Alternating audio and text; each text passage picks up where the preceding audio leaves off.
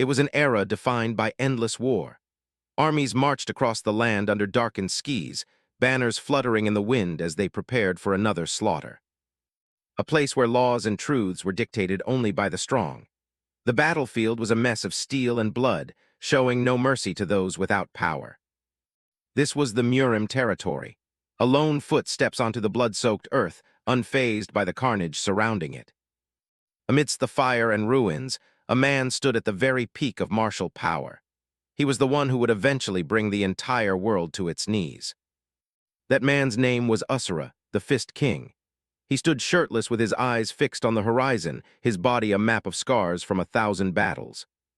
An old general on a white horse looked down at him, calling him insane. He questioned why Asura had come all this way just to throw his life away. The general scoffed, telling him that no matter how great he was, one man couldn't stop an army of 100,000 alone. He demanded to know what Asura was plotting. Asura didn't even flinch. He just looked back over his shoulder, repeating the words 100,000 as if they were a joke. He turned his head slightly, his eyes glowing with a faint, dangerous light. He asked what such pathetic numbers were supposed to have to do with someone like him. He told the general that they'd never defeat him as long as they lived. He saw their reliance on numbers as a disgusting game that only the weak played. The general's face contorted with rage as he shouted that Asura had no sense of shame. He couldn't stand the man's boundless arrogance for another second. "Off with his head," the general roared. On his command, a wave of soldiers charged forward, their blades gleaming in the setting sun. Asura didn't move an inch as the army closed in. Even though he was completely alone and didn't have a single weapon, he didn't look worried. His martial prowess was on another level entirely. A terrifying aura began to swirl around him, far more lethal than any sword or spear. He was powerful enough to destroy everything in his path. With a single strike, he sent shockwaves through the air that tore the charging soldiers apart. The earth itself groaned and shattered under the pressure of his fist. Before the might of the man hailed as the strongest, the massive army was nothing more than dust. Even the masters who once ruled the era fell one by one. The battlefield became a graveyard for the legends of the past, leaving only one man standing. Finally, a new era began under the name of the Kingdom of Asura. Lightning cracked across the sky over his fortress, marking the start of his absolute rule. He succeeded in unifying the world under the heavens. Asura stood atop a mountain of skulls, a king who had achieved what everyone thought was impossible. We see Muon, the capital city of the Asura kingdom. It sat peaceful and quiet under the full moon, a symbol of the order he had imposed through force. High above a hidden valley, the moonlight illuminated the jagged cliffs. It was a serene sight, but something was brewing in the depths of the caverns below. Deep inside the cave, a group of followers knelt in the shadows. One of them spoke up, offering their congratulations to the lord of the land. Mayawal, the woman with the long silver hair, sat near him in her elegant robes. She remarked that since he had unified the central plains, there was nothing left to fear. Asura wasn't in the mood for small talk and told her to get to the point. He wanted to know why she had summoned him to such a strange and desolate place. She looked at him with a soft smile, praising him as the only king in history to unify the world through sheer martial force alone. She continued her praise, saying that even the title of martial god wouldn't be enough to describe his greatness. Because of his great prestige, she claimed she wanted to offer him a secret manual. They stood before a ritual site where a red light pulsed from a strange artifact. Mayawal insisted that he was the only one capable of handling the immense power within the manual. Below them, a pool of red liquid sat ready. Asura reached out his hand, asking about this secret manual. He didn't suspect a thing from the person he trusted most. The moment his fingers brushed the energy, a violent reaction occurred. Red light exploded outward, splashing like blood against the stone floor. A single drop of the liquid fell into the center of a basin held by heavy chains. The surface rippled as if a heavy stone had been tossed in. In an instant, a flurry of chains shot up from the basin like striking snakes. They moved with unnatural speed, glowing with a sinister red light. The chains wrapped themselves tightly around Asura's body. They locked onto his limbs and torso, pinning him in place before he could even react. Asura's eyes widened as the realization hit him. The shock of the betrayal was written all over his face as he looked at the woman he loved. He tried to flex his muscles to break free, but the chains held firm. He let out a grunt of effort, his bare chest straining against the magical restraints. Maya stood with her subordinates, her expression turning cold and ambitious. She declared that his tyranny ended today and that she would rule the Asura kingdom now. Asura stared at her, his jaw set in a hard line. He remained silent, but the look in his eyes promised a terrifying retribution if he ever got free. Maya didn't look away, telling him to just surrender. She claimed he was completely powerless before the infinite abyss barrier they had trapped him in. Asura growled her name, his voice thick with a murderous intent.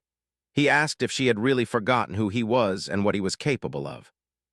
He began to channel his power, a fierce energy erupting from his body that made the chains rattle.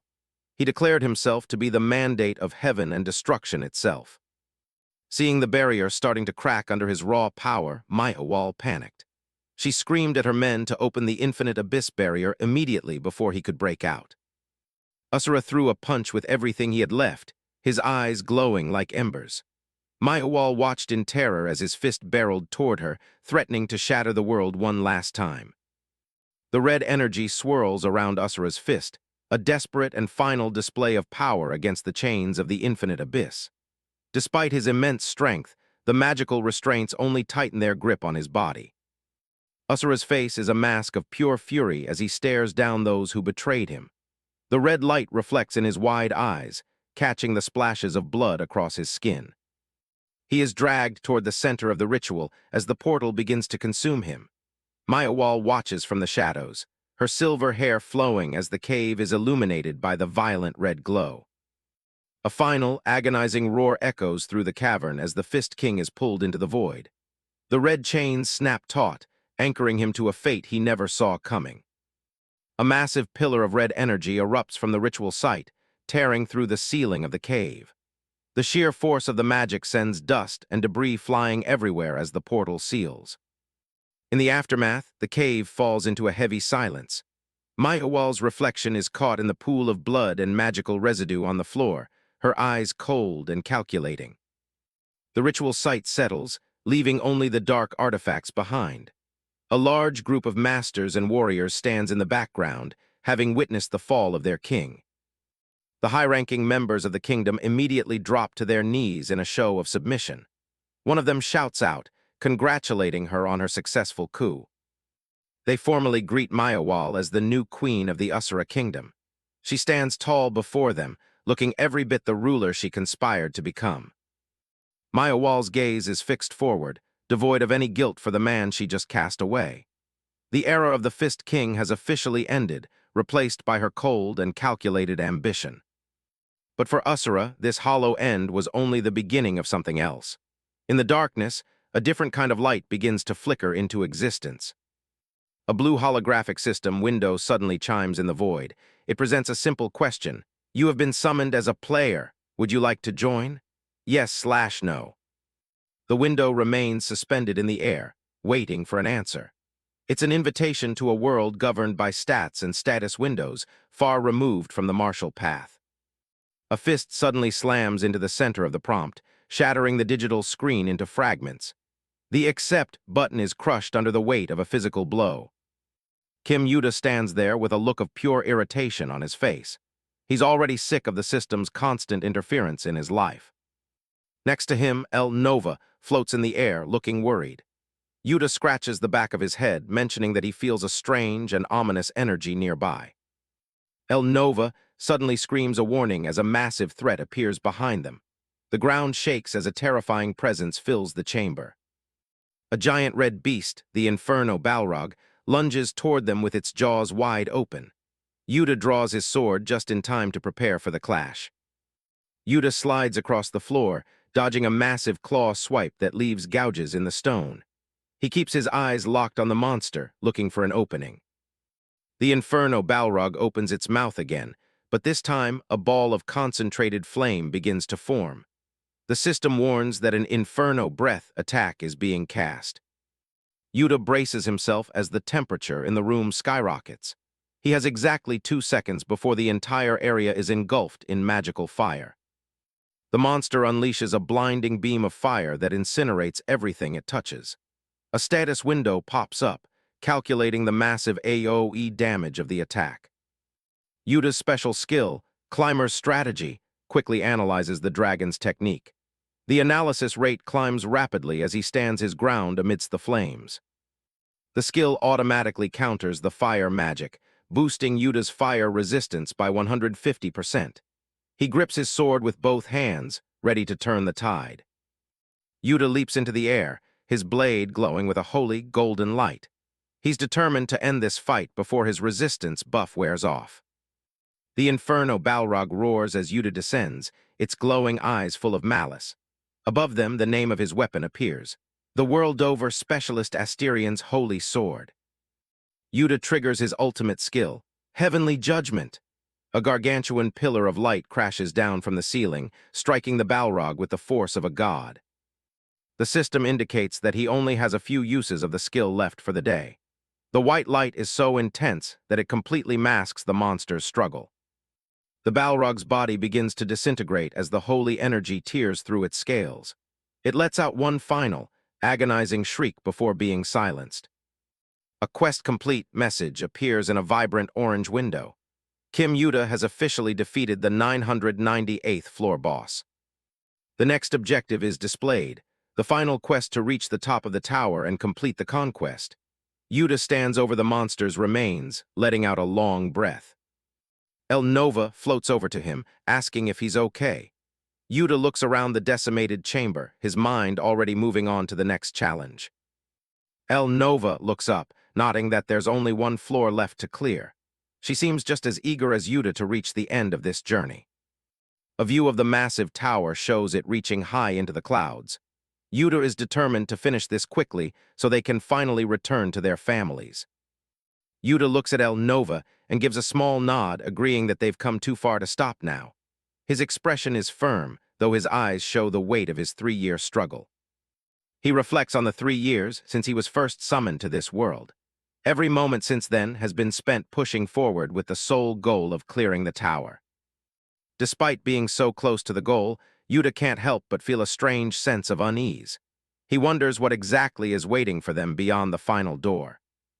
El Nova notices his sudden silence and calls out his name. Yuta stays quiet for a moment, lost in his own thoughts as they stand before the final threshold. Yuta places his hand on the massive stone doors, telling himself to get a grip. He can't afford to hesitate now when he's just one step away from freedom. The doors groan as they slowly swing open, revealing a blinding white light from within. El Nova asks if he's ready, and Yuta simply tells her they should go in. Yuta tells himself that no matter what is waiting for them in the final stage, it doesn't matter. He's already made up his mind to return home. He believes that no monster can surpass his current stats after everything he's been through. He walks into the light with his head held high, ready to end the conquest once and for all. Kim Yuta stands at the entrance of the final hall, a sense of foreboding filling the air. Just as he thinks he's reached the end, a presence makes itself known. A shadowy figure stands amidst the crumbling Gothic architecture. The being that appears before Yuta's eyes is unlike any monster he has faced in the tower so far. Enveloped in flickering flames, the silhouette of a massive man emerges. His presence is suffocating, radiating a heat that has nothing to do with the environment. Asura stares back with a look of mild curiosity, his long dark hair framing a face marked by a vertical scar. He seems just as surprised to see Yuta as Yuta is to see him. Yuta is taken aback by the man's human appearance, sweat beading on his forehead as he tries to gauge his opponent's power. He wonders if this is some kind of high-level spirit. El Nova trembles behind Yuta, her eyes wide with terror as she stares at the muscular intruder. Yuta is baffled, wondering why a gorilla-like old man is standing at the top of the tower. Yuta scans the debris-strewn floor, noticing the skeletons and discarded weapons surrounding the newcomer. He quickly concludes that this man must be the final boss he was warned about. Asura pays little attention to the boy, looking around at the strange, chain-filled cathedral. He realizes that Mayawal's betrayal has landed him in an entirely different world. Yuta is startled when the monster speaks, realizing that he's dealing with a sentient, highly intelligent opponent. He tightens his grip, knowing that intelligence usually means a more dangerous fight. He draws his holy sword, the blade glowing with a faint, lethal light. Yuta reminds himself not to be fooled by the man's appearance.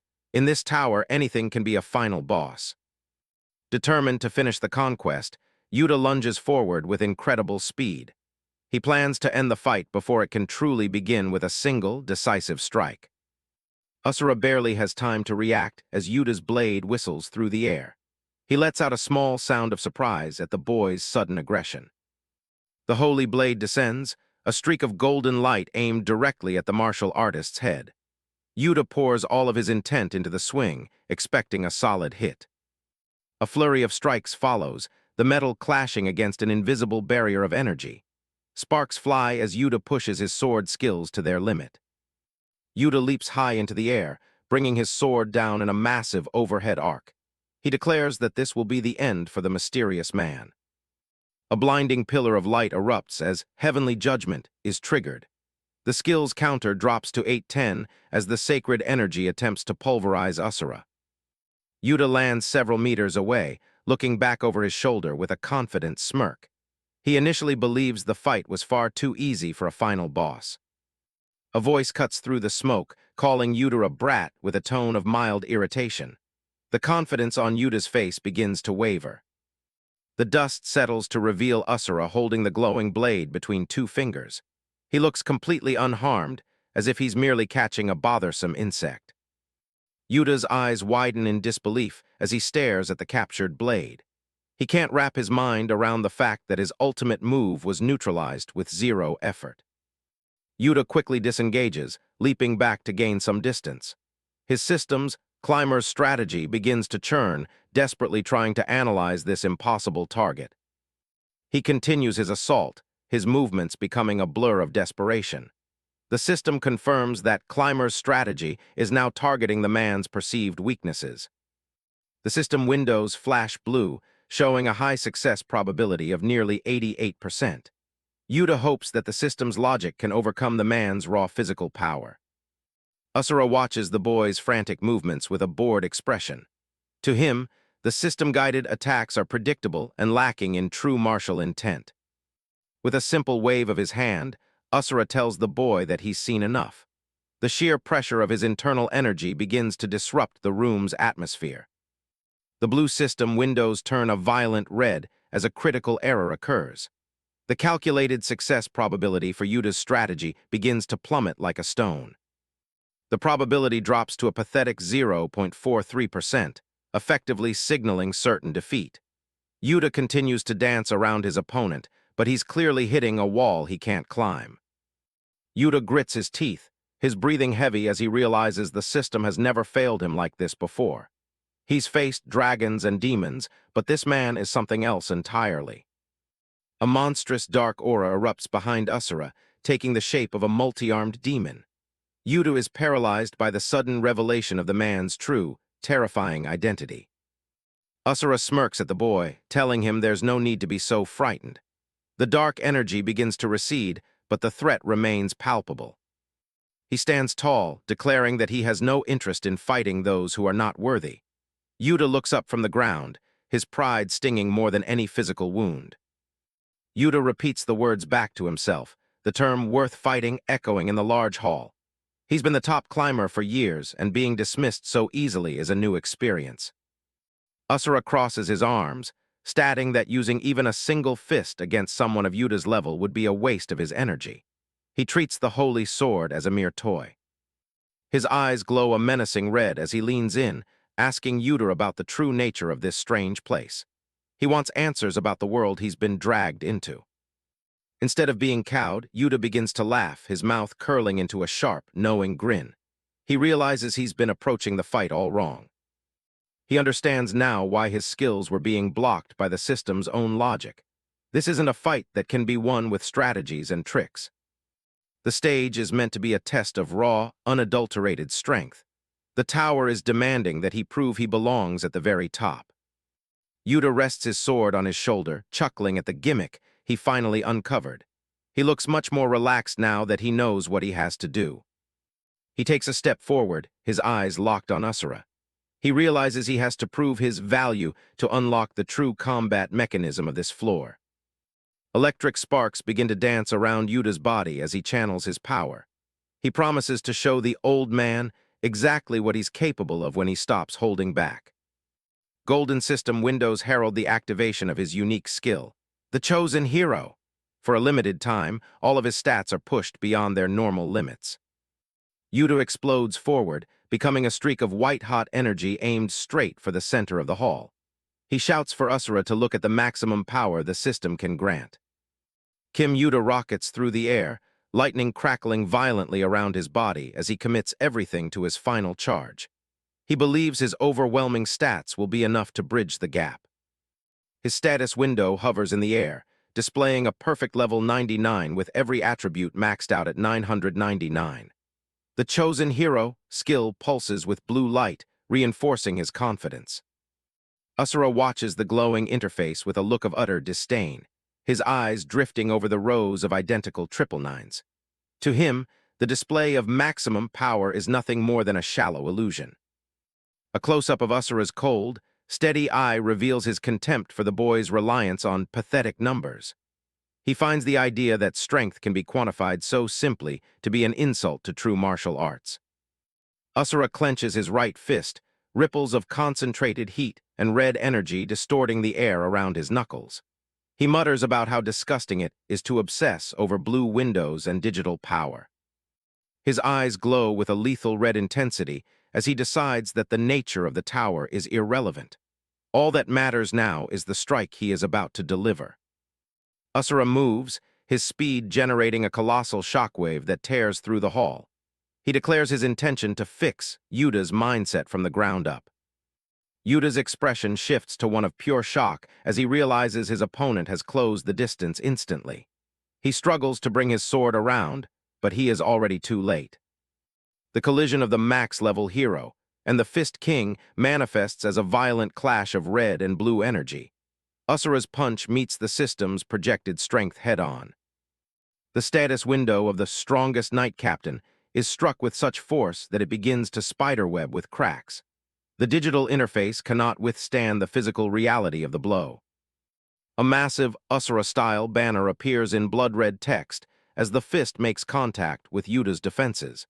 The sheer kinetic energy of the impact dwarfs everything Yuta has experienced. Yuta's face contorts in a scream of agony, his eyes wide and pupils shrinking as the force of the punch transmits through his body. Sweat and spittle fly as his defenses are pulverized. The level 99 status window completely disintegrates, shards of blue light scattering like broken glass. The very foundation of Yuta's power is being physically destroyed. Urgent red error messages flood the vision field, warning that the system itself has sustained severe damage. The digital infrastructure of the tower is failing under the pressure. A blinding white light erupts from the summit of the tower, a shockwave visible for miles against the clear blue sky. The impact has physically rocked the massive structure. Across a blank white space, the words "This is literally impossible" appear in stark black letters, reflecting the absolute collapse of the tower's internal logic. Red notification boxes stack up, detailing the loss of all attribute data and the failure of every recovery protocol. The system is forced into an emergency shutdown. Asura stands amidst the swirling dust and debris, looking down at his defeated opponent. He calmly explains that true strength is something that can never be measured by mere numbers. He leans down, his red eyes glowing in the shadow of his hair as he tells Yuta that the tedious numbers game ends here. He treats the entire system as a childish distraction. Yuta lies flat on his back, staring up at the ceiling with hollow, uncomprehending eyes. Pieces of the ceiling fall around him, mirroring his shattered internal state. Yuta's status window flickers one last time, displaying Kim Yuta LV1. With a bloody nose and tears streaming down his face, he lets out a delirious laugh and apologizes for messing up. 3 years ago, Kim Yuta was pulled into this massive, mysterious tower. It was just standing there against the sky, basically begging to be climbed. He didn't start the grind alone. He had a whole crew with him at the beginning. But the higher you go in this place, the more bodies start piling up. Yuta looks down at a fallen teammate, the weight of survival hitting him hard. In the end, he was the only one who actually made it through the meat grinder. Sitting there in the dark, he asks his little spirit buddy Nova the big question. If they ever hit the top, is there even a way back home? The silence of the tower is deafening, and Yuta is starting to lose it. They've been told to just keep climbing without a single clue as to why. Nova is usually pretty bubbly, but she gets real for a second. She admits that even reaching the peak might not be the golden ticket back to their world. She tries to cheer him up by bringing up Goddess Yeshua. She says everything in this dump has a purpose. The tiny spirit puts on a brave face and tries to encourage him. She tells Yuta that his 3-year journey is going to mean something eventually. Back in the present, Asura is looking at the brat like he's a piece of trash. He's done with the numbers game and decides to end it right here. The ceiling starts coming down as a massive shockwave tears through the room. Yuta can only watch as his world literally starts to crack. Totally broken, Yuta just stares blankly while his level drops all the way back to 1. He mutters an apology to his dead friends, feeling like a complete failure. He frantically tries to pull up his status window, but there's nothing but empty air. Asura just stands there like a wall, watching the kid have a total meltdown. Panic mode officially kicks in as he screams for his inventory and quest logs. For the first time in 3 years, the UI that ran his life has ghosted him. He can't even wrap his head around what's happening. He wonders if the system he relied on has actually disappeared for good. Yuta loses his mind and screams for a system reboot. He refuses to believe that someone could just break the tower's mechanics like a cheap toy. Asura looms over him, mocking him for being so obsessed with those blue windows. He calls Yuta pathetic for letting numbers define his life. The martial god makes it clear, those annoying screens are never coming back. He literally punched the UI out of existence. Terrified and shaking, Yuta huddles on the floor and begs for mercy. All that top-tier climber confidence is long gone. Asura immediately loses interest, saying he doesn't kill people who aren't even worth the effort of a fight. He's looking for a real challenge, not a coward. He crouches down and stares Yuta right in the eye. He demands to know what kind of place this really is. All Asura cares about is finding a way back to his original world. He's looking for answers, and he thinks Yuta might have them. Yuta's brain is working overtime, wondering if this monster is a player too. But power like that doesn't show up on any stat sheet. He admits he doesn't have a map home either. They're both stuck in the same boat at the top of the tower. Yuta explains the only rule he knows. You have to clear the final stage to finish the game. No shortcuts, no easy way out. Asura just tilts his head, completely lost. Terms like final stage or clear mean absolutely nothing to a guy like him. Yuta is just as confused, wondering how someone so strong can be so clueless about basic tower logic. It's like talking to someone from a different era. He starts thinking this guy stepped straight out of some ancient history book. The culture clash here is absolutely massive. Yuta takes a second to try and break it down. He wants to explain things in terms the warrior might actually understand. He smacks his hand and says that clearing basically means you have to break the entire tower. It's a simple way of putting a complex goal. Yuta keeps going, telling him he has to destroy everything from floor 1 to the very top. He thinks he's being helpful, but he's about to regret it. He tells the old man to take it slow and start with the basic quests. He's acting like an expert, totally unaware of what's coming. A terrifying grin spreads across Asura's face as the solution clicks. If the goal is to demolish the tower, he's more than happy to oblige. Yuta realizes he messed up big time when Asura starts clenching his fist. He tries to wave him off, shouting that he didn't mean it literally. Asura doesn't listen and slams his fist into the floor with the full power of his fist king style. The impact is like a nuke going off inside the room.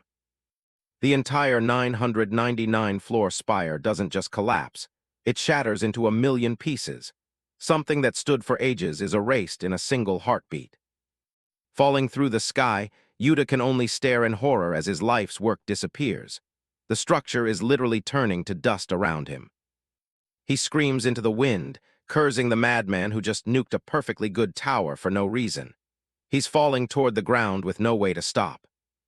A giant red error message pops up in the sky.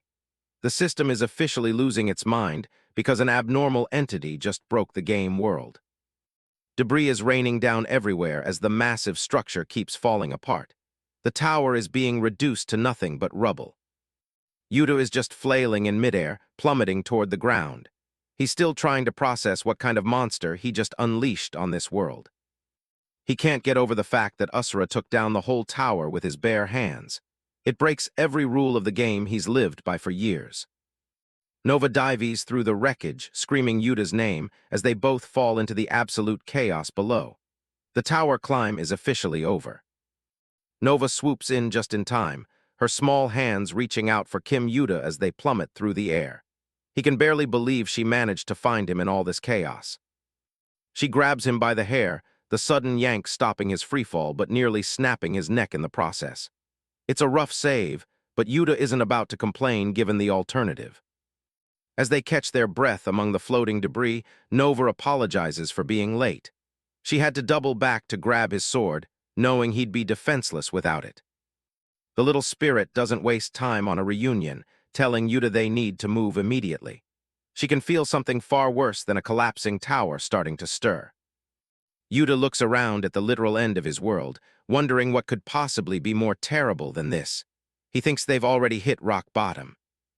Nova just points behind them, where reality itself is starting to glitch and tear apart. If the tower falling didn't kill them, whatever is happening now definitely will. A massive system error floods the air, flashing a warning about abnormal access. It seems Asura's little stunt has broken the game world beyond repair. The system starts an emergency purge, announcing that all data from the destroyed tower is being deleted. A massive, swirling void opens up, ready to swallow everything. Yuta and Nova stare at the growing black hole in terror. It isn't just sucking in rocks, it's erasing the very code of their existence. Massive chunks of the tower are pulled into the vortex, vanishing into the purple abyss without a trace. The destruction is absolute. Yuta realizes they're in a race against a cosmic recycle bin. He shouts to Nova that if they get caught in that pull, they're not just dead, they're deleted. Another window pops up with a critical warning. The recycle bin is full. The system decides to eject any data it can't delete, turning the void into a chaotic mess. Amidst the swirling madness, Asura stands perfectly still. He looks more like a force of nature than a man as purple energy crackles around him. The martial god looks up, his expression one of mild curiosity. He sensed a presence that actually matches his own for once. He stands with his arms crossed, completely ignoring the fact that the world is ending. He mutters that he felt like he stepped on something, while Yuta and Nova watch him from a distance. Asura looks around at the ruins, sounding almost disappointed. He destroyed the tower just like the kid said, but he's still waiting for something to happen. He's standing in a massive crater of his own making, satisfied that he's followed Yuta's instructions to the letter. Yuta finds the courage to scream at the old man, telling him he took the instructions way too literally. Breaking a tower was supposed to be a metaphorical goal, not a demolition job. He lets out his frustration, yelling that he doesn't care how powerful Asura is. He can't just go around punching the world out of existence whenever he's bored. As Yuta continues his rant, the purple energy from the vortex starts to flare up behind him. He's so focused on the old man that he doesn't see the real danger approaching. A pillar of blinding light slams down from the heavens, drowning out the chaos of the ruins. The sheer power of it stops everyone in their tracks. Asura narrows his eyes, sensing a familiar but unwelcome aura. He thinks to himself that the successor has finally appeared. Yuta is frozen in place, the pressure of the newcomer's energy making it hard to even breathe. He stares at the light in shock. A woman in a flowing white dress steps out of the glow. She notes that they seem to have an uninvited guest in her domain. Asura's eyes go wide with a mix of shock and pure hatred. He recognizes that face even after all this time and space. The woman is revealed in all her cold beauty, standing with a glowing magic circle behind her. Asura snarls her name, calling her Mayawal. She looks down at him with a gaze that could freeze the sun. She asks if he's the arrogant bastard who destroyed her tower. Asura's face contorts in rage, his teeth gritted so hard they might shatter. The person who betrayed him is standing right there. He doesn't wait for a second invitation, lunging at her with everything he has. He screams at her for hiding and demands to know how she dared to do this to him. The woman doesn't even flinch, simply raising a hand with effortless grace to meet his charge. With a single gesture, she slams Asura back into the ground with enough force to crater the ruins. The man who just leveled a tower is pinned like an insect. Yuta can only stare in disbelief, his jaw practically hitting the floor. He never thought he'd see anyone manhandle the old man like that. She floats above him, her voice calm and chillingly polite as she repeats her question. She stares down at the struggling warrior, demanding a direct answer. She wants to know if he's truly the one responsible for the tower's destruction. Yuta is trembling, realizing he's caught between two monsters. He can't believe this woman suppressed Asura in an instant. A thought crosses his mind that makes his blood run cold. He wonders if this is the goddess Asura that Nova was talking about. Asura claws at the earth, his pride stung as much as his body. He's beginning to realize something is very different about his old enemy. He looks up at her, nodding that she isn't the Maya he remembers. She's wielding a strange, systematic power that he doesn't understand. Despite being pinned, Asura manages to crouch and glare back. He's put two and two together and realizes she's the architect of this entire world. He demands to know if she's the one behind the disgusting numbers game. Every rule of the tower, every stat point was her doing. Asura turns his attention to Yuta and Nova, who are cowering in the background. He tells them that everything Yuta said is exactly right. Asura emphasizes his suspicion that the tower and this systematic numbers game are all the handiwork of the woman before him. Asura is fuming, his muscular form tensed as he demands to be sent back to his own world immediately. He's had enough of this game and its creator, and he isn't afraid to let her know. Asura looks at him with a gaze that is both amused and condescending, her expression barely changing despite his outburst. She bursts out laughing, the sound echoing through the ruins of the tower. She finds Asura's demand for a return to his kingdom to be the most amusing thing she's heard in ages. Kim, Yuta, and Nova watch in silence, Nova clutching the massive sword as the goddess mocks the idea of returning home by breaking the tower. She asks who could have possibly fed them such ridiculous nonsense. Asura stands tall amidst the wreckage, telling them they are free to smash whatever they want, towers, status windows, or anything else she has built. To her, their rebellion is nothing more than entertainment. A sphere of crackling purple energy forms in her hand as she makes a deal. If they truly manage to destroy every single thing she has created in this world, then she will send them back to where they came from. As she speaks, the system begins to glitch, restoring data from the recycle bin. Ghostly figures wreathed in dark, digital flames start to manifest in the ruins behind Yuta.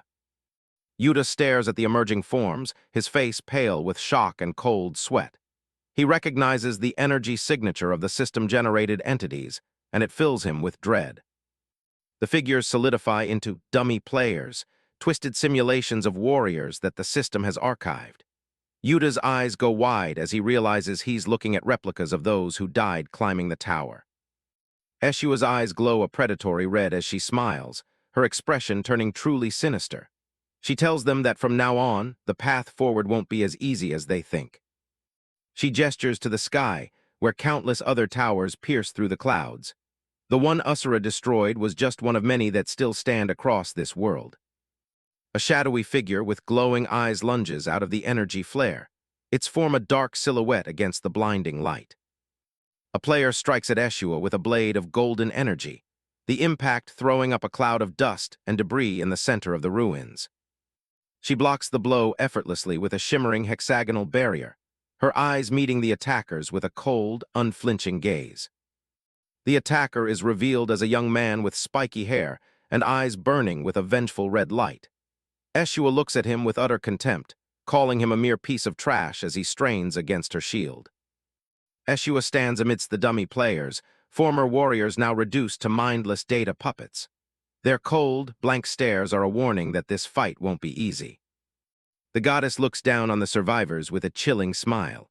She explains that the towers they've worked so hard to destroy are only a small part of the problem. More dummy players emerge from the shadows, their forms glitching with purple energy. They are the remnants of those who failed to reach the top. Eshua laughs, her amusement growing as she reveals the sheer scale of the task. Thousands of towers still remain, scattered across the horizon of this artificial world. One of the puppets steps forward, its face partially distorted by digital corruption. It calls out a name that makes Kim Yuta's blood run cold. The dummy player speaks with a voice that shouldn't exist anymore, begging Yuta to climb the tower with them one last time. It's a cruel mockery of a promise made years ago. Eshua's expression turns cold as she looks past Yuta. She claims that no matter what power they think they have, the balance she's created is absolute. Fueled by the sight of his corrupted friends, Yuta lunges forward with his sword. He isn't thinking about strategy anymore, he just wants to silence the monsters. The strike connects, but not where he intended. A massive flash of light erupts as his blade hits an invisible wall. Yuta stares in disbelief at the hexagonal barrier protecting the goddess. Eshua doesn't even flinch, her gaze fixed on him with pitying curiosity. "Piece of trash," Yuta's voice trembles as he stares at the glowing, corrupted forms of his friends. The realization of what Eshua has done finally sinks in. He screams in agony, his eyes wide with horror. He watched his comrades die 3 years ago, and seeing them recycled like this is more than he can bear. Memories of his fallen friends flood back, the people who bled and died beside him in this hellish place. They weren't just data, they were his family. Yuta demands to know why they were dragged into this nightmare. He rails against the tower's lack of identity and purpose, his voice cracking from the strain. Eshua doesn't answer with words. With a simple wave of her hand, she sends a shockwave that throws Yuta back into the crumbling ruins. She walks through the debris like a queen among insects. To her, every life lost in the tower was just a necessary component for her perfect world. The goddess explains that her creation is still unstable. She needs the energy generated by the players to keep everything from falling apart. Yuta grits his teeth, his body battered but his spirit burning. Hearing his life's struggle described as a pathetic quest is the ultimate insult. Eshua stands over the broken hero, her interest finally fatting. Since Yuta has no power left to offer, he's no longer of any use to her. Purple flames dance in her palm as she prepares the final blow. She bids a cold farewell to her dear player, ready to erase him from existence. Tears stream down Yuta's face as he realizes his helplessness. He curses his own weakness, unable to even defend the memory of his friends. The weight of his failure crushes him. In his mind, every death and every bit of suffering in the tower is a burden he alone must carry. He regrets the very first step he took into the tower. If he had never climbed, perhaps his friends would still be alive somewhere. His vision blurs as he wishes for the strength or wisdom to have changed their fate. He's ready for the end, his eyes closing in defeat. Just as Eshua is about to strike, a massive hand enters the frame, moving with impossible speed. The air around them practically shatters. A colossal explosion of dust and rock separates the two. Someone has intervened, and the sheer force of their arrival shakes the very foundation of the world. Eshua's eyes widen in genuine shock. For the first time, something has happened that wasn't part of her calculated plan. A heavy foot slams into the ground right next to Yuta. Asura stands there, looking down at the brat he's been stuck with. The Fist King stands tall, his massive muscles rippling with raw power. He growls at Eshua, offended that she'd try to take his prey before he's finished with him. Yuta can only stare in awe as the old man steps forward. Asura acknowledges the kid's courage, but tells him he's still far too green for this fight. With a predatory grin, Asura declares that he's the only one who will be taking the goddess's head today. He lunges forward, his fist trailing a beam of golden light. He slams Eshua into the crater, the impact sending shockwaves for miles. Asura looms over her, his shadow swallowing the goddess. He's not using the system's skills, this is pure, unadulterated martial prowess. He pins Eshua to the ground by her throat, his grip like a vice. Even in this position, she smiles, amazed that anyone can wield such power without the system's help. But she's not done yet. She presses a hand to his chest, and jagged purple energy begins to crawl up Asura's arm. Asura's eyes widen as his internal energy, his danchan, is suddenly locked down. He snarls at her, recognizing the same wicked tricks she's used before. Ashua stands up, her form flickering with digital interference. She tells Asura to go ahead and conquer the towers if he wants to reach her. Her body begins to dissolve into a swirl of purple light. She promises to be waiting at the highest point of the world, daring them to find her. As the light fades, Asura is left kneeling in the dust. The ceiling of his energy has left him physically drained, but his fighting spirit remains. For a moment, his mind drifts to a woman from his past, someone who looked and spoke exactly like the goddess he just fought. Asura stands up and looks around the ruins. He can't shake the feeling that the resemblance between the two is more than just a coincidence. He gazes up at the sky, his expression unreadable. He whispers a name to the wind, wondering why fate sent him here to find Mowal. The dummy players close in, their movements jagged and unnatural. One of the glitched warriors swings a massive blade, forcing a desperate struggle. Kim Yuta blocks the strike, his boots skidding across the dirt. He stares into the hollow eyes of the thing that used to be his friend, unable to find any trace of the person he knew. Yuta shouts the names of his fallen comrades, Jung Myung-hun and Choi Yun-seo, begging for any sign of recognition. He's met with nothing but a cold, mechanical drive to kill. Nova floats above the chaos, her voice small but clear. She warns Yuta that these aren't his friends anymore. They're just lingering echoes of memory, puppets being played by the system. The shock of the revelation leaves Yuta paralyzed. He can't bring himself to strike down the people who bled beside him, even as they press their advantage. Suddenly, a massive hand crushes the dummy, pulling Yuta back to reality. Asura steps into the fray, his brow furrowed as he demands to know why the kid is hesitating in the middle of a death match. Asura swats away a dummy player like it's a bothersome fly, the impact sending the glitched figure tumbling into the debris. He has no patience for ghosts or sentiments right now. The Fist King turns his gaze back to Yuta, his expression hard as flint. He demands to be guided to the towers immediately, refusing to waste another second on these trivial things. Yuta stammers, trying to explain that these aren't just enemies. He can't simply walk away and leave his comrades trapped in this state. Asura's eyes narrow as he looks at the horde of mindless puppets. To him, they aren't comrades. They're just vengeful spirits that have long since lost their humanity. The dummy players lurch forward, their bodies flickering with unstable data. Asura scoffs, stating that lingering over the dead won't change a single thing about their current situation. He turns his back on Yuta and the spirits, his cape billowing in the wind. If the brat is that obsessed with his past, he can stay and play with the ghosts while Asura hunts down the goddess on his own. The dummy players leap from the heights, descending on Asura like a storm. They don't realize they've just targeted the most dangerous man in the world.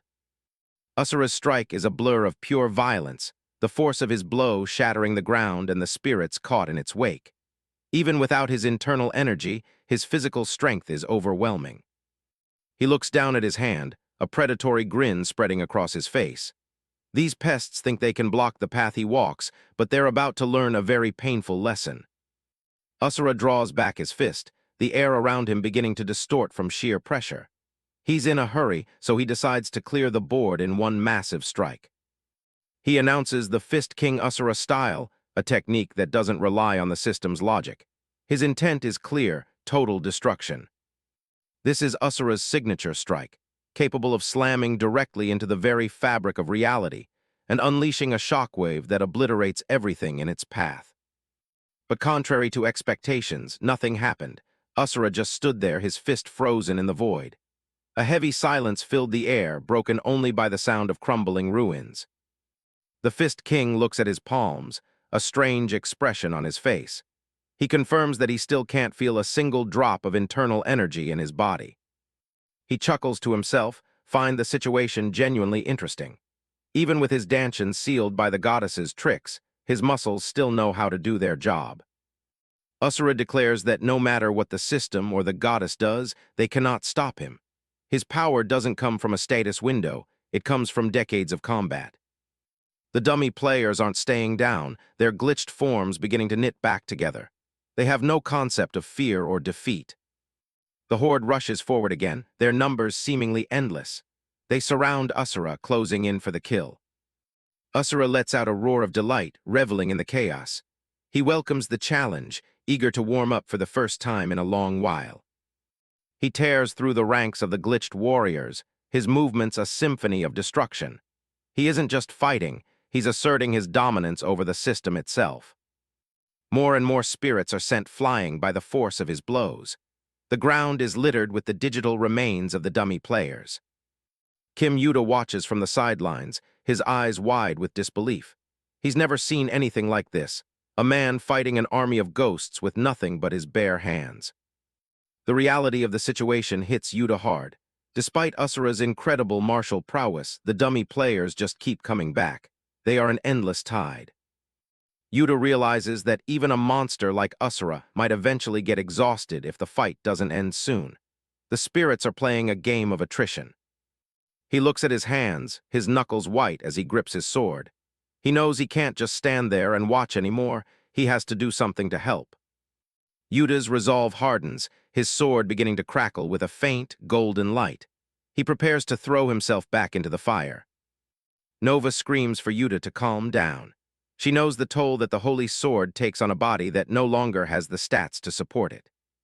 She warns him that without his previous power, the sword will consume him. Using it now isn't just dangerous, it's a suicide mission. Yuta hears her, but his gaze remains fixed on the monsters ahead.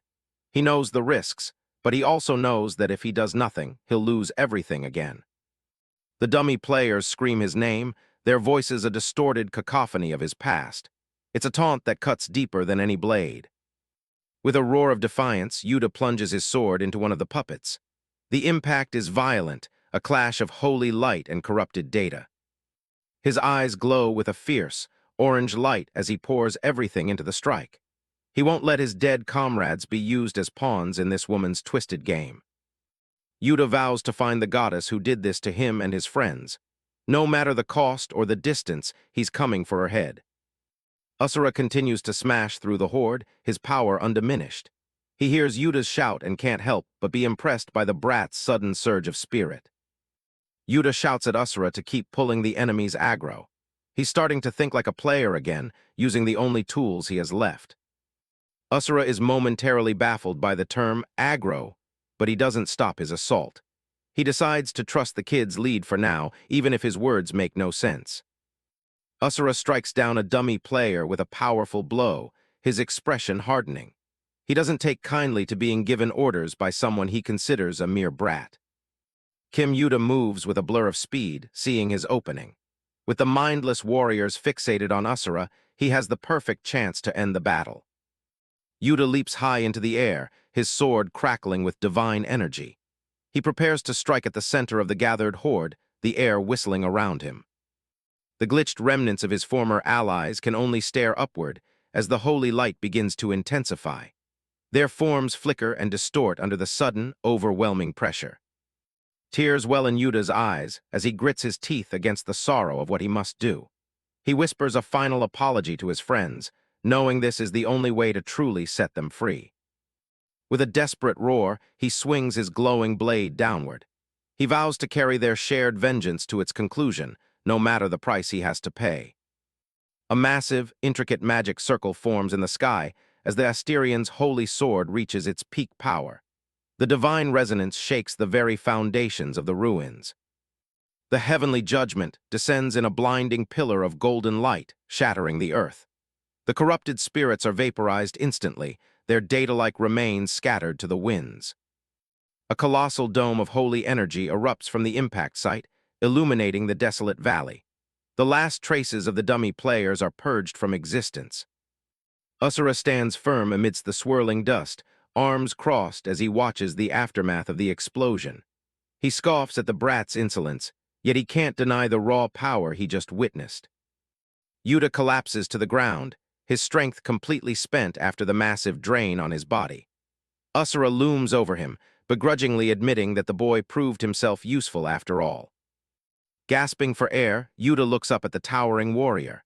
He struggles to get the words out, his vision beginning to swim as exhaustion takes hold. With a final surge of defiance, Yuta declares that he will be the one to kill the goddess responsible for their plight. He stares at Asura with a dark, unyielding conviction before his eyes begin to close. As Yuta's body slumps forward, Asura reaches down and catches him with ease. He looks at the unconscious boy, a mixture of disbelief and amusement on his face. The Fist King erupts into a booming laugh that rings across the battlefield. He finds it hilarious that a dust-sized brat would dare to claim his kill right to his face. Looking down at the drained boy, Asura decides to reward his sheer audacity. He won't kill him just yet. Instead, he'll see if the brat can actually back up his bold words. Asura lifts Yuta and carries him effortlessly as he begins to walk away from the destruction. He tells the unconscious boy that if he ever becomes stronger, he'll give him that chance to kill her. Smoke continues to rise from the valley as they depart, leaving the scarred landscape behind. The promise of future conflict hangs heavy in the air. High on a nearby cliff, a heavy boot made of hide and fur steps onto a jagged rock. Someone has been watching the entire spectacle from the shadows. A mysterious figure clad in a deer skull mask and thick furs stands overlooking the ruins. He carries a massive, crude axe, his presence as still and ominous as the mountain itself. A sinister pink light ignites within the hollow eye socket of the skull mask. The silent watcher has locked onto his target, and the hunt is about to begin. The scene shifts to a serene valley tucked away between massive, jagged mountain peaks. Clouds drift lazily across the sky, casting shadows over the high cliffs and lush greenery below. Asura sits perfectly still beneath the weight of a crashing waterfall. Despite the massive pressure of the water slamming down on his shoulders, his muscular frame remains as steady as the rocks beneath him. A single droplet of water hangs from his brow as he remains locked in deep meditation. Suddenly, his eye snaps open, sharp and intense as he focuses his attention forward.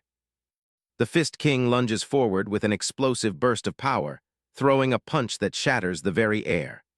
The impact sends a massive shockwave through the base of the waterfall, blowing the water backward in a violent spray.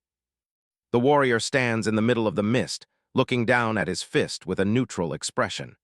He realizes that even after all this, he still can't feel even a flicker of his internal energy. A wide, confident smirk spreads across Asura's face as he clenches his hand.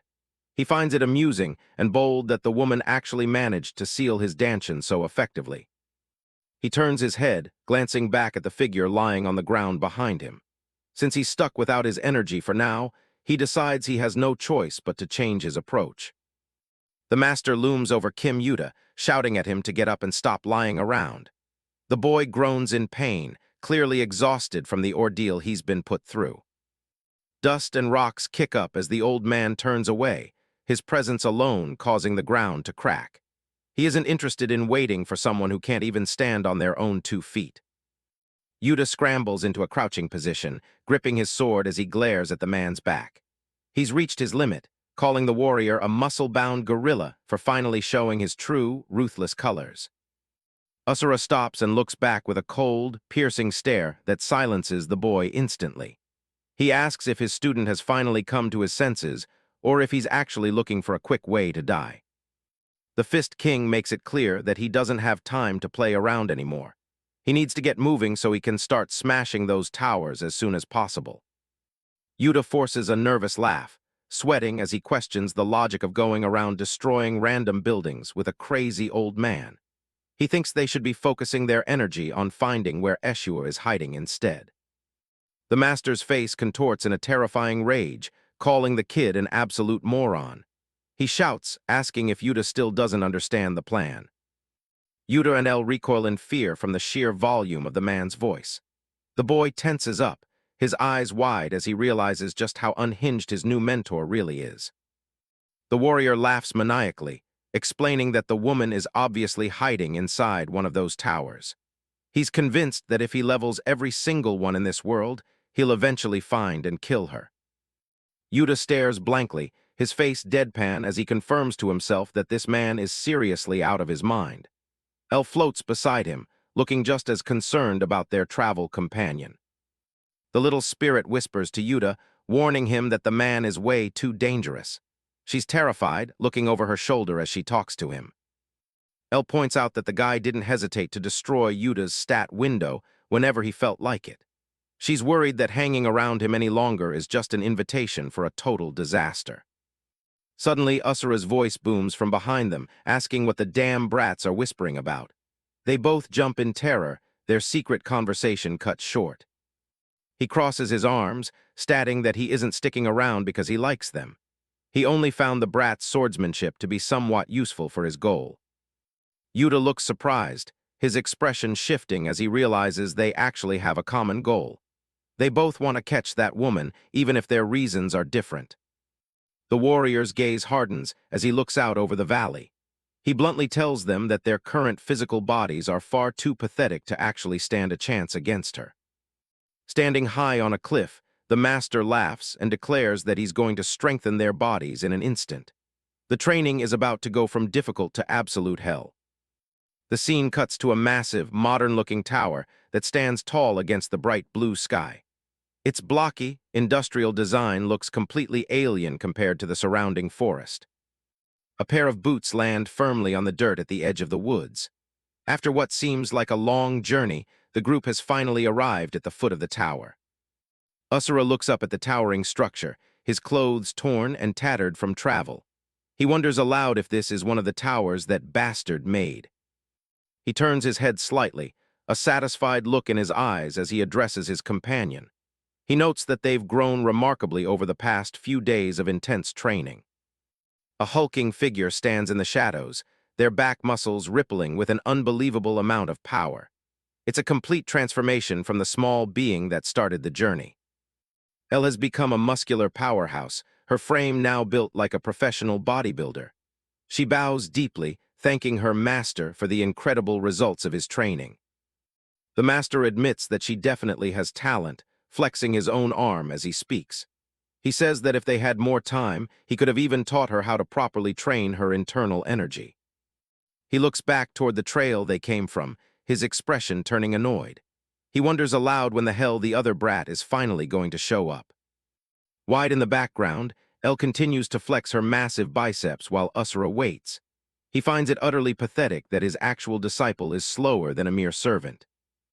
Yuta finally emerges from the trees, leaning heavily on a wooden cane and looking like he's about to die. He's trembling violently, gasping for air as he begs them to wait just a second. Flashback panels show the boy struggling to run while carrying a massive log on his shoulders.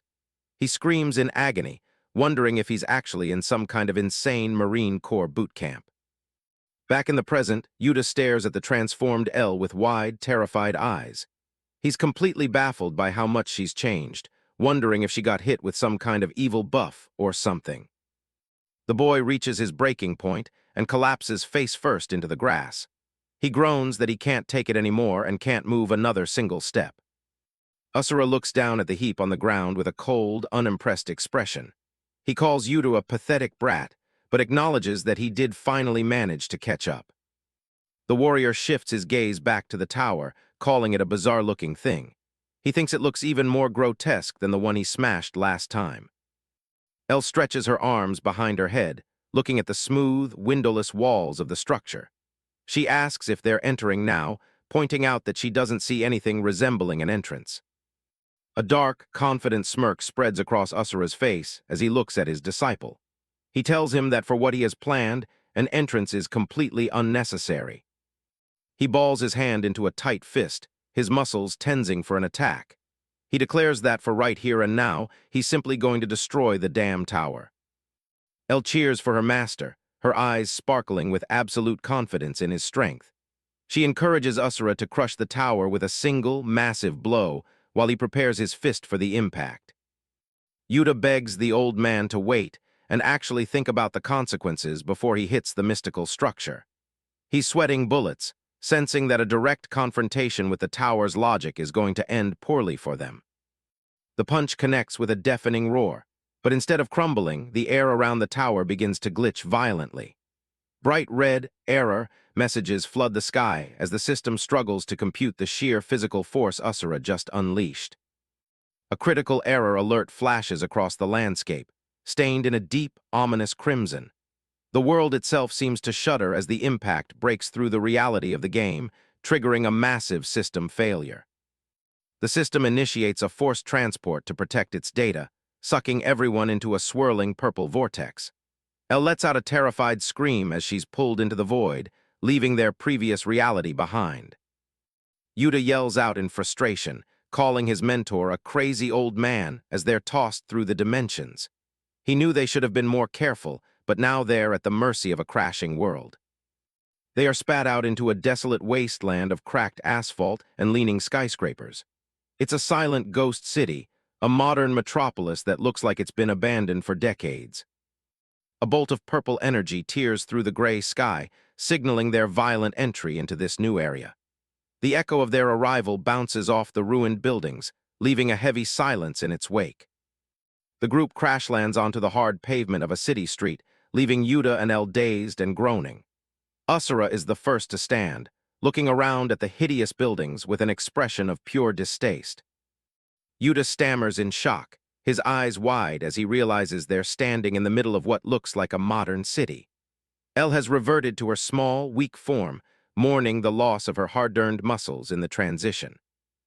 He recognizes the architecture immediately, wondering for a split second if they've somehow returned to his original world. The sight of a ruined crane and shattered windows makes his heart race with a mix of hope and fear. Elle grabs his shoulder and points down the road, her face pale with horror. Yuta turns his gaze toward whatever caught her eye, his own expression freezing as he sees the carnage ahead. A field of dead bodies litters the street, many of them wearing the gear of fellow players. Yuta can't believe the scale of the slaughter, staring at the dozens of corpses piled up in the middle of the road. He realizes this isn't his world at all. It's a graveyard for those who failed the tower. He shudders, wondering where on earth they've actually been sent. From the shadows of a nearby ledge, a cold voice commands the dead to respond to its call.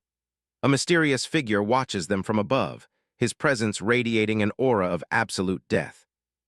Thick purple smoke begins to pour from the mouths of the fallen players as their souls are forcibly yanked back to the surface. Their lifeless forms twitch and lurch, animated by a dark, necromantic energy. Asura stands amidst the rising spirits, his arms crossed as he watches the dead begin to gather. He doesn't look frightened. He looks like he's finally found something worth his time.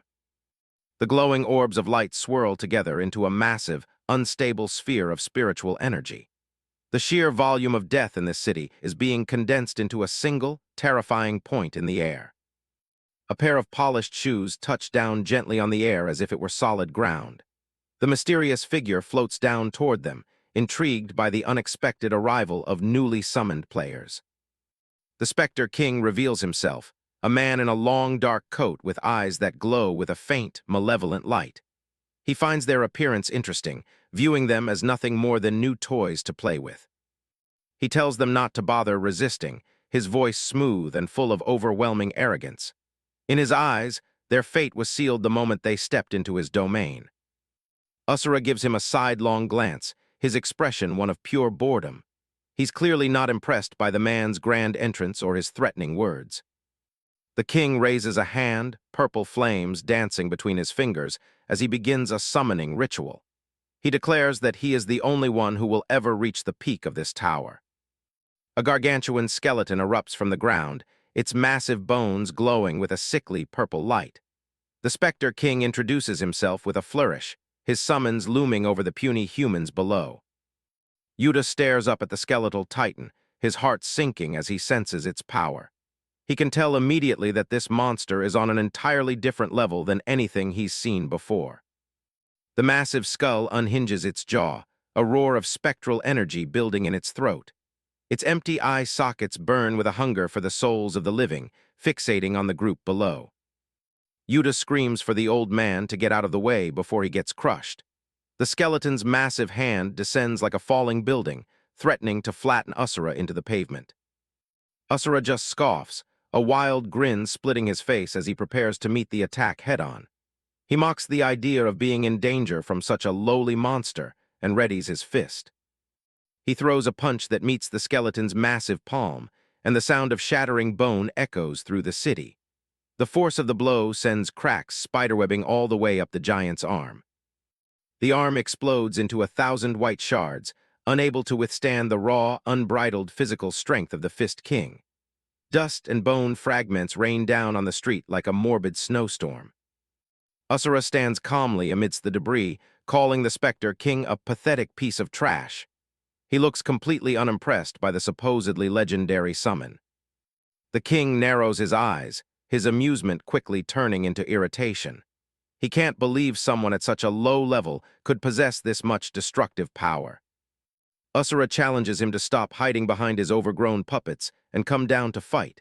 He laughs, calling the king a coward who's too afraid to use his own hands. The Spectre King's expression shifts to a cold, deadly serious mask. He repeats the insult under his breath, his pride clearly wounded by the old man's taunts. With a wave of his hand, even more nightmare creatures begin to manifest from the shadows. A hooded reaper and a lupin beast join the fray, surrounding the king with a wall of darkness. He decides to change his mind about a quick death, telling Asura to struggle until the very end. He wants to see exactly how much pain this arrogant warrior can endure. The Spectre King promises to put them to the ultimate test, his eyes glowing with an intense, violet light. He's eager to find out just how long these newcomers can last in his domain of death.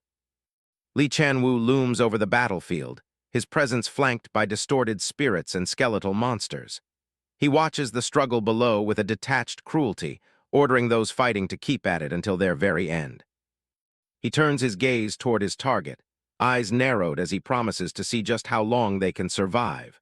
For him, this whole life-and-death struggle is nothing more than a simple test to prove their worth.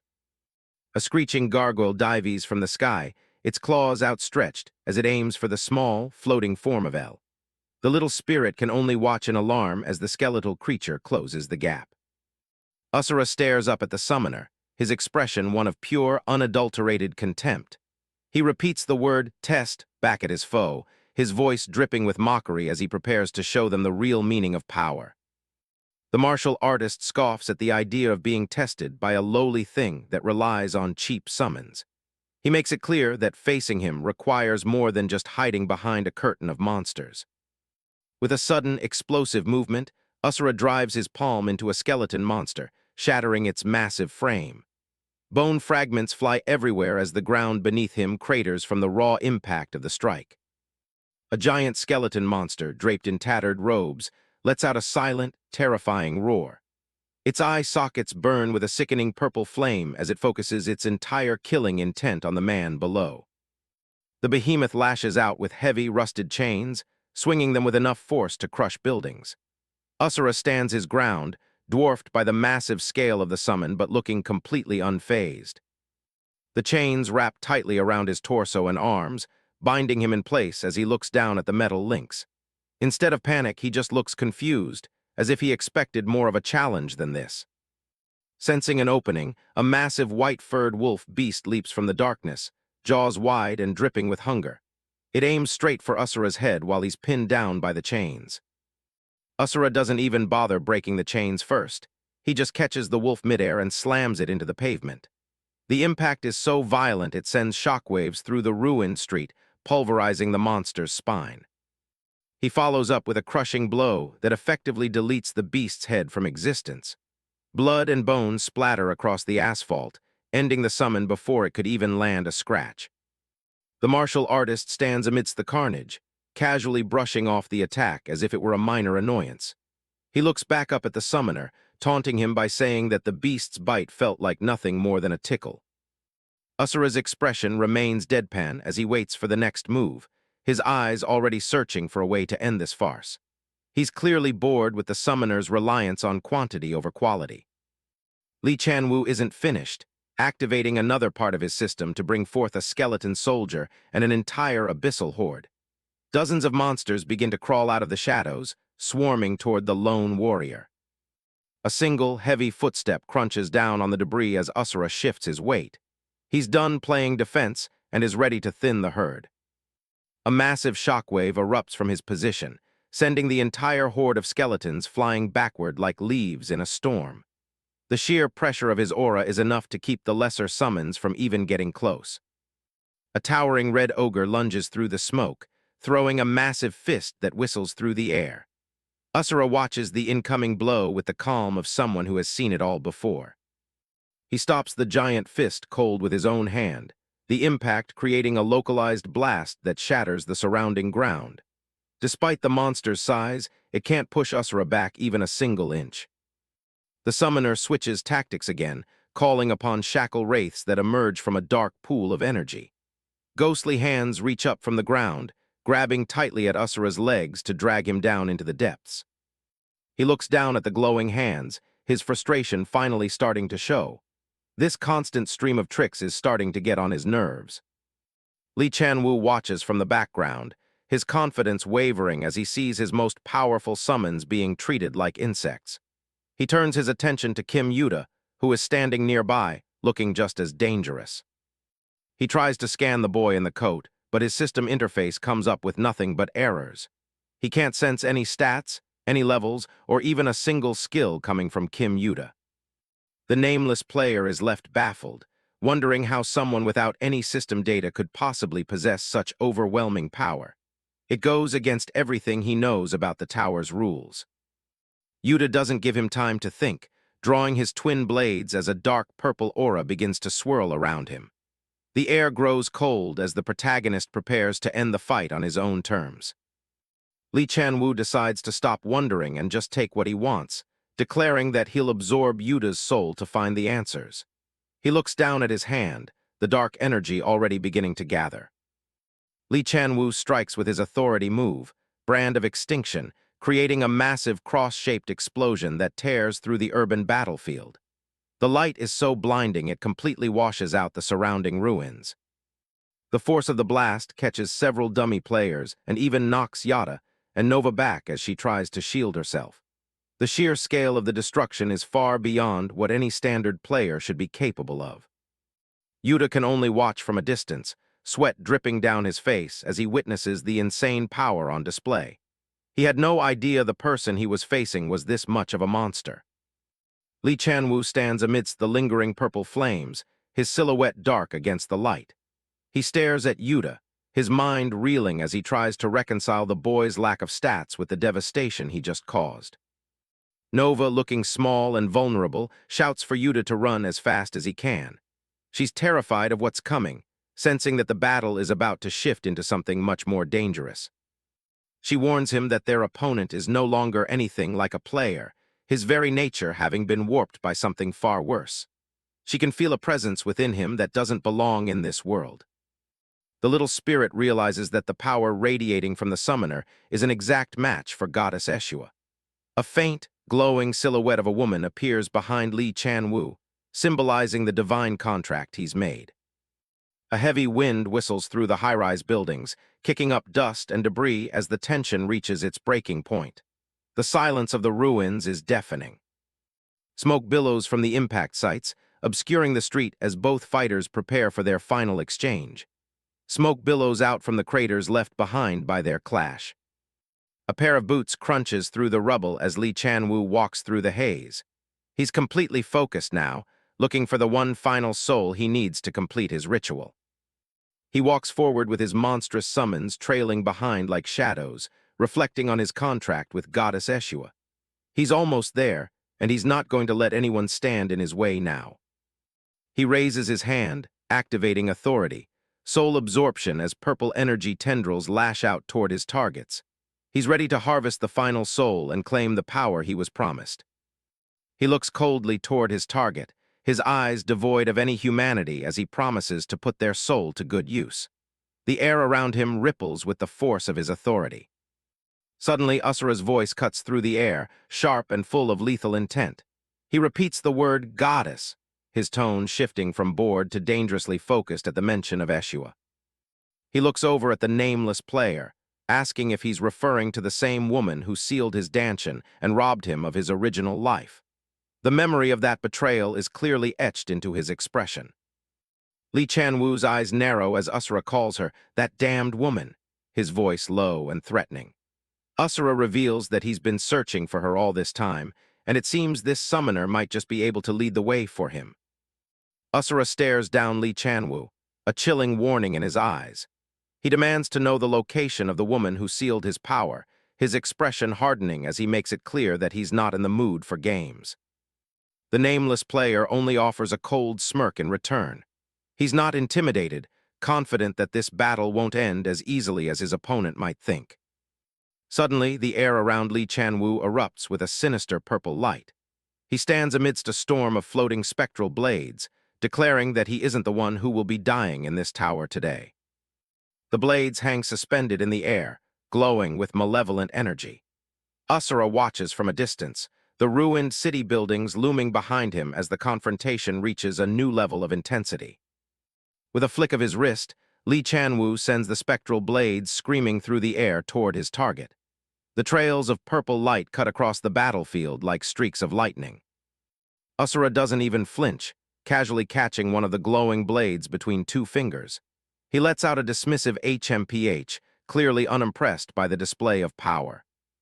The martial artist hurls the blade directly back at the summoner, making it seem to embed itself into the very wind. Li Chanwu's eyes widen in genuine shock as he witnesses his attack being neutralized and countered so effortlessly. The calm confidence he had just moments ago begins to falter as he realizes the sheer gap in physical capability between them. The energy from the shattered blade erupts into a massive pillar of purple light, carving a crater into the street below. The sheer force of the residual impact shows just how much power was packed into that single strike. The nameless player chuckles to himself as the smoke clears, though the sound is hollow. He admits that Asura is truly an absurd fellow, far beyond the power levels he expected to encounter. Li Chanwu's hand trembles slightly as he tightens his grip on his dagger.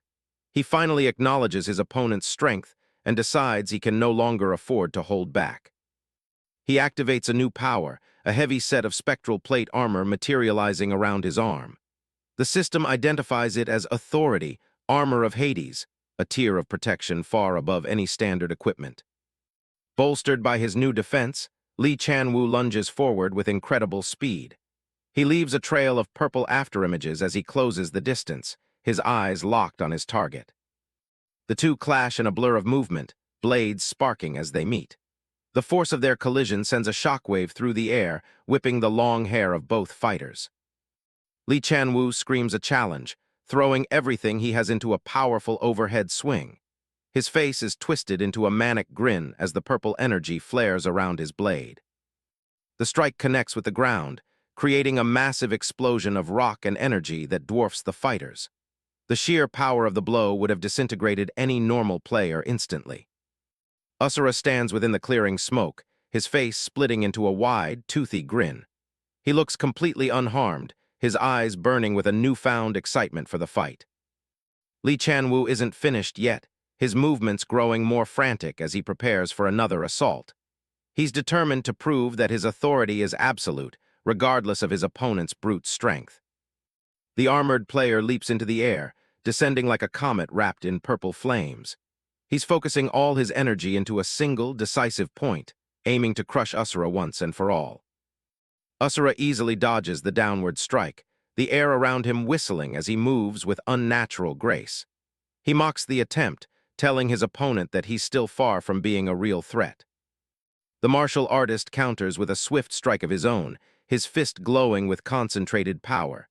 He intends to show the brat the true meaning of a power gap. Another massive explosion rocks the city street, a pillar of white and pink light shooting high into the sky.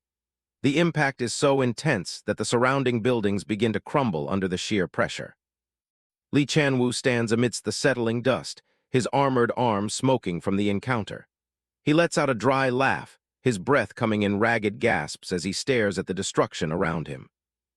His manic grin returns as he admits that Asura is indeed strong, at least for now. He seems to be hiding a trump card, one that he believes will turn the tide of the entire battle.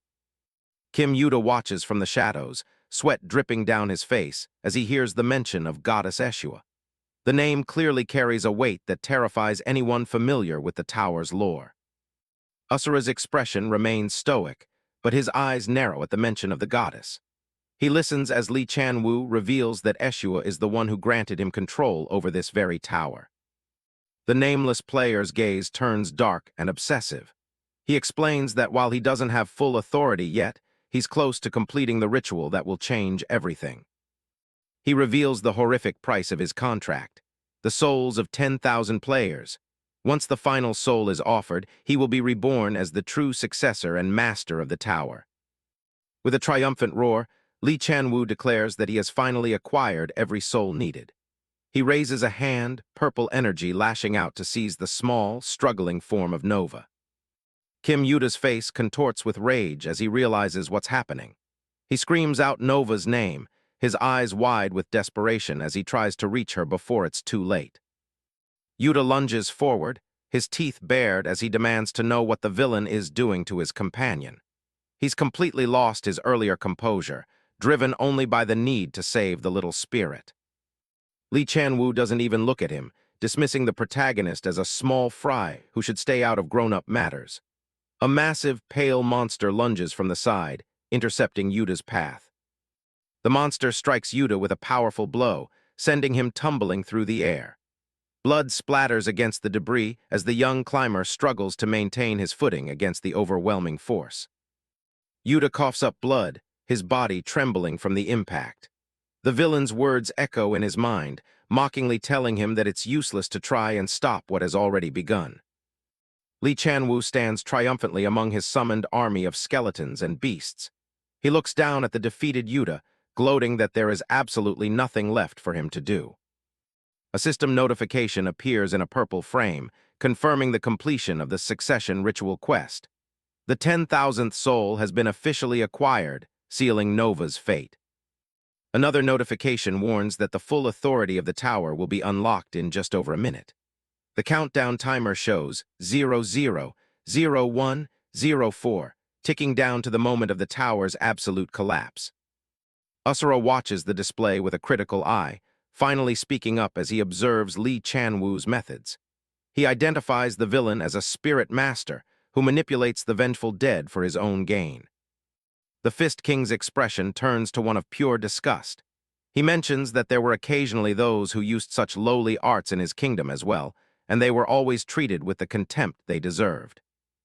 Green energy begins to swirl around Asura's hand, lashing out with a power that feels fundamentally different from the tower's system. He declares that since the villain has crossed the line, he will show him a proper lesson. Asura raises his hand, the green flame intensifying as he tells Lee Chanwoo to watch closely.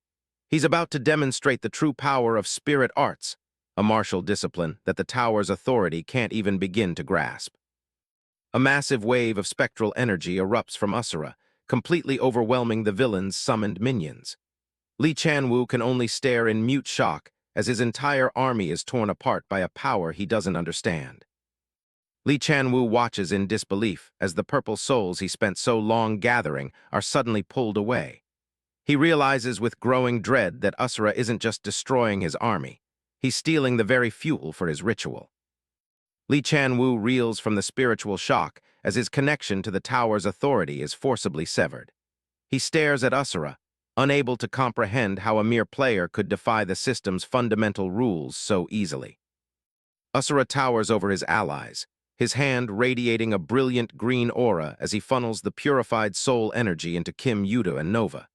He gives the two brats a command to unleash their full power and tear their enemy apart. Nova's eyes glow with a blinding white light as her small form is revitalized by the massive surge of spiritual energy. She looks toward Lee Chanwoo with a steady, resolute gaze, signaling that her role as a victim is over.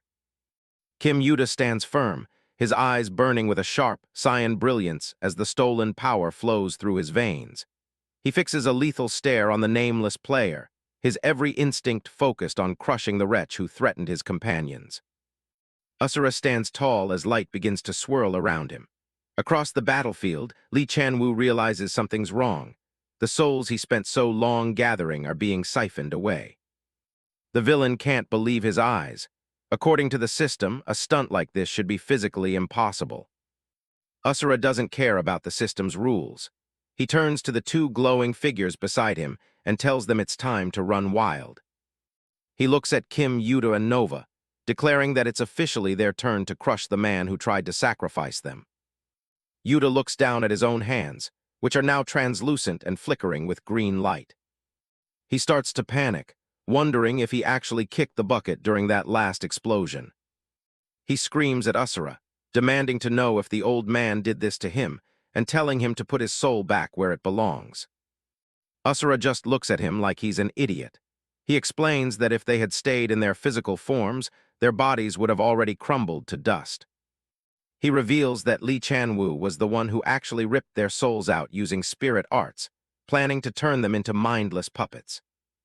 The martial god explains he simply took control of the technique to buy them time to recover and block the system's interference. He smirks, nodding that since he's already hijacked most of the souls the villain was controlling, the guy is basically a pushover now. Yuta flexes his spectral fingers, nodding that even if he's in ghost mode, he doesn't really feel any weaker. Asura gives the signal for them to show off the true power of spirit arts. Yuta draws a shimmering ghost sword while Nova floats ready behind him. Lee Chanwoo isn't taking the insult lightly. He sneers, offended that anyone would think he's weak just because a few souls went missing. Purple energy flares up around the villain as he prepares to drop the hammer. He doesn't need to steal souls when he can just summon them. Grotesque, purple-eyed monsters begin crawling out of the shadows behind him. A whole legion of skeletons and ghouls fills the street, ready to tear into anything living or dead. Chanwoo laughs at the lopsided odds. To him, the idea of two spirits taking on his entire army is just a bad joke. Asura just laughs right back at him. He finds it hilarious that the guy is still trying to judge strength by counting heads. Yuta doesn't wait for a formal invitation. He lunges forward, his spectral blade carving a path of light through the first wave of monsters. A spirit minion gets a face full of glowing steel. Another one is sliced clean in half, as Yuta moves with a speed he never had in his physical body. A massive shockwave of light clears the surrounding area, leaving Lee Chanwoo standing all alone amidst the silence of his fallen empire. Chanwoo's jaw drops. He can't wrap his head around where this sudden explosion of power is coming from. He watches Yuta closely, remembering clearly that the kid was on the absolute brink of death just minutes ago. The scale of the destruction is massive, with the shockwaves rattling the surrounding ruined buildings. But the army of the dead is endless, and more spirits continue to swarm in from all sides. A giant, skull-faced monster looms over Nova, who looks tiny and defenseless compared to the beast. Yuta spots the danger and screams her name, terrified that she's still unconscious and about to get eaten. The monster unhinges its jaw, ready to swallow the girl's soul whole. Suddenly, Nova's eyes snap open, glowing with a blinding white light that fills her entire face. A massive beam of energy erupts from her, vaporizing the monster before it can even close its mouth. The blast is so powerful it creates a literal pillar of light that punches a hole right through the enemy ranks. Nova looks down at her hands in shock. Even she didn't realize she had that kind of firepower sitting inside her. Asura watches the display with a stoic expression, looking completely unimpressed by the flashy light show. Yuta rushes over, checking on Nova to make sure that huge blast didn't burn her out. Nova admits that the spirit arts definitely gave her a massive boost, but Yuta isn't so optimistic. He knows they can't keep this up forever. He looks up at the horizon, where an even larger wave of purple energy and monsters is starting to form. Asura narrows his eyes, focusing his gaze on the source of the enemy's power. Across the way, Lee Chanwoo is frantically tapping on his status window, trying to force the system to give him more control. Asura tells them to listen up. If they want to end this for good, they have to take out that floating status window first. He warns them it won't be easy, though. His own power is currently suppressed, and destroying a piece of the system itself is a tall order. Kim Yuta is still wrapping his head around being a ghost, but he realizes there's a catch. Even with his power center sealed, the spirit arts still work. Asura confirms his hunch with a smirk, flexing his muscles as he explains that while internal energy might be locked away, the energy from the world around them is fair game. He looks over at the little spirit Nova, nodding that her energy signature is actually pretty interesting and might be exactly what they need. He casually tells the kid to hand over her soul for a second, and Nova looks like she's about to have a heart attack. The air suddenly starts humming with a dangerous level of power, shaking the foundations of the ruined city buildings nearby. A massive system alert flashes across the sky. The ritual is failing because the villain doesn't have enough souls to feed the machine. Lee Chanwoo is losing his mind over the worms that are sabotaging his grand plan, his finger hovering over a flickering status window. He snarls that he can always go shopping for more souls later, but first, he needs to take out the trash that's standing in his way. Purple flames erupt from his hand as he reaches out to the sky, screaming for his captured souls to respond to his call. An endless tide of mindless spirit minions surges forward, a sea of gray bodies ordered to wipe out everything in their path. Asura doesn't flinch, telling Yuta that they've only got one shot at this and that the kid needs to bet everything on him. He gives the order. Yuta needs to blast a hole through that army so the old man can get within punching distance of the boss. Yuta grips the hilt of his sword, which is already radiating a blinding heat, and promises he'll open that path no matter what. He dives headfirst into the horde with a roar, his blade carving through the ghouls like they're made of paper. He triggers the holy sword of Asterion, unleashing a massive horizontal wave of light that vaporizes the front lines of the enemy army.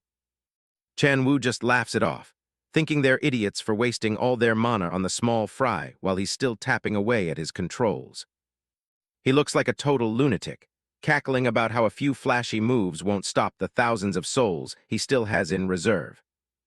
But his laughter dies in his throat when the light clears and Asura is standing right there, looming over him like a mountain.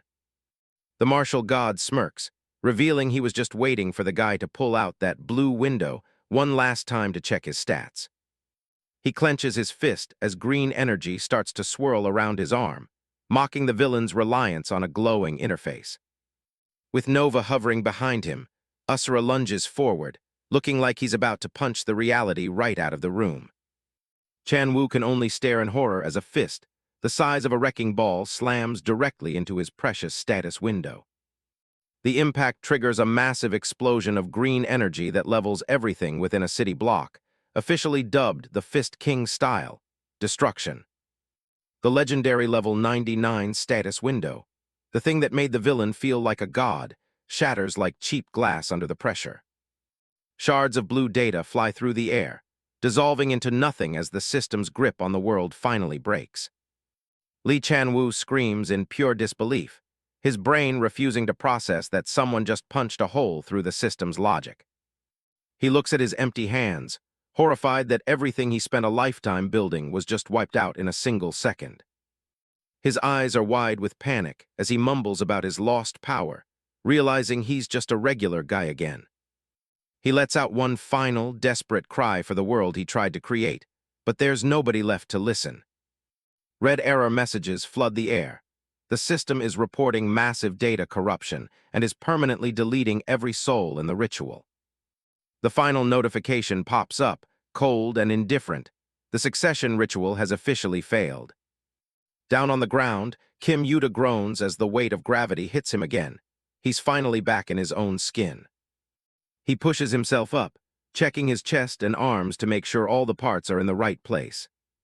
He stares at his hands, still feeling the faint hum of energy, but glad to be solid again. He's genuinely surprised that his body actually recovered like Asura promised, and he starts to wonder who this uncle really is. He looks over at the silent warrior standing in the wreckage, realizing the guy's power is basically off the charts. Across the plaza, Chanwoo is having a total meltdown, clutching his head and screaming at the top of his lungs. The villain drops to his knees, begging for another chance and refusing to believe it's over. Asura just stands there with his arms crossed, watching the pathetic display with zero sympathy. Tears stream down Chanwoo's face as he blames them for losing the only chance he had to save his world from destruction. Kim Yuta can only watch in shock as the man before him falls apart. The player is desperate, begging for his world not to end like this. Asura stands tall, his expression unchanging as he's accused of being the cause of all this misery. Lee Chanwoo is completely unhinged now, his eyes glowing a manic red as he screams about the destruction of his world. We're taken back to his past, to a time when he was just an ordinary student. In the background, people are fleeing in terror as the world begins to crumble. He stops in his tracks, pulling his headphones down as he senses something terrifying in the air. Massive purple rifts tear open the sky above the city, heralding the arrival of a nightmare. The sheer horror of the situation leaves him paralyzed. His face is pale, his eyes wide with the realization that his life is over. Within moments, the city is transformed into a landscape of fire and smoke. Everything he knew is being leveled to the ground. The aftermath is even worse, with survivors buried under the rubble of fallen buildings. Bodies are strewn across the debris-choked streets, showing the brutal efficiency of the monster wave. Lee Chan-woo is on his knees, howling in agony as those memories flood back. He's surrounded by the ruins of his own failed ambition. Despair is etched into every line of his face, his eyes blown wide with the trauma he's been carrying for years. That's when the goddess Asura appeared to him, bathed in a celestial light that promised a way out of the darkness. Kim Yuta and the others watched the display, Yuta questioning how a whole world could just be destroyed like that. The young player looks at the broken man, wondering if he was once a hero from another world just like them. Lee Chan-woo explains the truth, his voice trembling as he describes his world's doomed fate at the hands of the monsters. He was driven by a single desperate thought. He had to save everyone, no matter what it took. That obsession pushed him to climb to the very peak of the tower, searching for a miracle. And at the top, he found it, the power to create a new world granted to whoever conquers the tower. Kim Yuta repeats the words in disbelief, the concept of such a massive power almost impossible to grasp. Chan-woo admits his intent was never to save his old world, but to perfectly recreate it within the safety of the tower. He screams his justification, claiming he finally had the strength to protect everyone in his own private paradise. He clenches his fist in a fit of rage, his knuckles white as he thinks of everything he's lost. He blames Asura for everything, screaming that the quest would have been complete if not for his interference. Asura isn't moved by the outburst, looking down at him with nothing but contempt. He tells the guy to stow his cowardly excuses. He points out the obvious flaw in the plan. If the player really wanted to save his people, why did he run when the real world was ending? The warrior sees right through him, dismissing his creation as nothing more than a pathetic numbers game played in a cage. He asks what the point of such a hollow existence inside the tower even is, especially when it's all just a fake. Asura begins to walk forward, his boots crunching on the rubble as he decides to end this farce. He tells Chan-woo straight to his face that he never wanted to be a hero, he just wanted to hide from reality.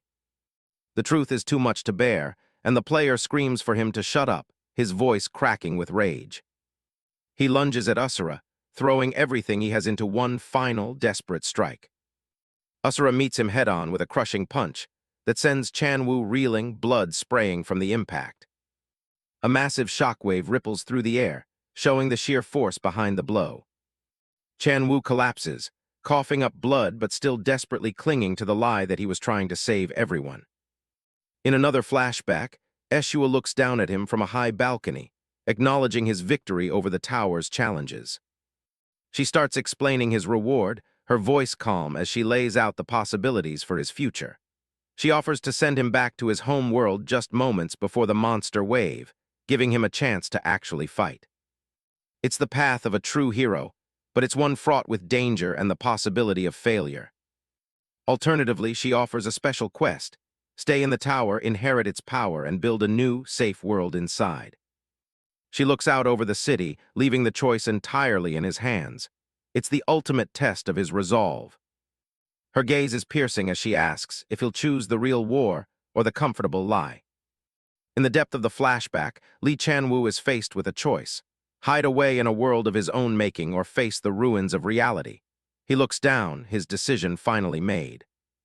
He chooses the tower's power, promising himself that he'll be the one to save his world, even if it's just a recreation. He stands tall, fueled by a new, singular purpose. Back in the present, reality is tearing itself apart as the tower's system finally fails.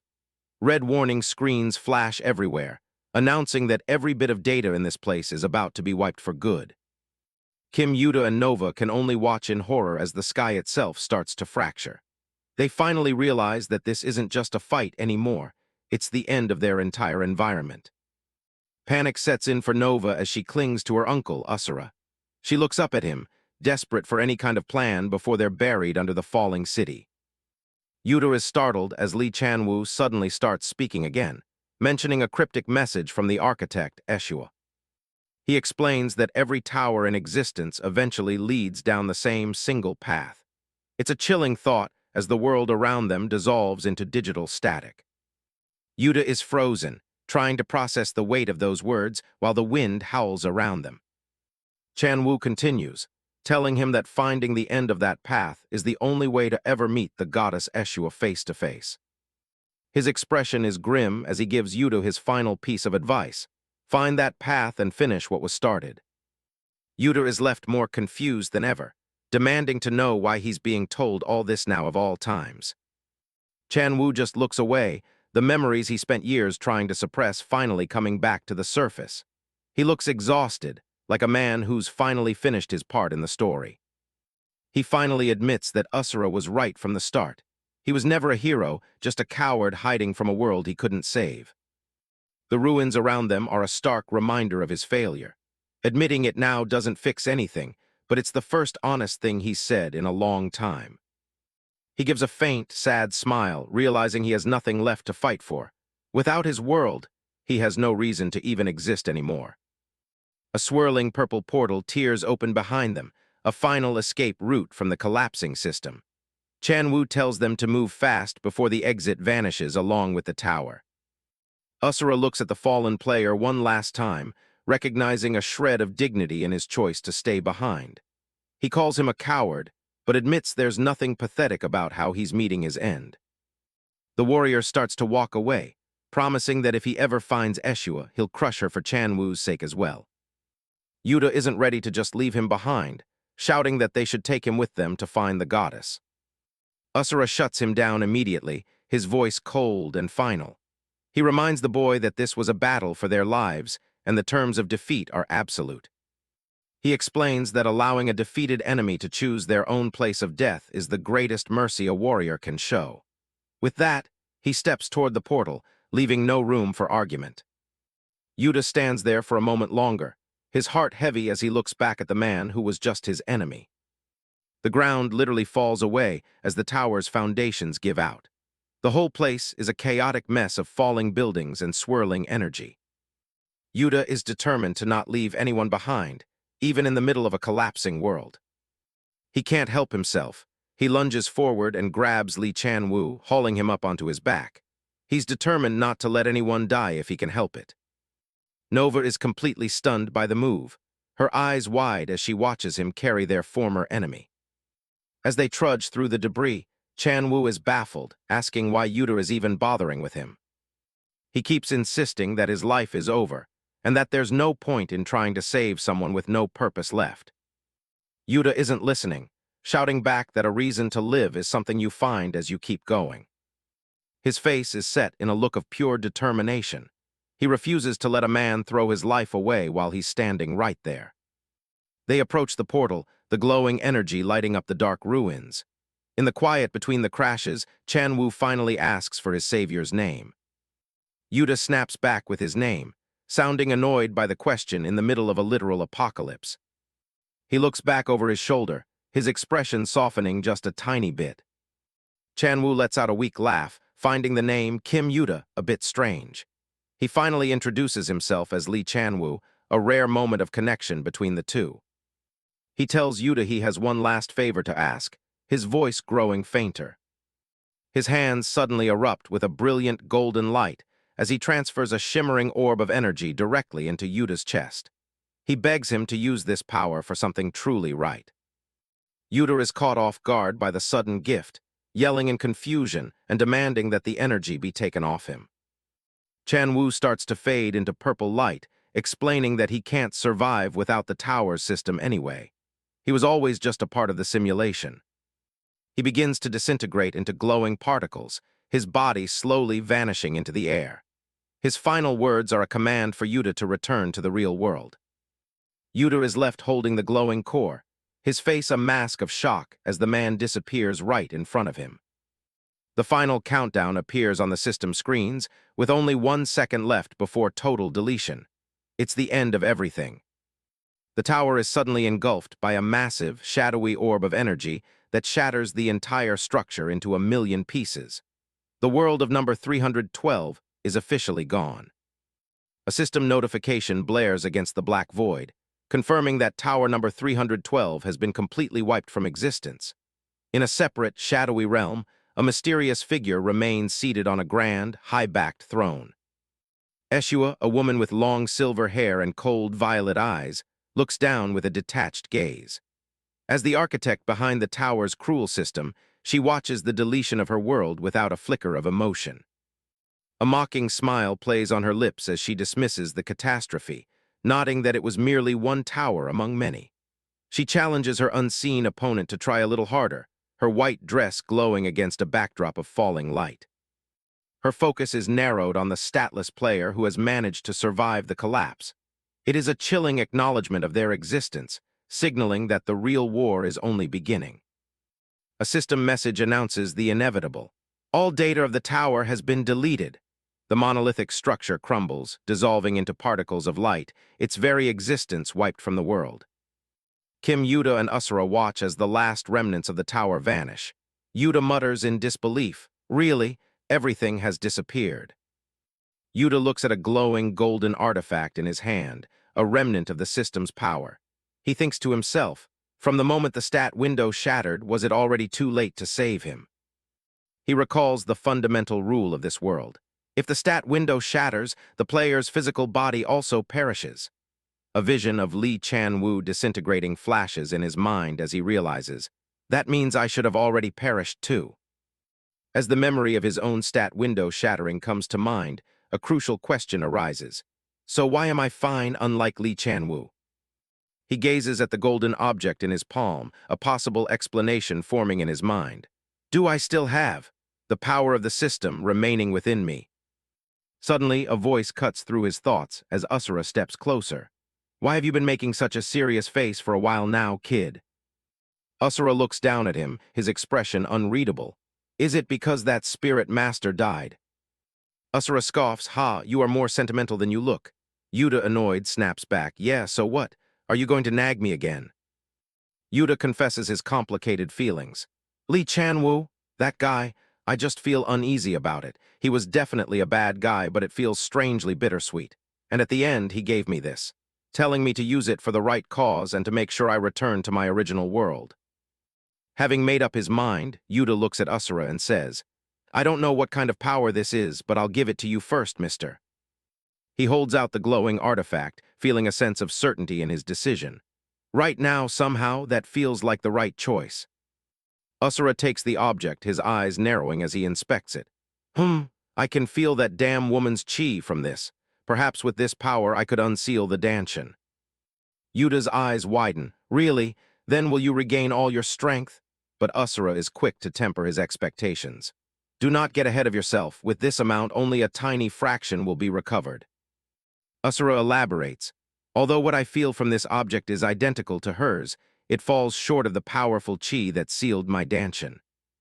A new term catches Yuta's attention. Curious, he asks. I've been curious for a while, but what is this Danshin? Before getting an answer, Yuta adds, You're strong regardless of that Danshin thing. Asura begins to explain the source of his immense power. The power I am using now is external arts. It is literally pure physical strength. The revelation leaves both Yuta and Nova completely stunned. All this time, Asura had been fighting with nothing but his bare hands. Yuta thinks in awe, he's a monster. Asura's gaze hardens, hinting at a power far beyond what they've seen. And if I recover the Danshin, he declares, I can use internal energy. Asura continues, explaining the next level of power. Internal energy uses the power of chi flowing through my body to exert powerful strength that transcends external arts.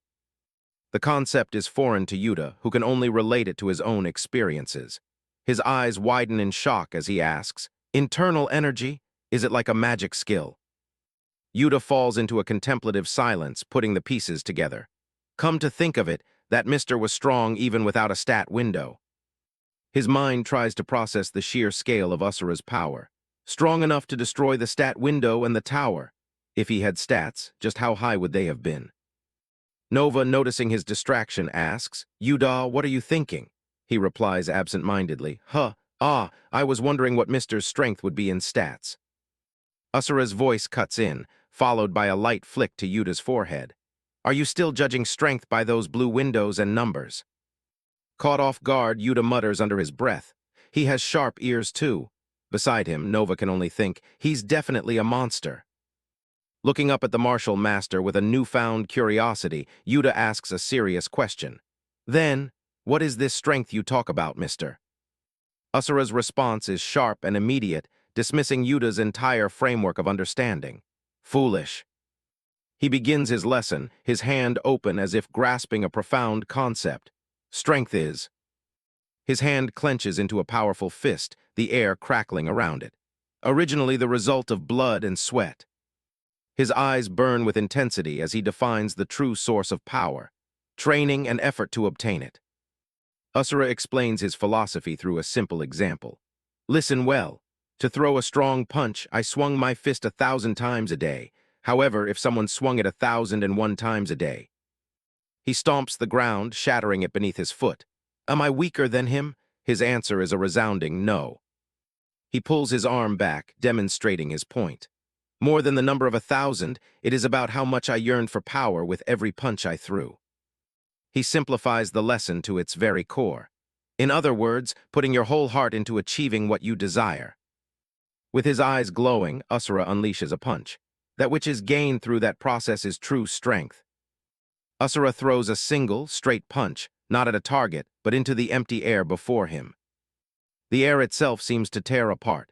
The sheer force of the punch carves a massive, perfectly straight path of destruction through the dense forest, felling trees for as far as the eye can see. In the face of such unbelievable power, Yuta and Nova can only stare, their minds completely blank with shock, unable to process what they just witnessed. Asura turns his head, his lesson concluded, and asks simply, do you understand? But he quickly dismisses the lesson as a minor detail. Anyway, the real problem is. He gazes at the golden, spinning artifact in his hands, a look of contemplation on his face. How to use this power? Frustration flashes across his face, his eyes glowing red with annoyance. Damn it, it's full of unknown things. Maya Wall, what on earth were you thinking? The scene shifts to a wide, beautiful landscape, showing the world outside the tower for the first time. Yuta and Asura stand in a clearing, surrounded by nature. Asura asks, is this the first time you are seeing it too? Yuta confirms, right. Because thanks to someone, my stats were smashed before I could clear the tower. Yuta looks down, a hint of despair in his voice. And I thought everything would end if I climbed the tower. Asura listens quietly before simply replying, I see. Suddenly, Asura's attention shifts, his eyes narrowing as he senses something. Then, would that guy know? Yuta is startled by the sudden change in atmosphere, turning around with a look of surprise. Huh. Asura watches the approaching presence, wondering aloud, does that guy also covet this power? His voice drops, becoming a command that echoes through the clearing. Reveal yourself. A figure emerges from the tree line, walking towards them with heavy, deliberate steps. Yuta is on high alert, analyzing the newcomer. What is that again? Is it a monster that survived the tower? I don't see any red aura. A formidable warrior wearing a skull mask and carrying a large axe now stands before them. Asura remains calm, his voice steady as he issues a simple, direct question to the mysterious figure. Who are you? The masked warrior doesn't answer. Instead, it wordlessly takes a fighting stance. Asura's face breaks into a wild, excited grin. Ha ha ha, fine, no need for talk, come. The masked warrior instantly charges forward, its feet tearing up the ground as it moves with incredible speed. It swings its massive axe, the blade glowing with a faint purple aura as it cuts through the air, aimed directly at Asura. Asura doesn't flinch, a smirk playing on his lips as he prepares to meet the powerful attack head-on. The masked warrior leaps high into the air, twisting its body to bring the axe down with incredible force. but Asura stands his ground, raising a single hand to meet the blow. Its eyes glowing with purple energy from behind the skull mask, the warrior announces its technique, axe style. From an overhead view, the sheer speed of the descending axe is clear as it hurtles towards Asura. The attack slams into the ground, unleashing a devastating explosion of purple energy that shatters the earth. The name of the skill echoes with the impact, Earth Splitter. Blood splatters across the ravaged ground, a testament to the power of the strike. But the blood is not from a fatal wound. In a shocking display of power, Asura has stopped the massive, glowing axe blade with nothing but his bare fingers. A confident smirk spreads across Asura's face. Though his fingers are bleeding, he seems impressed. You have quite the stance. The masked warrior is frozen, unable to process what just happened. With his grip tightening, the metal of the axe head begins to crack and splinter under the pressure of his fingers. However, the masked warrior looks on in utter shock as its ultimate attack is effortlessly neutralized. Asura casually flings the warrior away, completely unimpressed. It is futile to target this king with just that. Before the warrior can recover, Asura strikes its face with the heel of his palm, shattering the skull mask with a deafening crack. The impact sends a shockwave through the air, blasting away dust and debris. Standing amidst the aftermath, Asura looks on with a challenging smirk, completely unfazed. Try harder. From within the settling dust, a voice filled with pure fury screams out, I can't forgive.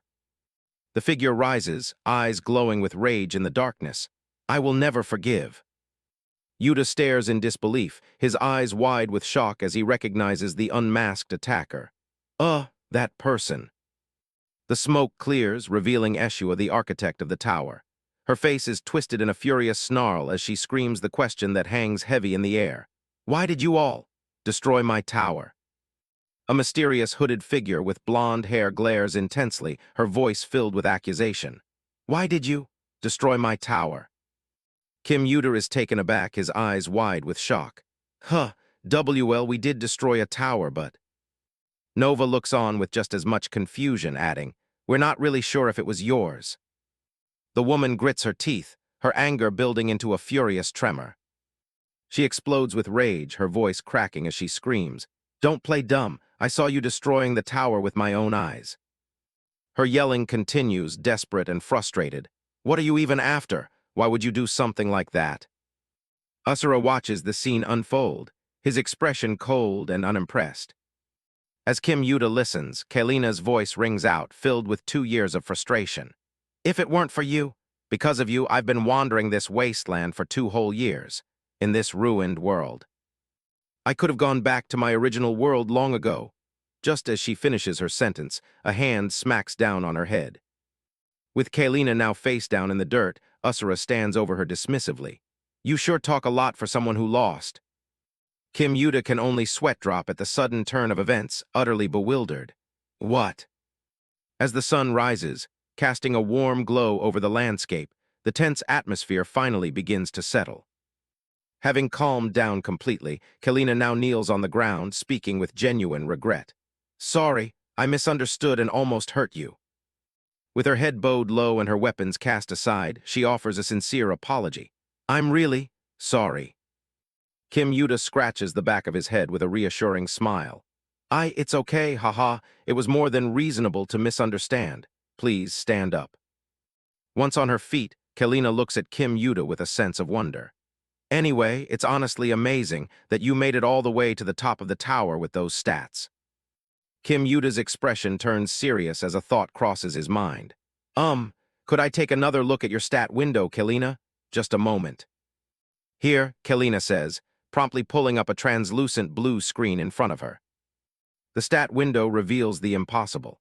Kalina is level 86, but her core stats, strength, agility, intelligence, and luck are all just 1. And below that, an astounding 86 million unused stat points. The sight leaves Kim Yuta utterly stunned.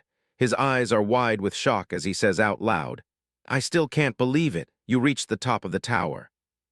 His mind still reeling, Kim Yuta thinks to himself, with stats like this. He glances over at Asura, who is meditating with a calm but powerful pink aura. That's basically leveling up and never using your stat points. The thought continues, echoing in the silence. For this to even be possible, this person.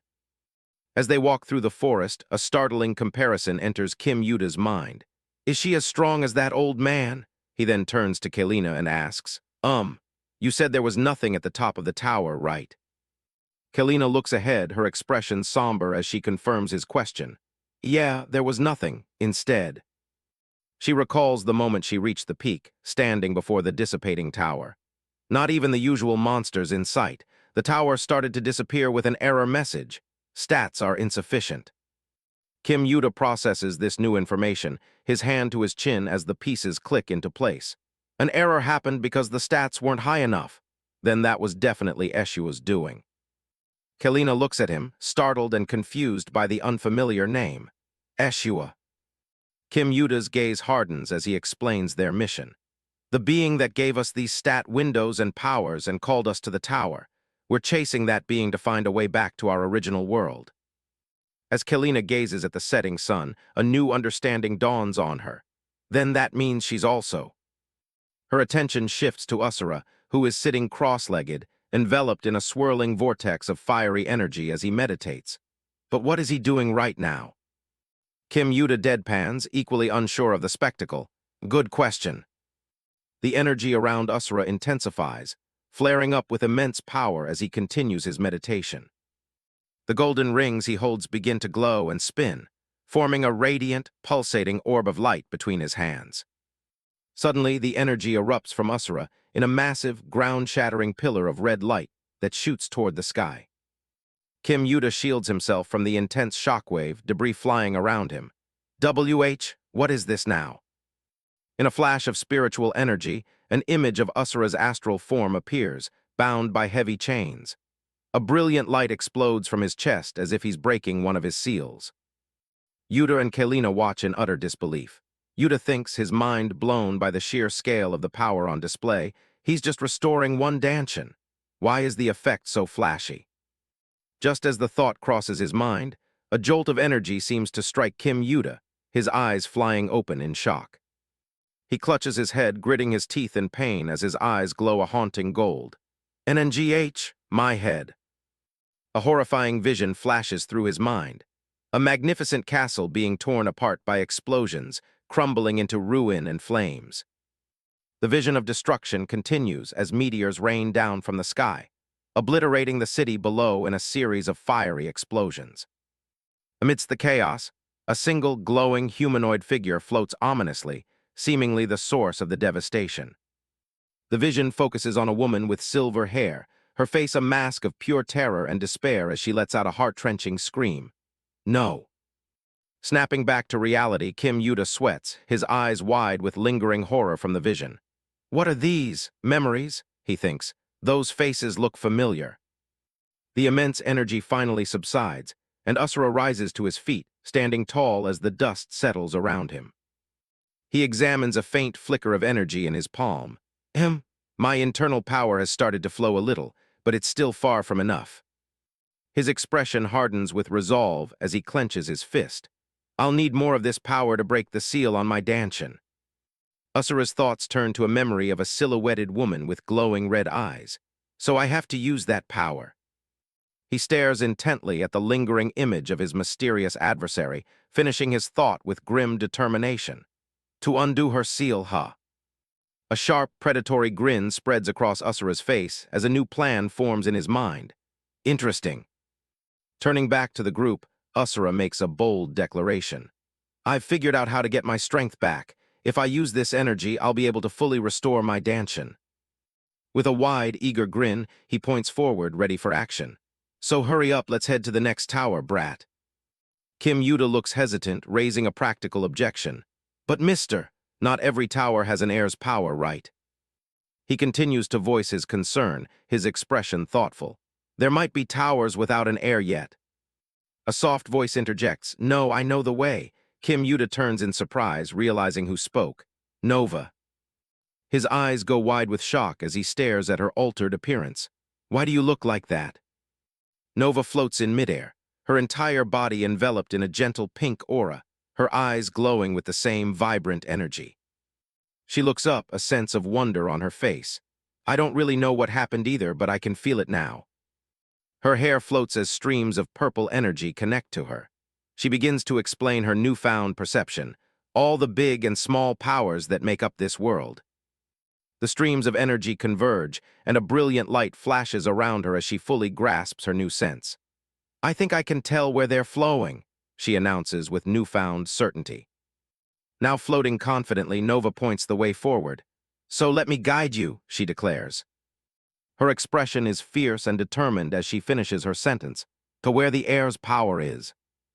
Kim Yuta looks on with a newfound sense of purpose as Nova announces their goal. To our next destination. The scene shifts. Late at night, under a bright full moon, stands a massive Gothic castle. Mist swirls around the dark, towering spires of the ominous castle, its windows glowing with a faint, eerie pink light. This is the heart of the demon realm. Inside, the grand hall is vast and silent, decorated with regal banners hanging from the high walls. The quiet is broken by the sound of polished dress shoes clicking against the stone floor. A stern-faced elf with neatly combed silver hair and a monocle appears. He's dressed immaculately in a formal suit, exuding an air of cold professionalism. This elf, Graydon, begins his report to a figure off-screen. The farmland Bloodwind Field, personally designed by the Demon King, sends a share of the harvest every month as maintenance cost. He continues, his tone even and formal. And the Dark Mine is on schedule to deliver 1 gold bar every month.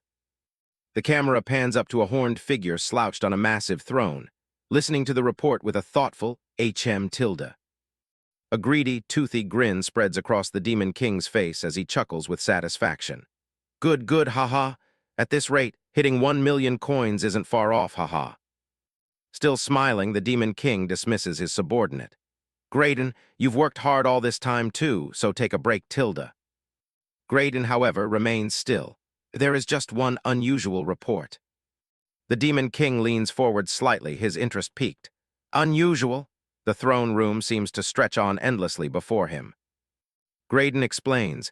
Yes, while a soldier was patrolling the east wall, he spotted an unidentified group. His gaze sharpens as he delivers his analysis. It's not confirmed yet, but based on my analysis of who they might be.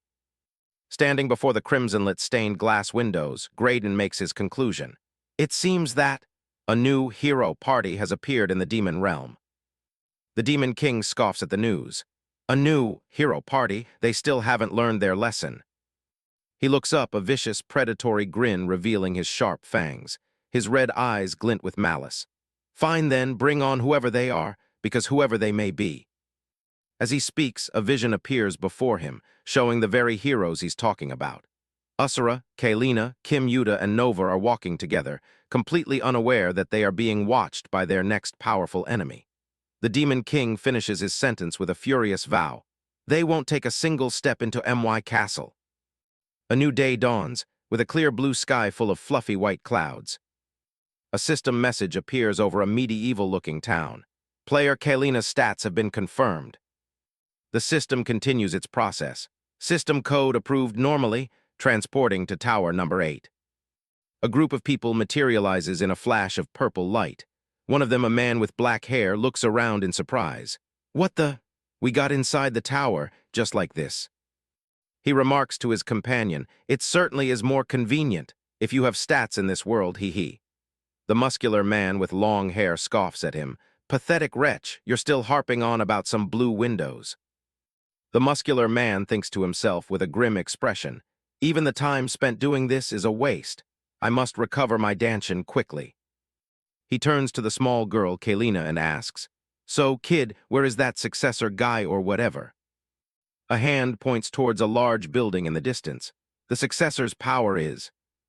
The view shifts to a grand castle as the voice finishes, right inside. Inside the castle's throne room, a voice bellows out in anger. You failed to subjugate the Demon King again, Hero Evan. An old commander with a gray beard shouts furiously, Just how long must we wait until you catch the Demon King? A young man named Evan James, with light brown spiky hair, smirks as he replies, Tilda, we were really almost there, but the equipment suddenly broke at the last minute, you know, hee. Evan continues his excuses with a grin. If you could just support us with slightly better equipment, I think it would really be possible this time, hee. From the throne, a figure looks down at Evan. Equipment? Just a few months ago, we granted you top-tier equipment, did we not? Evan chuckles nervously. Ah, tilde hee, that is true, but the weapons weren't really my style, hee. Evan gets a sly look on his face. Ah, and while we're at it, how about selecting some new saintesses? Lately, my divine power seems to have weakened a lot, hee. The old commander seethes with rage, gritting his teeth. Your shamelessness truly knows no bounds. He slams his fist on the armrest of his throne and shouts, Evan James, you are no longer the hero of our kingdom. As guards point their spears at a stunned Evan, the commander delivers his final verdict. You shall be banished from our kingdom. Evan tries to deflect with a nervous laugh, promising things will be different this time. Ha ha! Why are you suddenly being like this again? I'm telling you this time will be different, the secret weapon I have prepared. But the commander roars, completely ignoring the pathetic excuse. He reveals that he knows everything. Do you think I don't know that under the pretext of subjugating the Demon King, you have been squandering the national treasury and living dissolutely? The commander's patience runs out. He glares at Evan with cold fury, giving him a final warning. If you do not take your leave at this moment, I will execute you right here and now. But Evan is completely unfazed, waving a hand dismissively. You're really being extra today, tilde. Do you know how much effort I've put into this country? Before he can finish his sentence, the throne room wall explodes inwards, sending Evan and the surrounding guards flying. The royal guards stumble back in shock and confusion. What is this? What is happening suddenly? From the dust of the explosion, Asura appears, looking around tensely. Don't tell me. Is it a raid by the Demon King's army?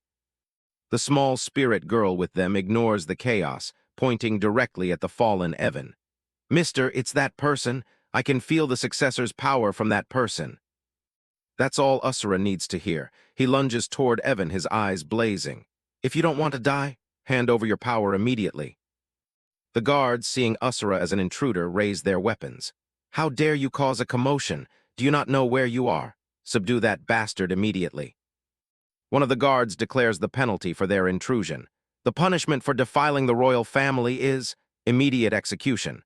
Asura's fist clenches, his patience worn thin. In an instant, Asura unleashes a single punch, and the force sends the charging guards flying through the air. Watching from the throne, the commander can only utter a single sound of disbelief. Oh. He stares in stunned silence, his mind racing. What was that just now? 2 royal guards were sent flying, with just a single punch. A slow, wicked grin spreads across Evan's face as an idea forms in his mind. He thinks to himself, that guy is. Suddenly filled with confidence, Evan scrambles to his feet and points at Asura's group. Look, Your Majesty, these people are the secret weapon I spoke of. As Kim, Yuta, and Kalina look on, bewildered, Evan continues his desperate sales pitch. It's not only this man who has superhuman strength, every single person here is much stronger than your average S-rank mercenary. He gestures grandly to the newcomers, making a bold declaration. Together with these people, we will surely subjugate the Demon King, Belzar. Hearing this, Asura's head whips around, his expression turning to one of sheer annoyance as he realizes he's being used. What? The scene shifts, showing people walking peacefully on a street in the town. The scene cuts back to the town street. With a sudden, loud crash, Evan plummets from the sky, smashing into a pile of wooden barrels right before the party's eyes. Instantly, Asura is on him, steam rising from his body in fury. He looms over the dazed man and demands, What kind of bullshit are you spouting? Still sitting amidst the wreckage of the barrels, Evan laughs it off. Sorry, are you guys new players or successors? Kim Yuta looks surprised by the question and hesitates. Well, we are. Evan quickly jumps up and throws a friendly arm around Yuta, cutting him off. No, forget it. Stuff like that isn't really important. He gets straight to the point, recalling Asura's earlier threat. From what you said, it seems you're after the successor's power. A wide, scheming grin spreads across Evan's face as he points a thumb at himself. In that case, you've come to the right place. Let's take care of the Demon King together. Asura's thoughts are dismissive and hostile. Shut up already and quit the nonsense. A menacing, fiery silhouette of his power looms over Evan. I just need to extract that power from your body. Evan doesn't even flinch. He glances back with a cool, knowing look. Oh, Tilda, really? He smirks, issuing a challenge. Then try taking it. You seem confident that you won't destroy the successor's power. I extracting it by force. Asura's confident expression falters at this unexpected complication. His eyes widen in shock and anger. He growls, "What did you say?" Evan casually explains the crucial system rule Asura was unaware of. What? Didn't you know that? If you forcibly take another successor's power, it gets destroyed. The little spirit girl pops up on Kim Yuta's shoulder as Evan lays out his deal. So, if you clear the Demon King subjugation quest with me, I'll hand over my power willingly. Yuta listens in silence. Asura is unimpressed by the offer, turning away. Enough, that's a worthless proposal. But Kim Yuta steps in to reason with him. Mister, wait a moment, it might actually be true. Lee Chanwoo's power wasn't forcibly taken either, he gave it to us himself. Evan lets out a thoughtful hum, realizing he's found the reasonable one in the group. He turns to Kim Yuta, extending a hand. You're someone I can talk to, huh? I haven't introduced myself yet. Nice to meet you, I'm Evan. Yuta hesitantly accepts the handshake. Ah, yes, I am Kim Yuta. Yuta tries to ask for more information. I have a question, though, about not being able to take the successor's power by force. How do you? But Evan loudly cuts him off, eager to close the deal. Now then, Tilda. Evan pushes for an answer, turning to the other two with his hand outstretched. What about the rest of you? Deal. Kalina looks to Asura, admitting their difficult position.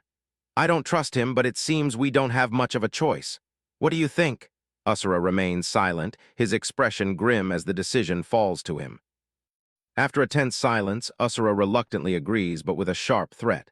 If I sense even the slightest trickery, I will twist your neck immediately. Evan just laughs nervously. Of course, he.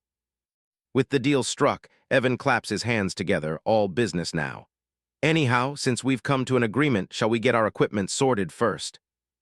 The scene changes to a desolate, volcanic wasteland under a fiery red sky, with rivers of lava flowing between sharp, rocky peaks. A figure in new armor steps onto the scorched earth. It's Evan, looking around in awe. So this is the demon realm where the Demon King resides. The rest of the party, now also outfitted in armor, takes in the vast, hellish landscape. Asura remarks, it's more spacious than I thought. Evan, clad in shining full-plate armor, strikes a heroic pose and shouts, Now, let's go subjugate the Demon King. But the moment is ruined as Asura smashes the heavy pauldron off his own shoulder. Evan yells in disbelief, what do you think you're doing? Asura tosses the broken armor piece aside, completely unconcerned. Things like this only get in the way. I don't need them. Evan looks utterly dejected. Okay, he mumbles, adding quietly to himself, it was expensive, though. He then turns his attention to Kalina, who hasn't changed her outfit. You don't need it either. Kalina simply looks ahead, content with her own gear. I like it. Asura grows impatient with the delay. Don't stall for time. Where's the Demon King? Evan points toward an ominous Gothic castle looming in the distance, its silhouette dark against the red sky. Usually, in these hero-genre worlds, we have to at least reach the Demon King's castle. Suddenly, a strange sound echoes from the castle as multiple objects are launched into the air. They look like modern-day missiles. The missiles streak across the sky, leaving trails of smoke as they arc towards the party's location, causing them to stop in their tracks. A red triangular targeting reticle suddenly appears on the ground around them. Yuta stares up in horror. What are those now? Wait, don't tell me those are missiles. As the missiles bear down on them, Evan panics and shouts at the sky. No, hold on, doing this from the start is foul. The scene shifts to the Demon King's throne room. From his seat of power, he looks down with contempt. Stupid hero, bastard. Have you still not learned your lesson even after being beaten so much? Demon King Belzar, a man with sharp red horns, smirks as he coolly operates a glowing, holographic terminal. I'll deal with you properly this time, using my greatest masterpiece. A targeting system on his screen locks onto the party. With a wicked grin, he taps the console to launch the attack, announcing its official designation. Anti-hero hybrid state-of-the-art fully armed absolute fortress ver 81. Evan, I will blow you away perfectly. A full-scale missile barrage rains down from the sky. A terrifying and unexpected attack launched from the Demon King's castle, leaving the party completely exposed and helpless below. Kim Yuta looks up in disbelief as a cluster of missiles suddenly appears in the sky. It's a total genre clash, and Yuta calls foul on the Demon King for bringing modern weapons to a fantasy fight. Evan James reacts instantly, his eyes glowing as he prepares a magic barrier to shield the group. He blocks the entire volley with a massive purple energy dome called the Universal Warehouse. Once the smoke clears, the hero quickly checks to make sure everyone is still standing. Yuta and L are genuinely impressed. He managed to stop all those high-tech projectiles at once. Yuta and L exchanged a silent look as they sized up Evan James. Despite his usually annoying and pathetic demeanor, it was clear that a successor is still a successor. James curses Belzar for going all out right from the start of their encounter. The hero gathers the party to explain the gravity of their situation.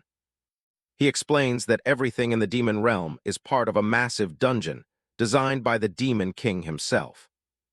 It's a wasteland of lava and jagged rocks where the environment itself can be used against them. Right on cue, a mechanical Gatling gun turret rotates into position to lock onto the group. The turret opens fire, shredding the ground and forcing everyone to scramble for cover.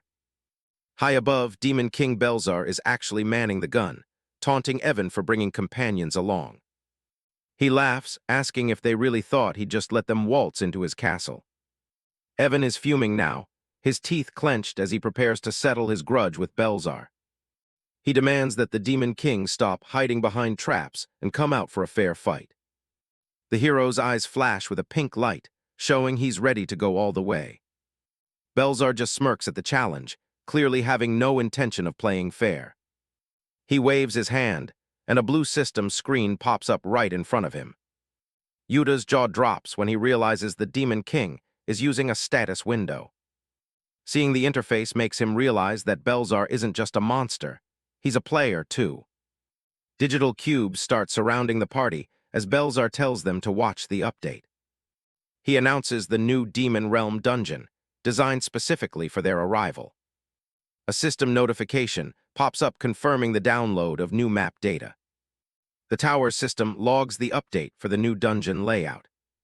Before anyone can react, the party is forcibly warped away to the new dungeon.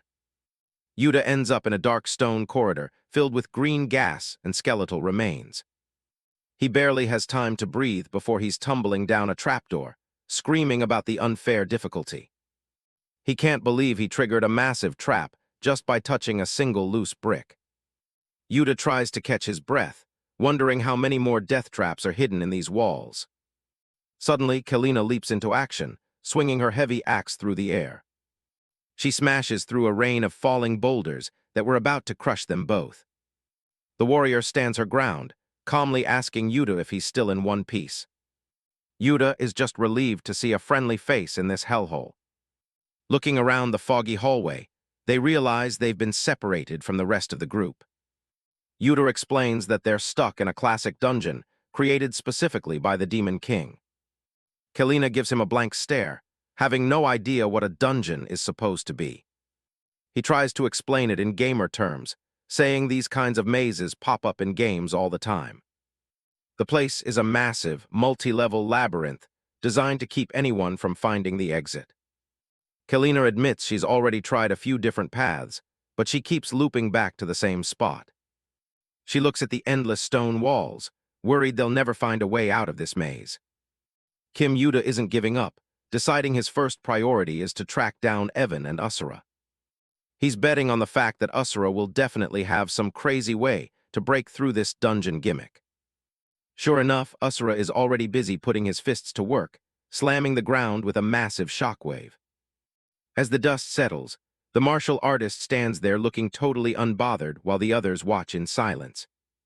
Evan immediately loses his cool, screaming at him to stop smashing everything because it's messing up the navigation. Asura doesn't even look back, basically calling the hero a loudmouth who's all talk and no action. He decides he's done with the games and walks off to find his own path through the rubble. Evan just sighs and lets him go, figuring he'll just loop back to the starting point anyway. He turns his attention back to the task at hand, realizing the Demon King really didn't hold back this time. He checks his Pathfinder compass again, but the thing is completely useless in this messed-up maze. Feeling the weight of the situation, the hero slumps down on the stairs while the little spirit elf floats nearby. He knows that if he fails here, there's no way he can ever show his face in the kingdom again. El breaks the silence, asking why he never mentioned there was another successor in the tower. She looks at him with a serious expression, sensing there's a lot more to the story than he's letting on. Evan tries to play it off, acting like he has no idea what she's talking about. But El isn't buying the act, pointing out that Demon King Belzar is clearly a player just like him. She explains that she felt the exact same successor's power coming from the Demon King. Evan finally drops the act and smirks, admitting that she's a lot sharper than she looks. He sits back and confesses the truth. There were actually two players who reached the top floor together. El listens intently as the hero starts revealing the hidden history of the tower. He explains that they thought they'd cleared it as a team, but the goddess Asura had different plans for them. Instead of one winner, she split the successor's power right down the middle. Evan was sent back to the human realm to live among his own kind. Meanwhile, Belzar was banished to the demon realm to rule over the monsters, causing them to become bitter rivals. El is stunned, realizing that the hero she's following might have some very dark motivations. Evan claims he wasn't lying about giving them the power, but it's useless as long as it's incomplete. He drops a bombshell, stating he doesn't actually care about being the successor at all. His face turns genuinely terrifying as he reveals his only true desire is to murder Belzar. The raw hatred in his eyes is enough to make the little spirit tremble in fear. Just as quickly, he snaps back to his usual self and laughs it off, telling her not to take him too seriously. He gets up to try and find the path again, just as Asura prepares to launch another devastating punch. Evan tries to warn him one last time that he's just going to end up right back where he started. Asura has zero patience for the lecturing and tells the windbag to just shut up and follow him. He looks back with a confident grin, claiming he's already found the actual way out. Evan is caught completely off guard, wondering what the hell the martial artist could have possibly found. Down in the shadows, a secret spiral staircase has been revealed, leading even deeper into the dungeon. Far below, an elegant demon in a crisp suit stands ready, gripping his sword as a mysterious light shines down. He adjusts his monocle, nodding that the hero actually managed to bypass the maze, and decides it's time to handle things personally. They're right back at the dragon statue for what feels like the 100th time. Kalina realizes the dungeon is just resetting them back to the start whenever they take a wrong turn. She's stumped on how they're supposed to find the right path when any marks they leave just vanish. Kalina asks Yuta if he notices anything off about the dragon statue they're staring at. Looking at it again, the proportions of the carving don't seem to match the original. Yuta agrees, it definitely looks smaller and the whole thing feels way sloppier. Suddenly, everything clicks for him. He tells Kalina he's figured out the trick to beat this place. His plan, just turn right around and go back the way they came. Kalina looks at him like he's lost his mind, completely lost on what he's planning. She's skeptical that retracing their steps is going to help them get anywhere. Yuta just laughs and says trying anything is better than just wandering aimlessly. Kalina sighs and decides to trust his crazy plan for now. They head back into the dark corridor together. They keep a steady pace, hopping they're actually making progress this time. They reach the dragon statue again, but the atmosphere feels different. Yuta has a huge grin on his face because his prediction was spot on. He explains that even though the hallway looks identical, they've actually moved forward. He tells Kalina to take a good look at the wall. She's completely stunned by what she sees. One of the torches that was dark before is now burning bright. Yuta explains the goal is to light every torch by searching for things he calls anomalies. Kalina stops him, needing a serious explanation of what he's talking about. She's never heard of a dungeon working like a puzzle game. He breaks it down. An anomaly is just anything that's different from the usual dungeon. Like a spike trap suddenly popping out of the floor where it wasn't before. Or a weird eye symbol appearing on a wall that was plain a second ago. The rule is simple. If everything looks normal, move forward. If you spot an anomaly, turn back. They just have to keep repeating this until all the torches are lit. Kalina stares at him, wondering if he's actually serious about this.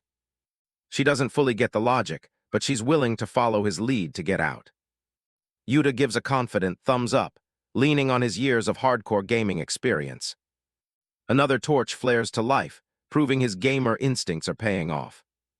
A massive stone gateway finally grinds open at the end of the hall. Yuta celebrates because the path to the next floor is finally open. Kalina admits she's impressed he actually managed to solve a riddle like that. Back in his old life, Yuta was the type who had to play every new game released to be satisfied.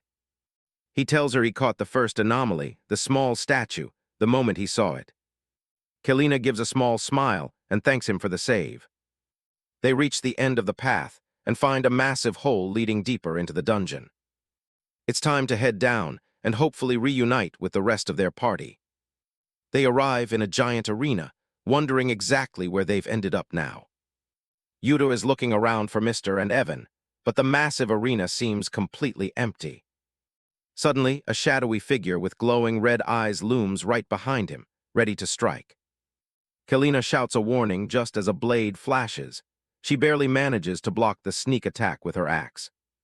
Sparks fly as the heavy metal of the axe head meets the assassin's rapier.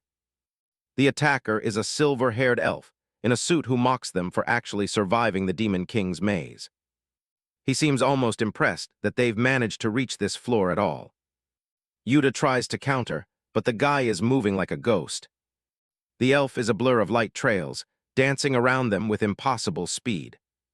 He makes it clear, as long as he's breathing, no one is getting anywhere near his master. Yuta is stunned. He's never seen anyone move this fast in his life. He realizes he can't even follow the guy's movements with his eyes. Kalina tries to close the distance, but the speed difference is way too much.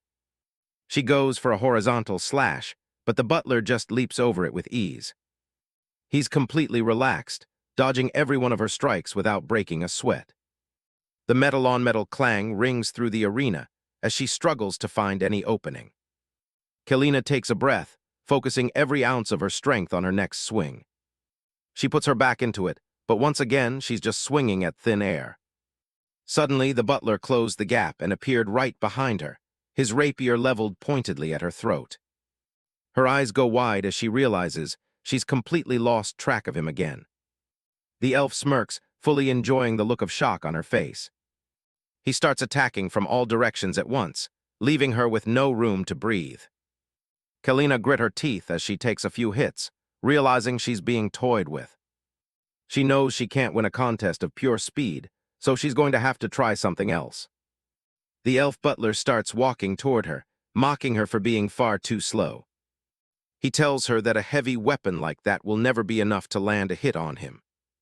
He was fully convinced that victory was already in his hands, but his moment of arrogance was cut short as his monocle shattered into pieces. Kalina just stares at him and repeats his words back with a cold, terrifying smile. She accesses her system inventory and pulls out a massive, multi-barreled Gatling gun, the ultimate counter to a speedster. Kalina realizes her standard axe swings are doing absolutely nothing against this guy's insane speed. She decides to swap tactics, opening her inventory to pull out something much more heavy-duty, a literal Gatling gun. Yuta is floored. One second she's got a sword, and the next she's hauling around a piece of modern artillery. He realizes she's using the system's inventory window to hot-swap her gear instantly. Even with a giant gun, Yuta's still worried since the boss is on a completely different level. Kalina doesn't hesitate, holding down the trigger and letting the bullets fly. Graydon is incredibly fast, weaving through the hail of lead like it's a light drizzle. Seeing the gun isn't enough to pin him down, Kalina reaches back into her inventory for another surprise. She tosses a grenade right at him while keeping the pressure on.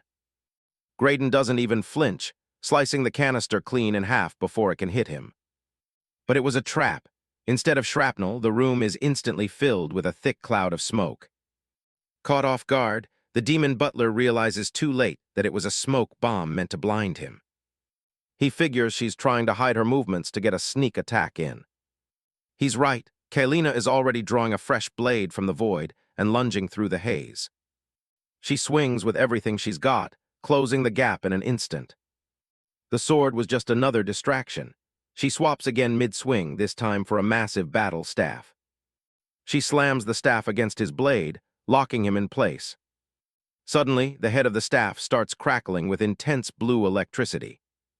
A massive burst of lightning erupts from the weapon, engulfing the area in a blinding flash. Watching from the sidelines, Yuta is absolutely floored by how many weapons she's cycled through in one fight. Looking at her now, he feels like his own stats are basically a joke compared to her versatility. As the smoke begins to settle, the room goes quiet for a heartbeat. Graydon brushes himself off, actually sounding a bit impressed. He admits he's never seen a player fight like this. He gives her credit for being able to handle so many different weapon types with such high skill. Then the mood shifts. He tells her it's been a fun warm-up, but those were just trivial tricks. A dark, oppressive aura starts oozing out of him, dyeing the air a deep purple. Yuta gets a bad feeling as Graydon starts talking about a power he has yet to use. He's about to unleash a fraction of the ancient demon power sealed within his sword. He's ready to show them that all those fancy weapon swaps won't mean a thing once he gets serious. But before he can even finish his dramatic speech, a massive shadow looms over him as something crashes through the ceiling. It's Asura. He comes falling down like a meteor, and Graydon's smug expression vanishes instantly. The impact is absolute, shattering the stone floor and burying the boss under the rubble. Asura just stands up and looks around casually, like he didn't just turn the area boss into a pancake. Graydon is out cold, pinned under the wreckage. Yuta and Kalina can only stare in silence. The guy who was just bragging about his demon power is now just a literal floor mat. They look up and realize Asura didn't use the stairs. He just smashed a hole straight through every floor of the dungeon. Just then, Evan shows up, surveying the destruction. He's amazed Asura made it all the way down here by just destroying the floors. Yuta just scratches his head. It's a pretty brute force method, but he guesses it's very on brand for the guy. Evan laughs it off, saying even he didn't think Asura would actually follow through on his plan to just break his way to the end. Evan keeps chatting, clearly impressed that Asura is far more capable than he initially thought. Asura isn't in the mood for small talk, though. He's already looking ahead. Yuta looks down at the defeated butler, wondering who this guy really was and what his connection to the Demon King is. Evan explains that the guy they just flattened is Graydon, the personal butler of Demon King Belzar. Apparently, this guy is actually the second in command of the entire demon realm. In any normal scenario, he's a nightmare to deal with, especially once he transitions into his second phase. Evan laughs about how lucky they were that Asura crushed him into the floor before he could even transform. He's actually pretty impressed that they managed to hold their own against someone that strong with just a party of two. Yuta tries to act humble, giving all the credit to Kalina while claiming he just watched from the back. Since the boss is down for the count, Yuta wonders if the dungeon is officially cleared. He figures the exit has to be around here somewhere. Kalina points toward a doorway at the far end of the hall. A massive gate that was sealed shut until a second ago has finally swung open. Yuta is ready to get moving and get this dungeon over with. He's feeling pretty confident, thinking they should just ride this momentum all the way to the Demon King. Asura isn't quite as enthusiastic, calling Evan a damn hero and asking how much longer they have to do this wretched exercise. He's getting impatient and wants to finally meet this so-called Demon King. Evan just laughs it off, telling him to stay patient because they're almost there.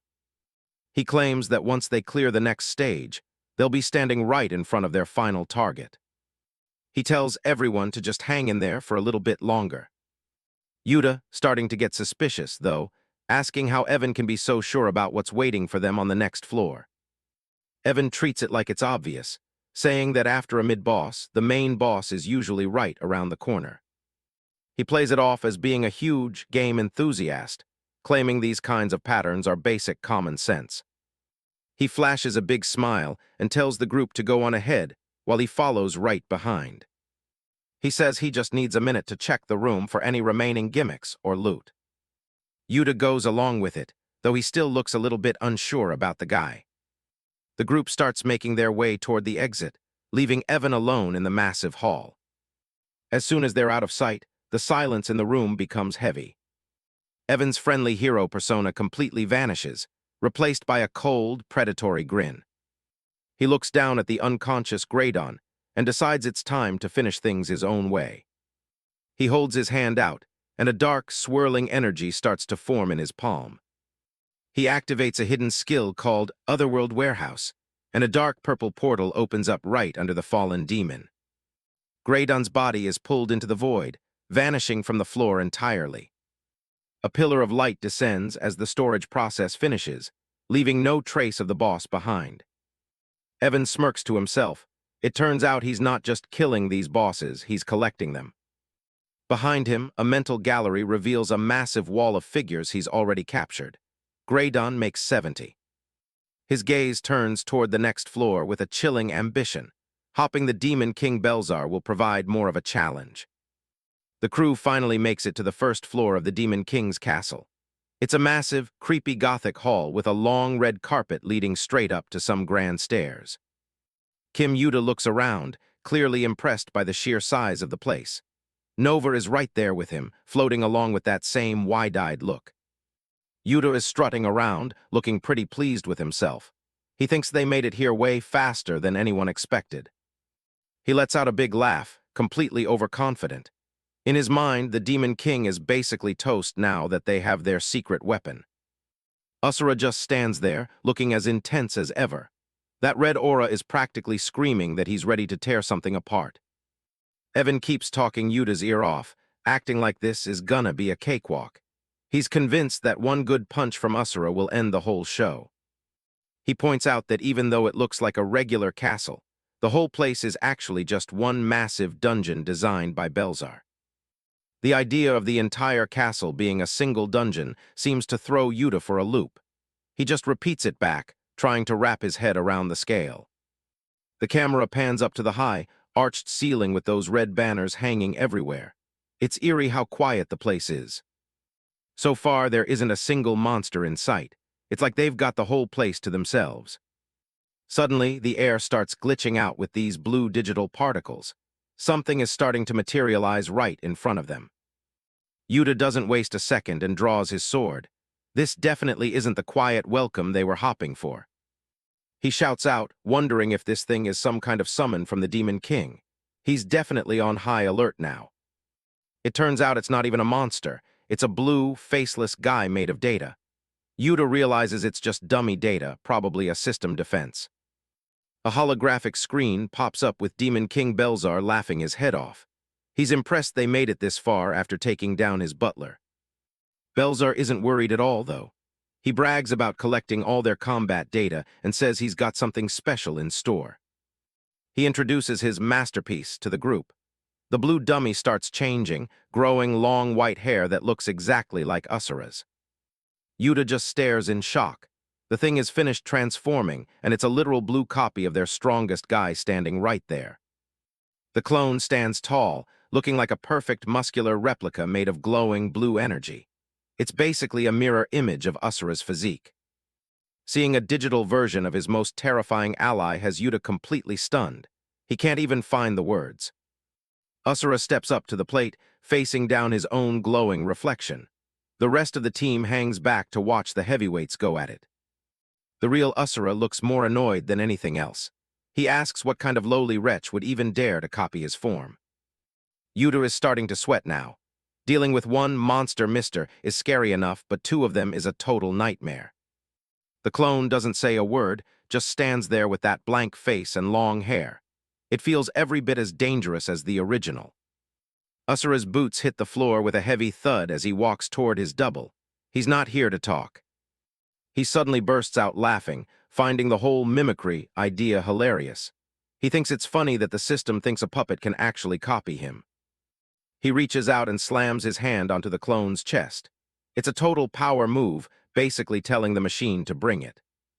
He looks the dummy right where its eyes should be and asks if it can actually copy his fist. He's about to prove that it can't. The clone doesn't wait and throws a massive punch that hits with a blinding flash. The impact is insane. A shockwave rips through the hall, tearing up the carpet and sending rocks flying. That blow had some serious power behind it. The blue construct stands its ground, fist still out as the dust settles. It looks like it didn't even flinch. Yuta is watching from the side, looking pale. He can't believe something is actually able to trade hits with Asura like this. Asura stands there, totally unfazed. He scoffs at the attack, saying his own fist couldn't possibly be that weak. He lunges forward with a wild grin, winding up for a strike. He tells the dummy to try copying him for real this time. Their fists collide with a massive crack, releasing a huge burst of energy. The whole room shakes from the force of it.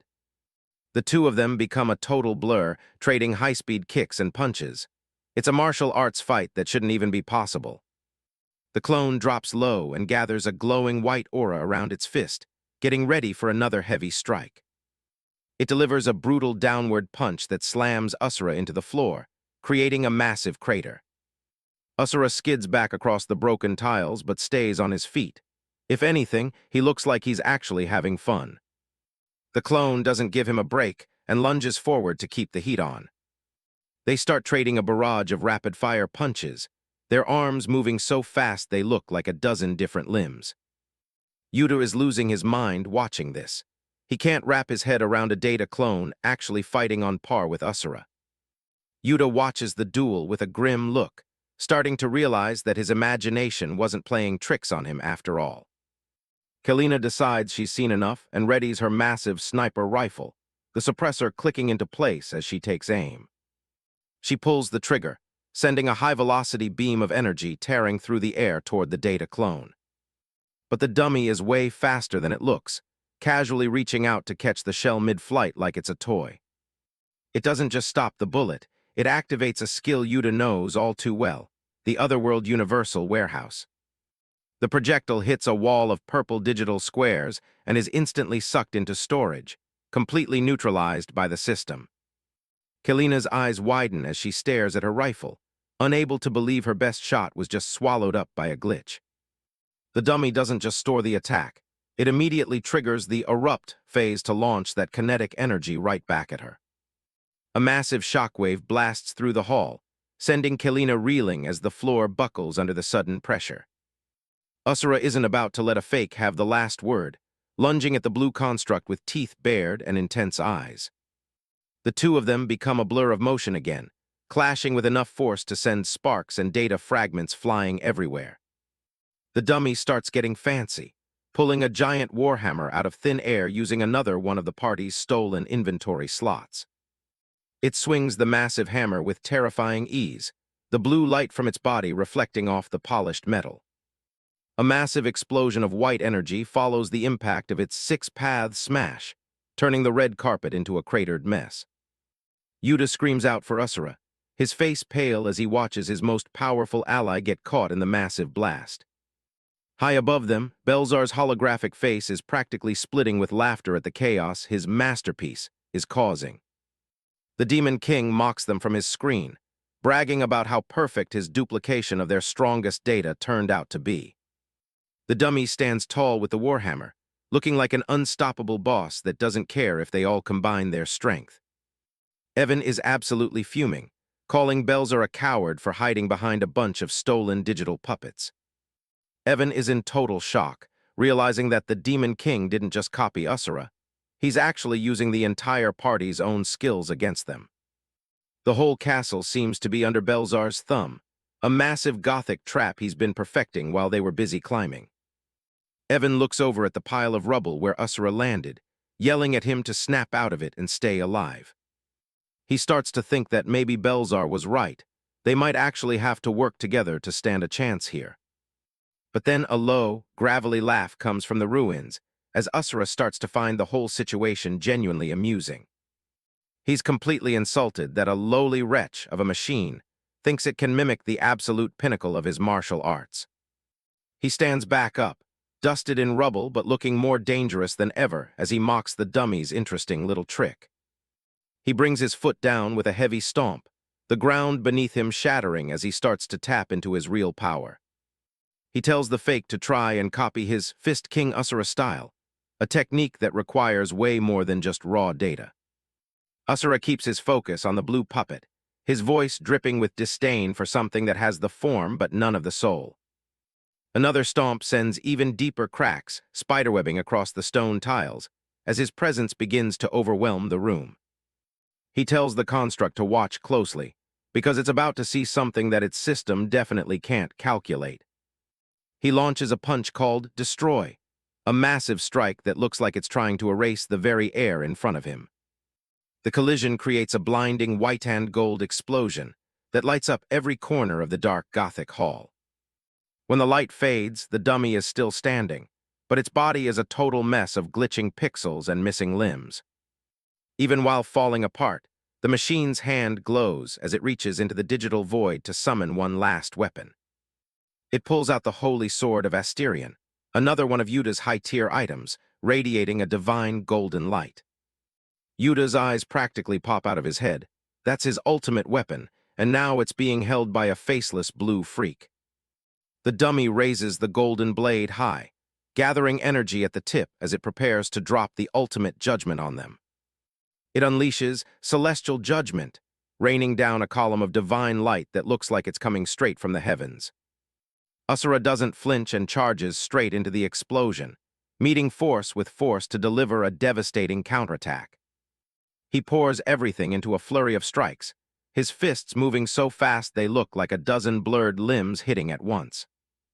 A massive fiery mushroom cloud erupts where the two powers meet, turning the entire throne room into a total war zone.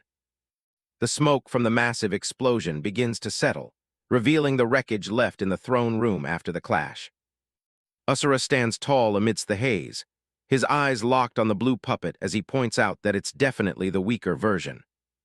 He clenches his fist, nodding that the data clone lacks the true internal energy needed to use his blast technique to its full potential. With a scoff, he prepares for the next exchange, dismissing the construct as a mere imitation that's run out of tricks. The clone's body glitches violently, and a red system warning flashes across the air as it registers critical damage to its structure. In a desperate bid to survive, the data clone triggers its final defense system, forcing its energy output to the absolute maximum. Kim, Yuta, and Kalina watch from the sidelines, their faces pale as they wonder what exactly a final defense system entails for them. The blue clone morphs, its hair spiking up as it enters a high-output second phase that radiates a terrifying amount of pressure. Asura doesn't look impressed at all, calling the puppet stubborn as he braces for whatever desperate last stand it's about to make. A red glow flares in Asura's eyes as he leans in, asking if this pathetic struggle is really how the thing wants to die. The powered-up clone charges across the floor like a blue bolt of lightning, leaving a trail of digital static in its wake as it lunges. It reaches into a digital void, summoning a heavy weapon directly from its inventory to try and even the odds against the real Asura. The construct leaps into the air and brings down a massive battle axe in an earth splitter style, aiming to crush Asura where he stands. Asura's fist begins to burn with a fierce orange aura as he winds up for a counter that's going to end this fight once and for all. He screams "Destroy" as his punch connects, unleashing a pillar of fire that completely engulfs the clone's axe and its body. The blue data clone is blown apart, its torso shattering as a system warning confirms that over 50% of its data has been damaged. Asura isn't done yet. He lunges through the flames and grabs the puppet by the face, ignoring the system errors screaming about data recovery. With a brutal display of strength, he slams the clone's head down into the stone tiles, cracking the floor beneath them as he does. He grinds the fake's head into the rubble as the defense system begins a total shutdown, red error boxes filling the air around them. A final notification pops up over the carnage, stating that the entire corresponding system is being completely destroyed. Asura stands over the remains with a dark grin, telling the trash mimicry to finally disappear for good as it glitches out. High above the chaos, the Demon King's Gothic castle stands silent under the full moon, looking every bit the part of a final boss's lair. Back in the throne room, the last remnants of the data clone dissolve into a cloud of blue pixels and fatting static. Demon King Belzar watches the whole thing unfold from his private chamber, his hand on his chin as he deals with a string of fatal errors. He looks genuinely annoyed that his high-level dungeon boss was taken out so quickly, watching the data dissipate on his screens. His red eye narrows as he acknowledges that Asura didn't just break the boss. Shutting down the whole defense system was a bold move. Belzar leans back on his throne and admits that this raid isn't going to be as easy as he originally planned. A wicked smile creeps onto his face as he mentions he's prepared a very special gift just to stop someone named Evan. He lets out a manic laugh, vowing to put a stop to their plans with his own hands before they get any further into his castle. Meanwhile, the party reaches a massive courtyard outside the final chamber, the sound of a fountain echoing through the architecture. Asura steps forward with a confident stride, announcing to the rest of the group that they've finally made it. The group finds themselves standing before a set of colossal, ornate doors topped with a glowing red stained glass window. Evan can't help but brag, laughing as he tells Asura that pushing just a little bit further was definitely the right call. He gives Mr. all the credit, nodding that taking out those high-level monsters in a single hit saved them a ton of time. They look up at the massive entrance, Evan admitting it would have been a nightmare to get this far without Asura's help. With a heavy groan of stone and metal, the final stage's doors slowly creak open, revealing a chamber bathed in an ominous red light. Evan leads the charge into the massive, cathedral-like hall, shouting for everyone to stay together for the final showdown with the Demon King. But as they step inside, the boisterous knight suddenly stops in his tracks, his voice trailing off as he looks around the empty room. His eyes scan the cavernous space in confusion, wondering aloud where the hell the Demon King actually went. The hall is completely abandoned, and Evan starts to wonder if the big bad actually ran away from his own castle in fear. Suddenly, a siren blares, and a red warning screen activates a protocol for annihilating the intruders. Large canisters built into the walls begin to leak a thick, lime-green toxic gas that starts flooding the floor where the party is standing. Kim Yuta and Kalina immediately recoil, covering their mouths as the pungent green smoke fills their lungs. They cough uncontrollably, realizing too late that the empty hall was a meticulously prepared death trap designed to catch them off guard. Kim Yuta stumbles back, his hand gripped tightly over his face as he looks up in disbelief at the figure standing before him. He struggles to find his breath, shocked that a demon king would stoop to using such underhanded methods as chemical warfare. A figure looms through the thick emerald haze, his face completely obscured by a heavy-duty tactical gas mask. The Demon King's voice is muffled but clear as he mockingly asks how his Venomex tastes, nodding that the effect is certainly guaranteed. Demon King Belzar stands tall amidst the swirling poison, his red eyes glowing through the goggles of his mask as his horns catch the dim light. He declares with cold finality that their deaths were sealed the very moment they inhaled his toxic creation. Massive tanks in the Demon King's castle hiss, venting thick green gas into the air. System alerts flash everywhere, announcing the start of the intruder annihilation protocol. Kim Yuta covers his mouth as the smoke hits him, realizing with a shock that the Demon King has resorted to chemical warfare. Kalina and the rest of the group are immediately overcome, coughing violently as the toxic fumes fill the throne room. A steady footstep echoes through the haze, undisturbed by the poison.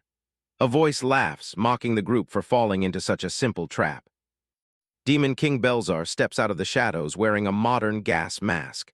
He gloats that nobody has ever survived his newly prepared Venomex.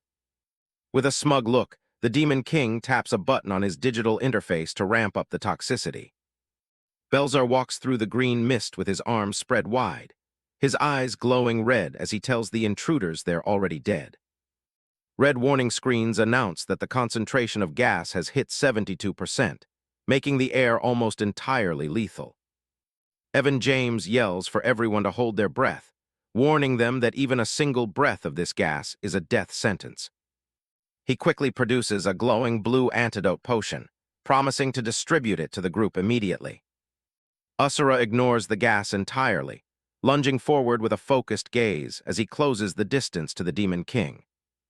A powerful kick connects, creating a massive impact that rocks the entire chamber as Asura engages Belzar directly.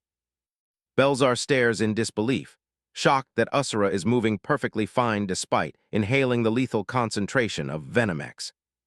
The martial artist just looks at him with cold, unimpressed eyes.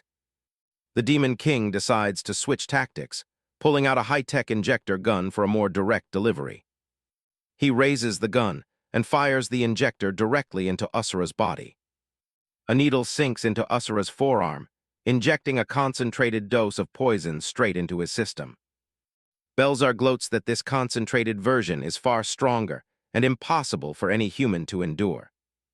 As the Demon King brags about rotting organs, Asura shatters the gas mask with a single, devastating punch.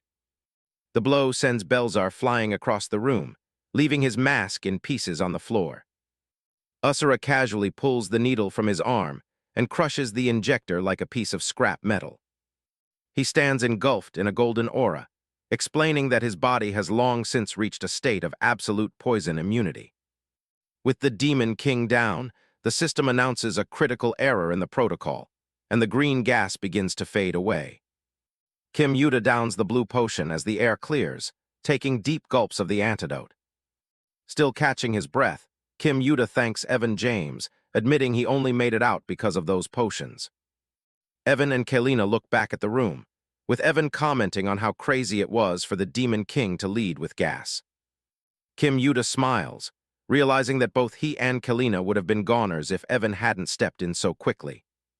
Evan James just laughs it off, acting like it was no big deal. He says he's just glad he brought along plenty of emergency items for situations like this. Kalina looks at the potion in her hand, feeling frustrated that she let her guard down and didn't bring any antidotes herself. She turns and gives Evan a sincere thank you for saving them. Evan gives a thin smile and suggests that she should really be thanking the guy who actually fought the Demon King. They all look toward Asura, who stands with his back to them, looking completely unfazed by the encounter. The group watches from a distance as Kim Yuta admits he never expected Asura to finish the boss that quickly. Walking up to him, Kim Yuta laughs and calls the whole fight practically speedrun-level speed. Asura doesn't share the humor, giving them a sharp look and reminding them not to forget their promise. He tells them to hand over that power immediately, since he's held up his end of the bargain. Evan James's expression shifts into a wide, suspicious grin. He reassures them that he hasn't forgotten, laughing as he turns his back to them. Evan walks away, saying that all that's left is to press the quest completion button. He continues walking into the smoke, telling them not to worry and promising they'll get the power soon. The system quest window pops up, asking if he wants to complete the successor's ritual quest now that the Demon King is defeated.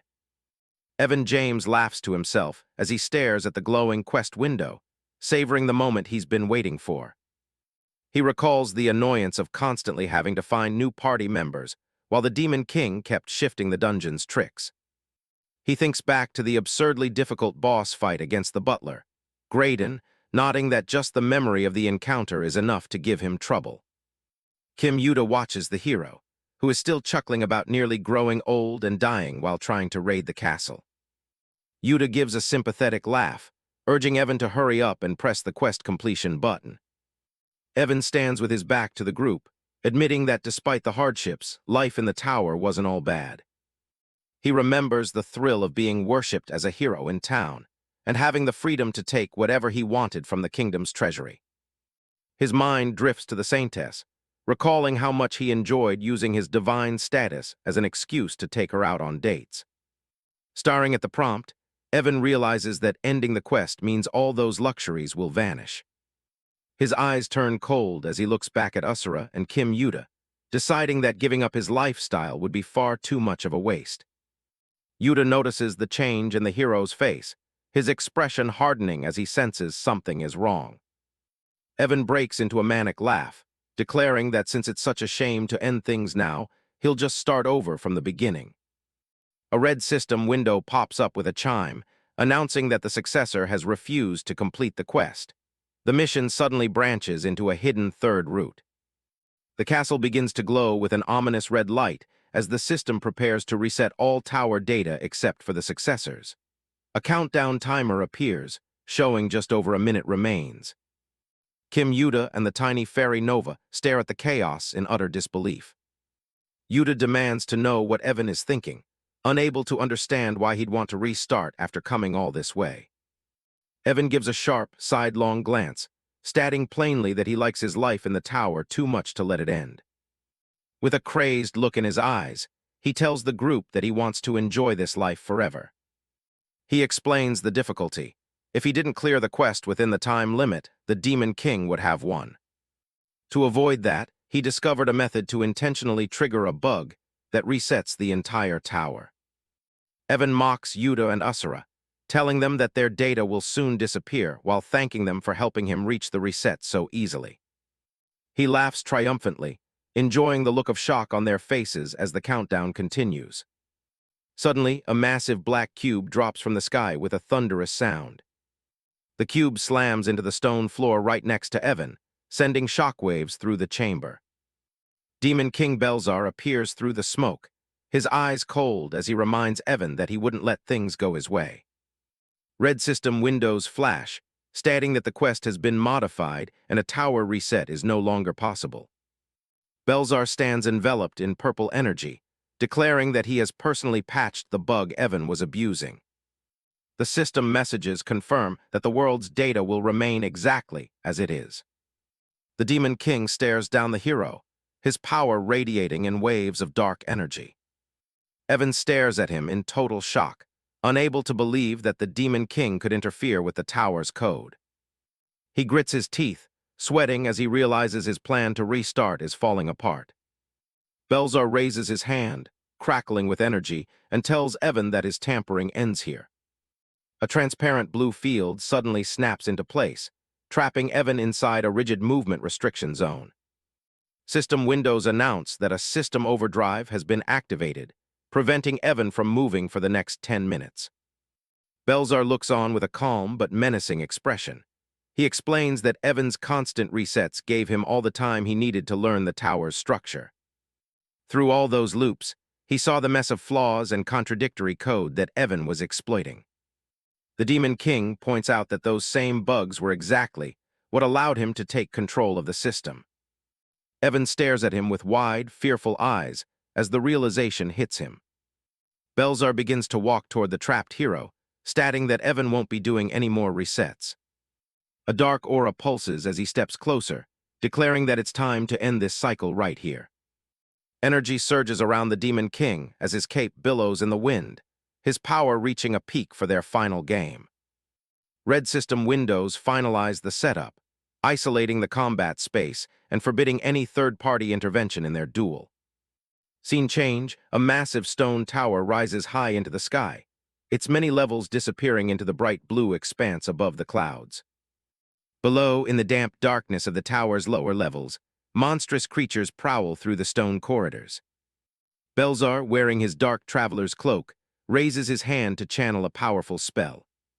A violent surge of purple energy erupts from his palm, instantly disintegrating the monsters in his path. He turns to his companion, shouting to Evan James that the moment they've been waiting for has finally arrived. Evan, his body engulfed in a brilliant blue aura, leaps through the air toward a pedestal to destroy the dungeon's heart. With a powerful strike, he shatters the glowing artifact, sending shards of light flying in every direction. Digital system windows appear in the air, confirming the destruction of the colony core and the elimination of all nearby monsters. The monsters crumble into data fragments and vanish. Evan laughs, boasting about how easy the stage turned out to be. He walks alongside Belzar, grinning as he declares that there's no challenge they can't overcome together. Evan looks around the dungeon in wonder, remarking that the world is a perfect recreation of a virtual reality game.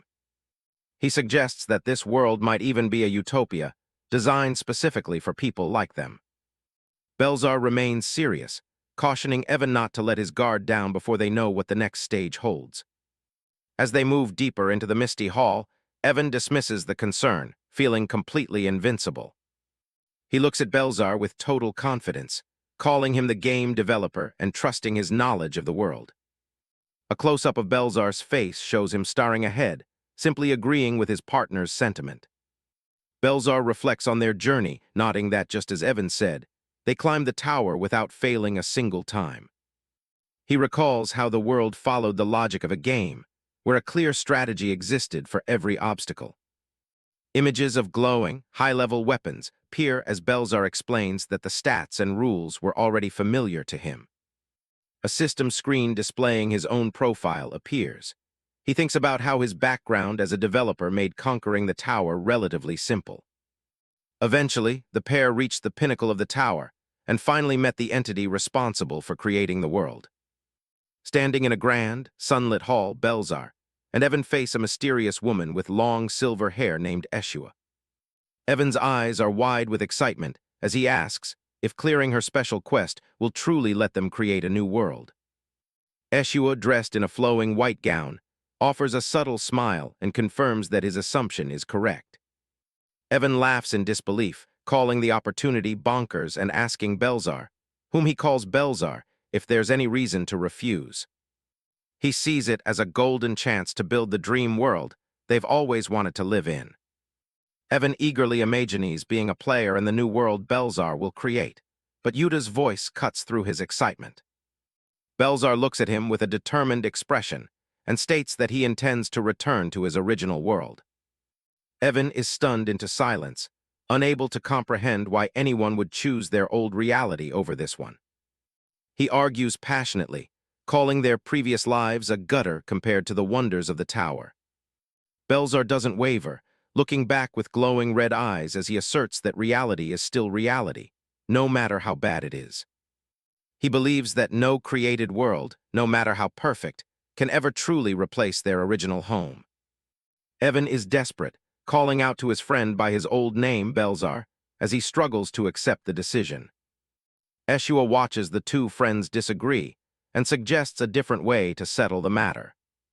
She explains that the tower's ultimate reward, be it succession or returning home, can only be granted to one person. To decide whose wish will be granted, she challenges them to prove themselves with their own strength. Her gaze turns sharp and cold as she declares that only the one who clears the final quest will receive the reward. In the present, a glitching purple barrier continues to isolate the battlefield, with system warnings flashing across its surface. Yuta stands with his companion Asura, looking at the chaotic energy with a confused and troubled expression. He wonders aloud why the Demon King suddenly resurrected after he thought the battle was over. Asura remains silent and focused, staring into the intense red light filling the chamber. A hand reaches into the center of the energy, gathering a swirling orb of white and gold light as the final duel begins. Asura thrusts his fist directly at the barrier, aiming to force a system breach. Instantly, red system alerts flash everywhere, warning of abnormal interference and critical errors. Watching from the sidelines, Yuta and a blonde-haired woman look on in shock at the escalating power. Yuta calls out in concern as the space begins to warp around the combatants. Asura channels his power, his expression grim as purple lightning crackles around his hands. He demands to know what Evan James and Belzar hope to achieve with this interference.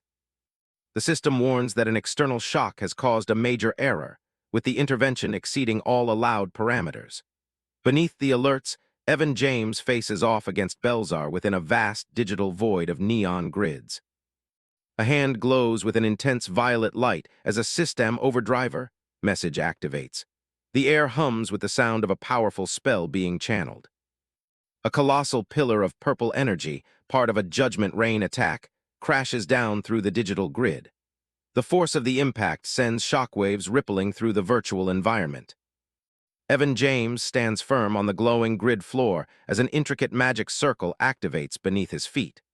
The space around him pulses with blue and violet light as he prepares to retaliate. Evan James readies himself, multiple magic seals appearing around his hands as he prepares his next move.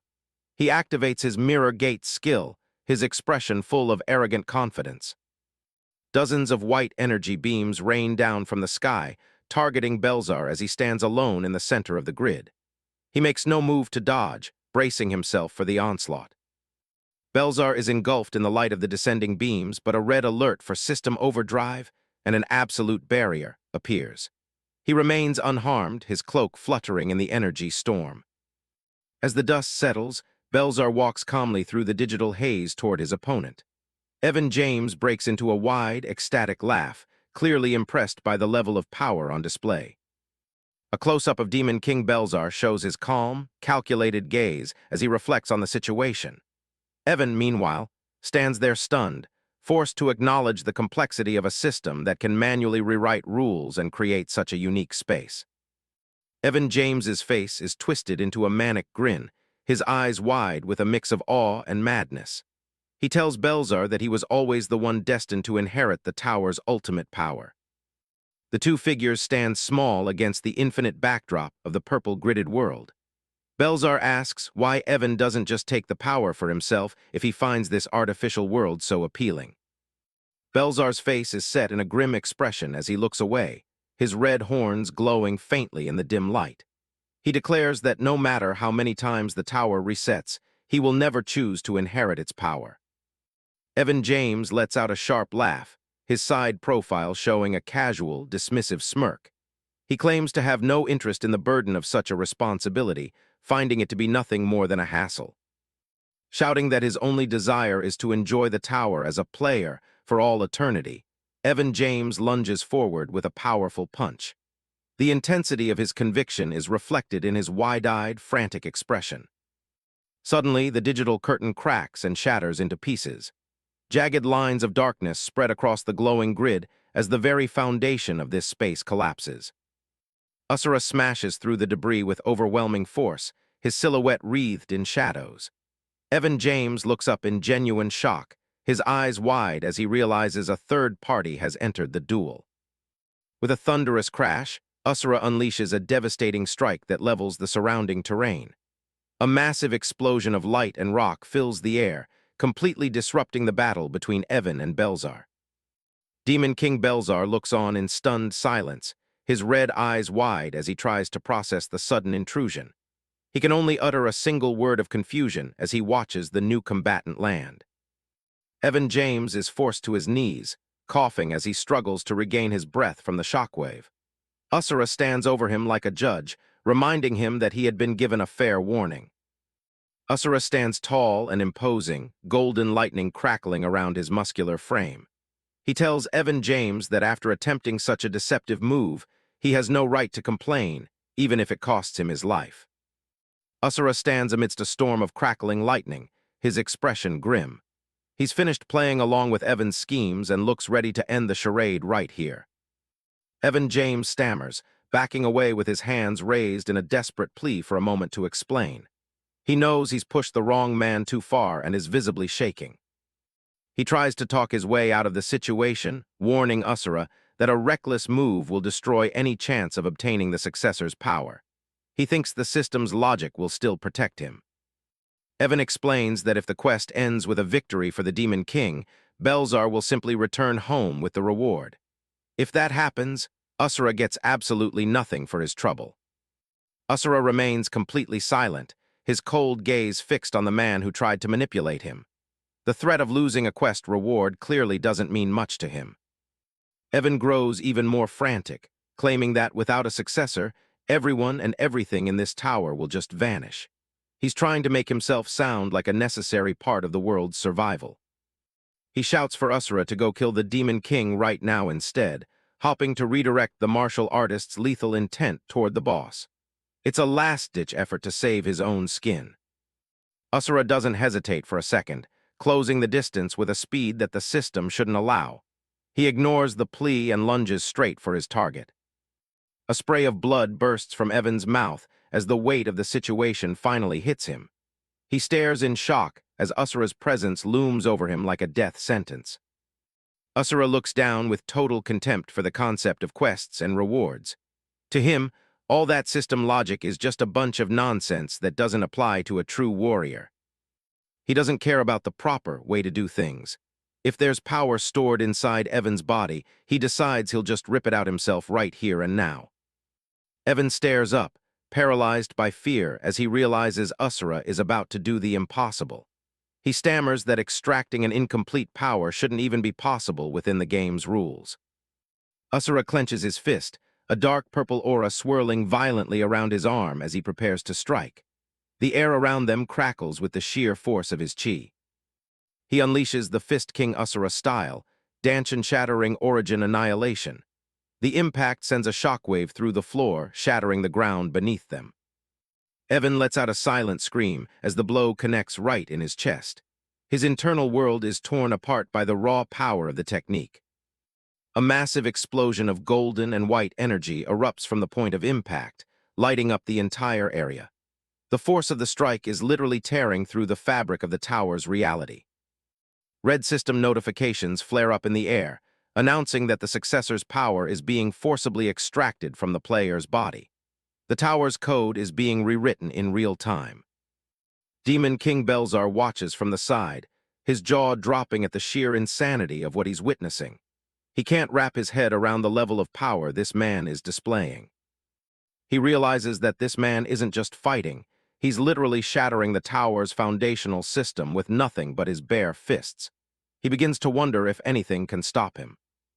Asura stands in the center of the chaos, his focus entirely on the energy he's pulling from the system.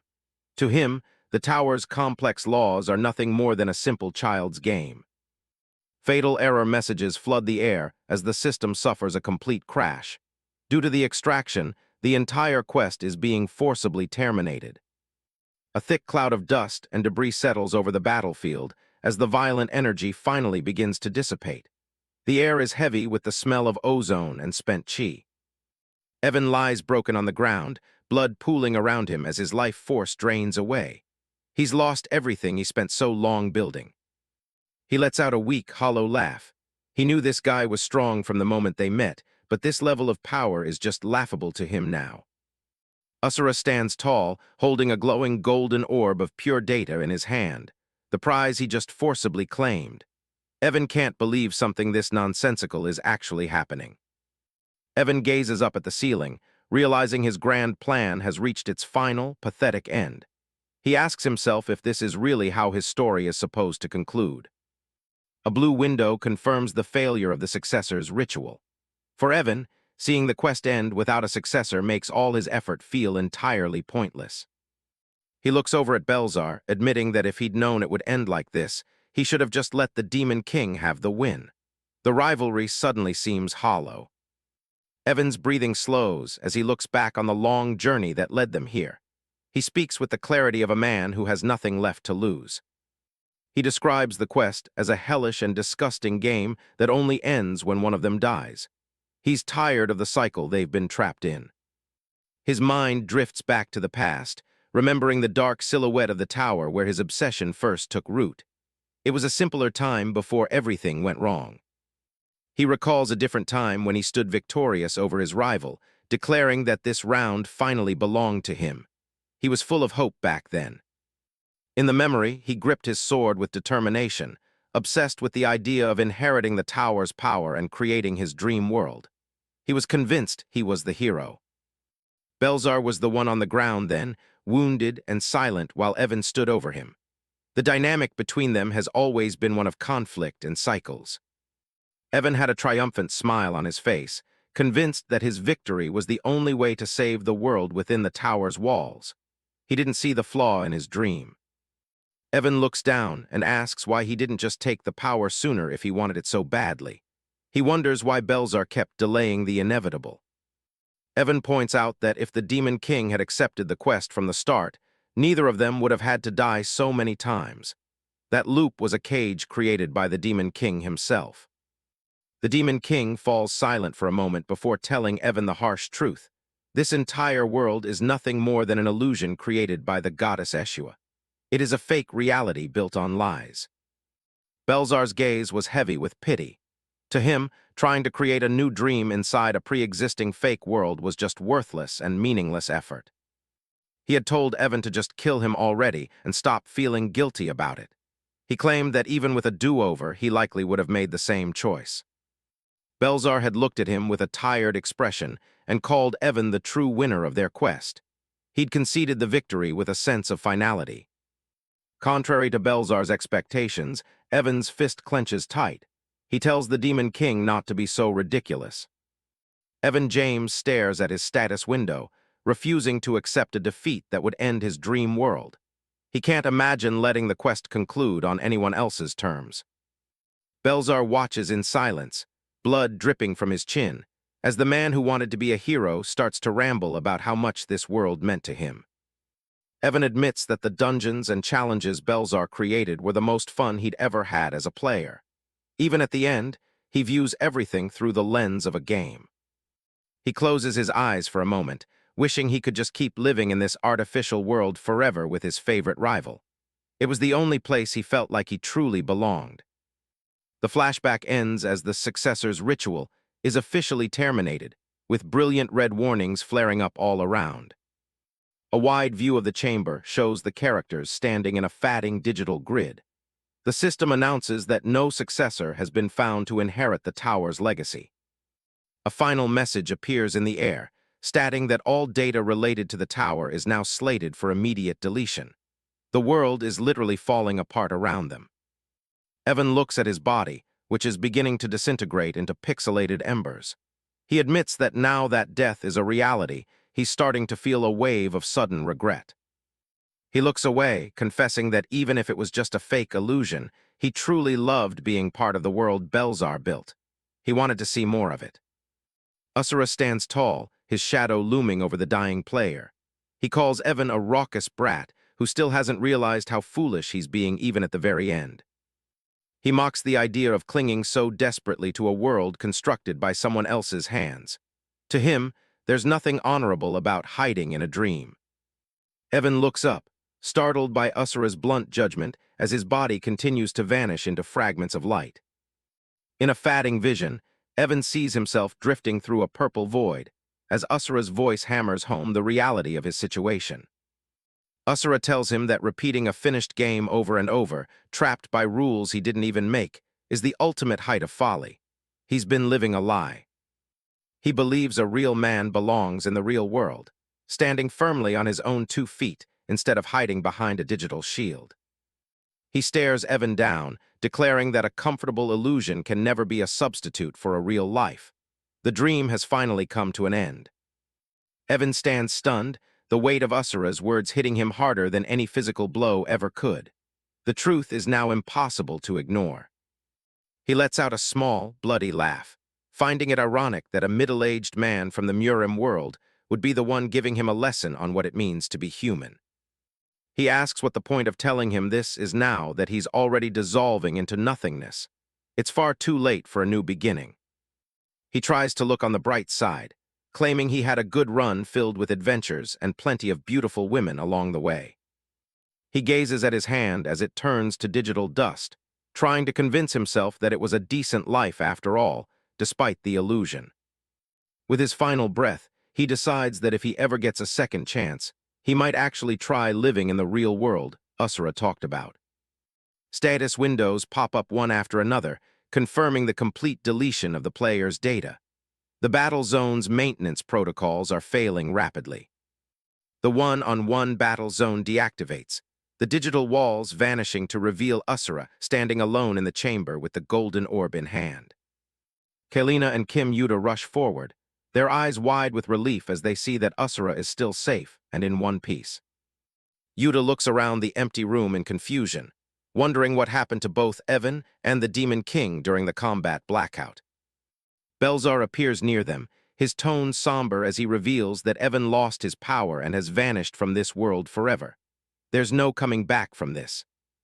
He looks at Yuta, confirming that they will never see their former companion in this world again.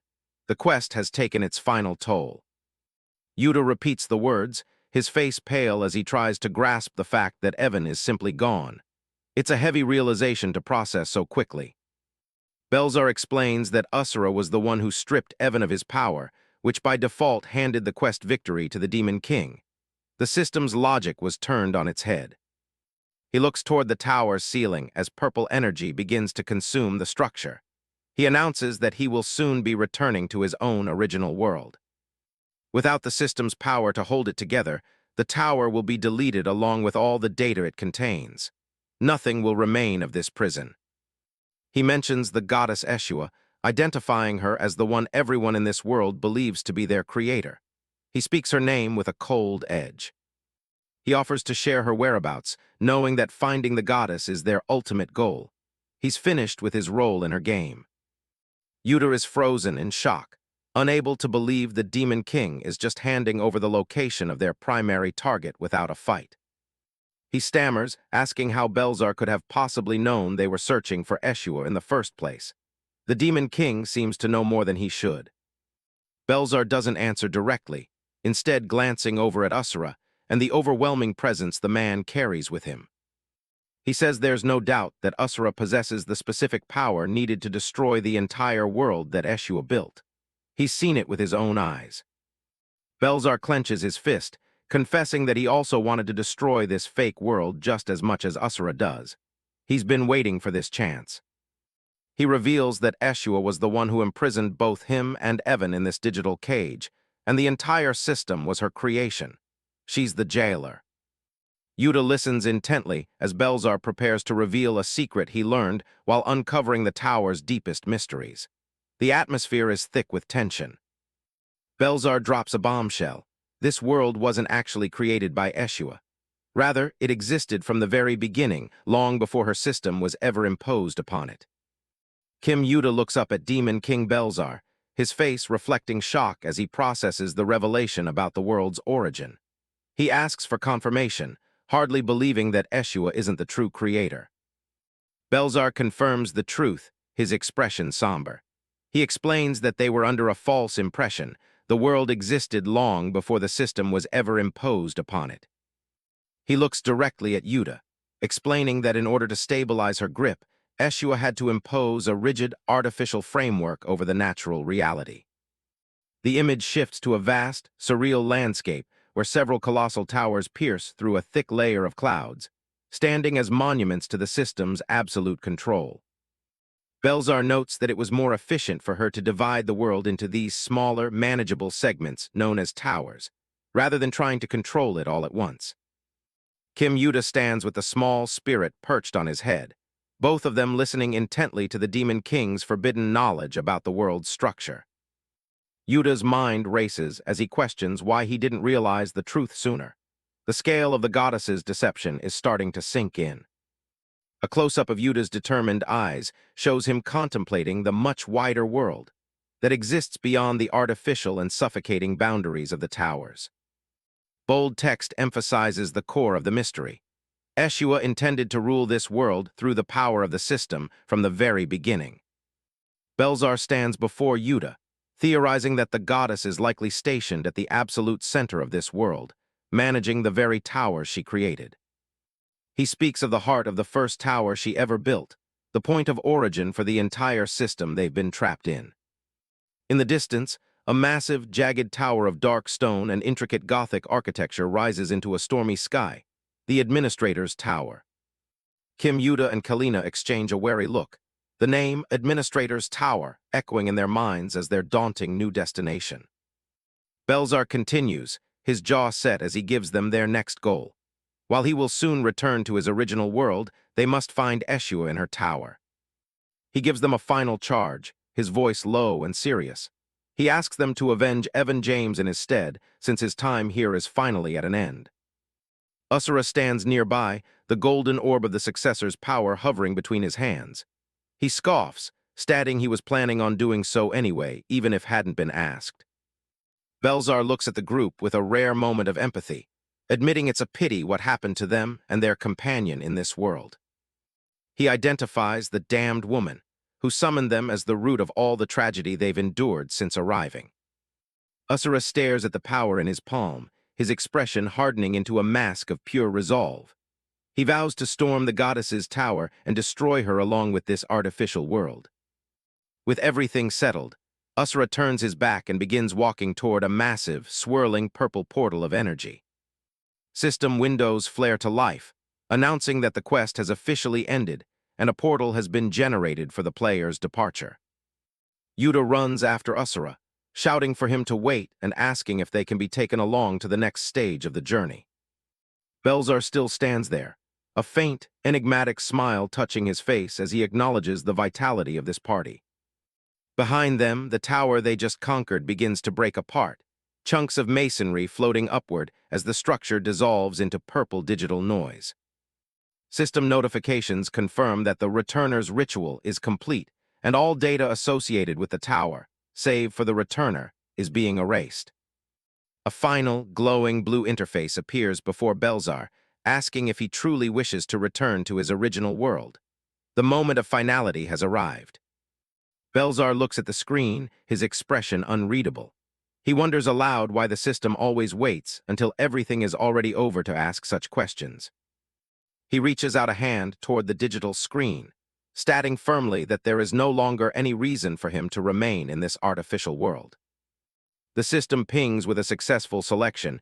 You have selected return. The process cannot be undone. Belzar stands tall as his digital form begins to fragment into pixels. The system offers a final congratulatory message as the data transfer begins. He looks toward the horizon, a sense of melancholy in his eyes. He admits that he's actually going back just like this, leaving everything behind. A close-up of his face reveals his final, unspoken regret. If it were possible, he would have wanted to return home together with Evan. His body continues to crumble into glowing blue shards of data, leaving him a lonely figure in the vast, empty space between worlds. He finds himself missing the days when they were just two ordinary friends, long before they were caught up in the goddess's twisted game. In a brief flashback, Belzar and Evan are shown as regular humans in the real world, laughing and enjoying a video game together on a couch.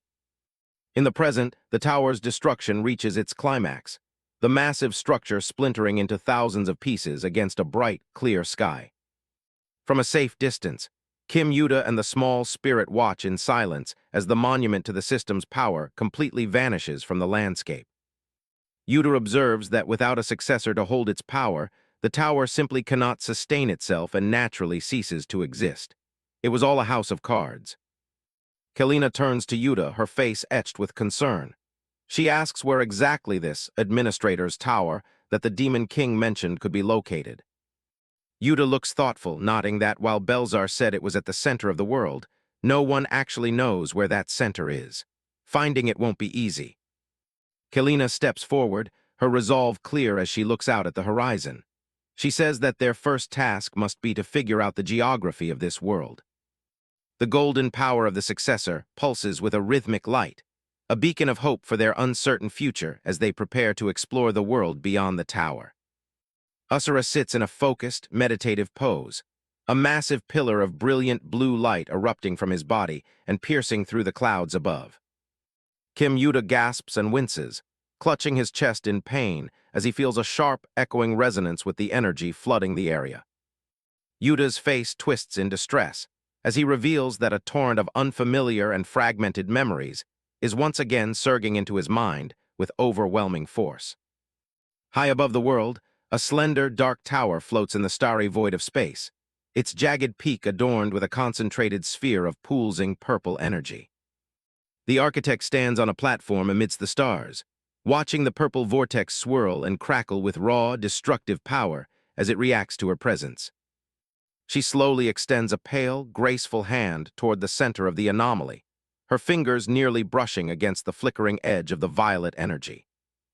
Holographic screens flare to life around her as she gazes into the heart of the vortex, her long, pinkish-white hair whipped about by an unseen cosmic force.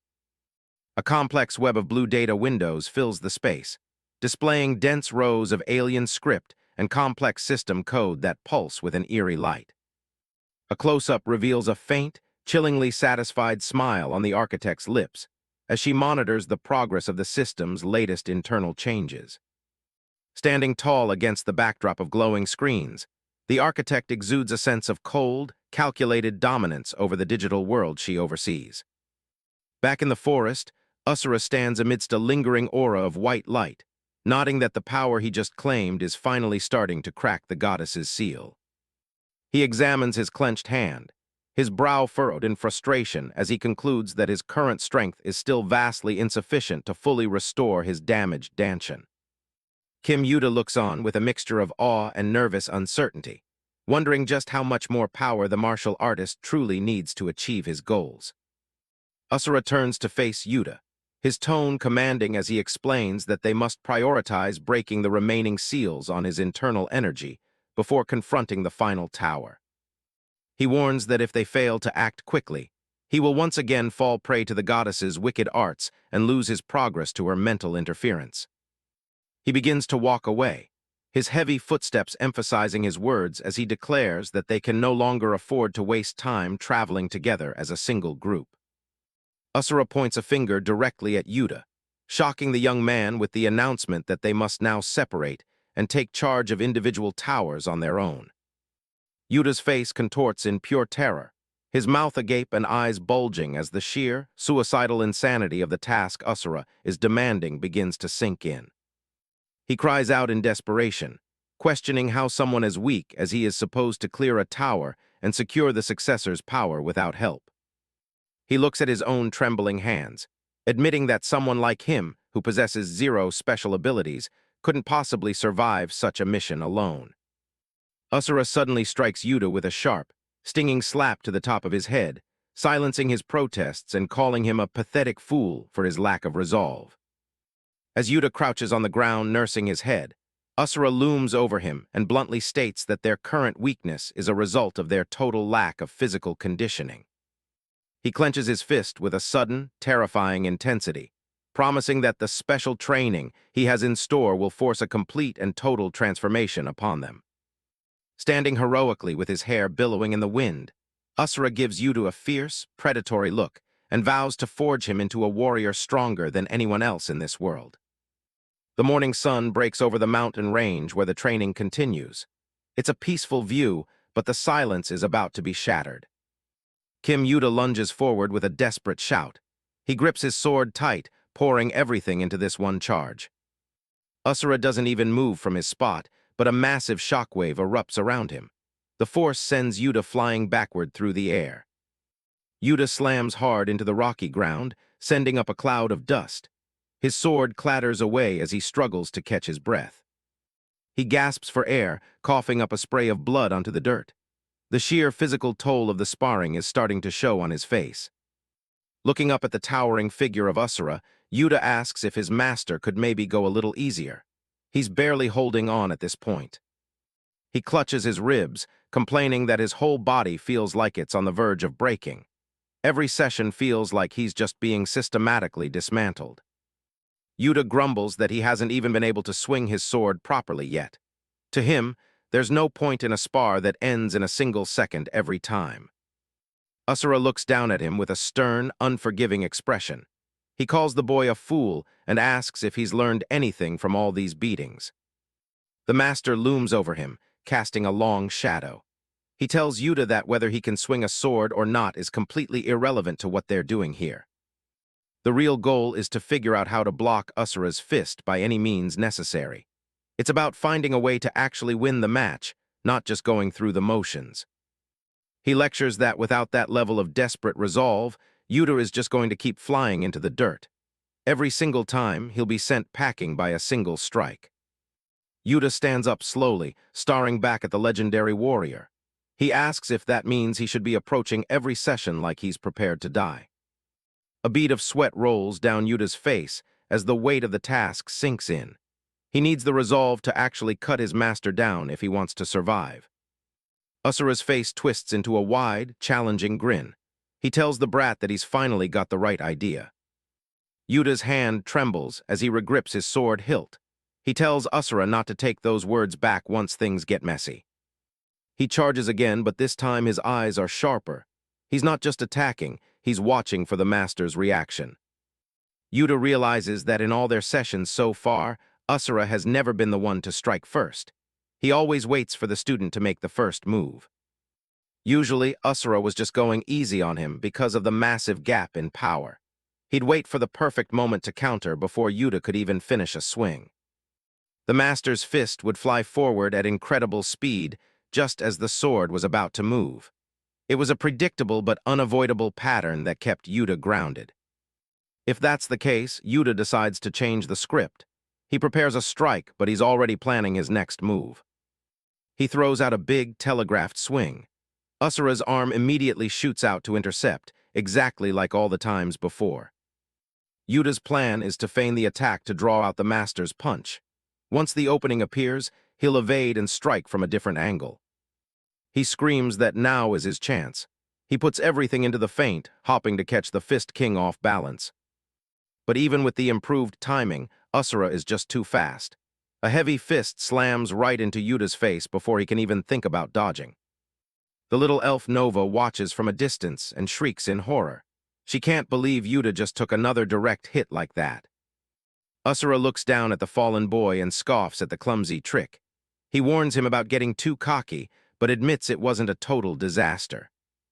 Yuta lies there with a bloodied nose, looking completely spent. Asura tells him to try preparing a more convincing attack for their next session. Later that night, the two of them sit by a small campfire in the middle of the dark forest. The stars are out, and the air is finally still. Kalina uses a small brush to apply a yellow healing salve to the cuts on Yuta's back. He winces and groans as the medicine stings the wounds. She tells him it's a relief that he wasn't more seriously hurt. These injuries are nothing a good night's rest can't fix before tomorrow's hell begins again. Kalina closes her eyes and smiles gently, telling him he'll be fine as long as he keeps training hard. She seems completely unfazed by the brutal routine. Yuta just gives a weak, exhausted laugh. He's not exactly looking forward to another day of being used as a punching bag. He looks at Kalina and admits that she seems capable of doing anything. She's mastered swordsmanship, firearms, and even these healing arts. Kalina looks at him with those green eyes, listening quietly. Yuta says that if he were more like her, he wouldn't feel so pathetically weak. He asks her what he has to do to finally grasp his own strength. He wants to reach the level where he can actually stand alongside her, or Asura. Yuta's expression turns serious as he stares into the fire. He needs to be strong enough to destroy the tower on his own, without relying on any system stats. Kalina looks away for a second, a small smile playing on her lips. She reveals that at first she couldn't even handle a single longsword properly. She sits with her knees pulled to her chest, looking into the flames. She explains that she actually had zero talent for any weapon when she started. Yuta looks at her in disbelief, his mouth slightly open. He can't wrap his head around the idea of her being exiled from her own village. She tells him she doesn't know what his world was like, but where she comes from, people only cared about the talent you were born with. Silhouettes of warriors loom behind her as she talks about the past. Most people were judged solely on their innate abilities, and those without them were tossed aside. Kalina explains that in her village, everyone was expected to choose a signature weapon before they even reached adulthood. Those who didn't show immediate talent were often looked down upon. She looks badass in her gear, wielding a weapon that her villagers couldn't even fathom. Her multi-weapon style was a direct rebellion against their rigid traditions. Back at the campsite, she tells Kim Yuta that even being exiled didn't break her spirit. She refused to give up on her dream of becoming a warrior. She shows him the variety of weapons she's mastered over the years through sheer stubbornness. Recognition was the only goal she had left. She spent years hunting her skills with every blade, bow, and blunt object she could find. It was a long, lonely road to becoming more than just an exile. Eventually, her relentless effort paid off, and she earned the title of a legendary weapon master. She proved that talent isn't everything. Kim Yuta is visibly impressed by her story. He admits that her level of dedication is truly something to behold. Kalina gives him a knowing look, telling him not to be discouraged by his current state. Everyone starts somewhere, usually at the bottom. Under the moonlight, she encourages him to keep striving. The mark he leaves on the world depends entirely on his own perseverance. The next morning, a bright sun rises over the mountain peak, signaling the start of another brutal day. Asura is waiting for him as the new day begins. The master's special training isn't getting any easier, and Yuta knows what's coming. He throws himself into the practice, swinging his sword until his muscles scream. The cycle of training and failure repeats multiple times a day. Every session ends the same way, with Asura landing a heavy blow that knocks him out cold. It's a painful process, but it's the only way he knows. Despite the constant beatings, he can feel himself changing. The progress is slow, almost invisible, but it's definitely there. He focuses on the holy sword of Asterion, trying to tap into the energy within the blade. He's finally starting to grasp the basics of holy magic. The most important part is that he's doing this without relying on any system stats. He's building his own strength from the ground up.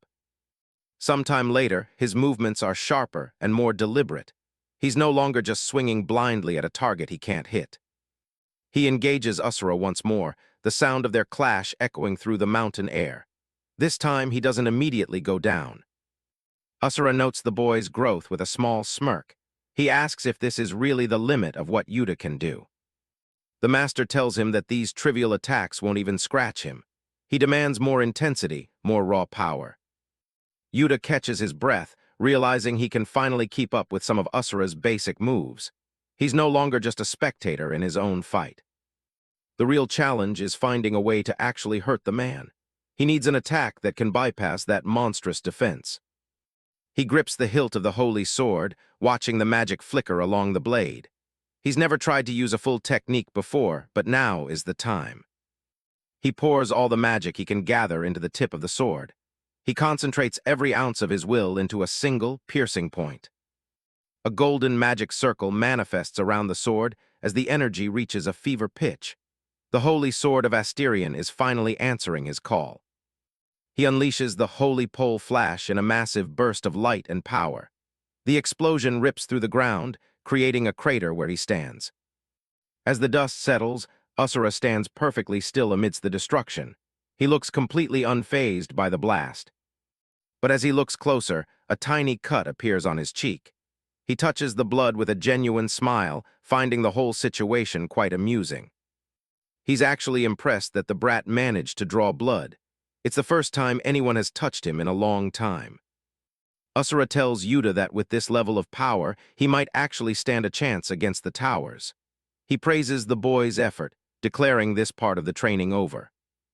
Yuta looks exhausted but satisfied as the master officially completes his training. He's passed the first major hurdle of his journey. Now it's Kalina's turn to step up on the third day of her own training. She's deep in the forest, surrounded by swirling winds of energy.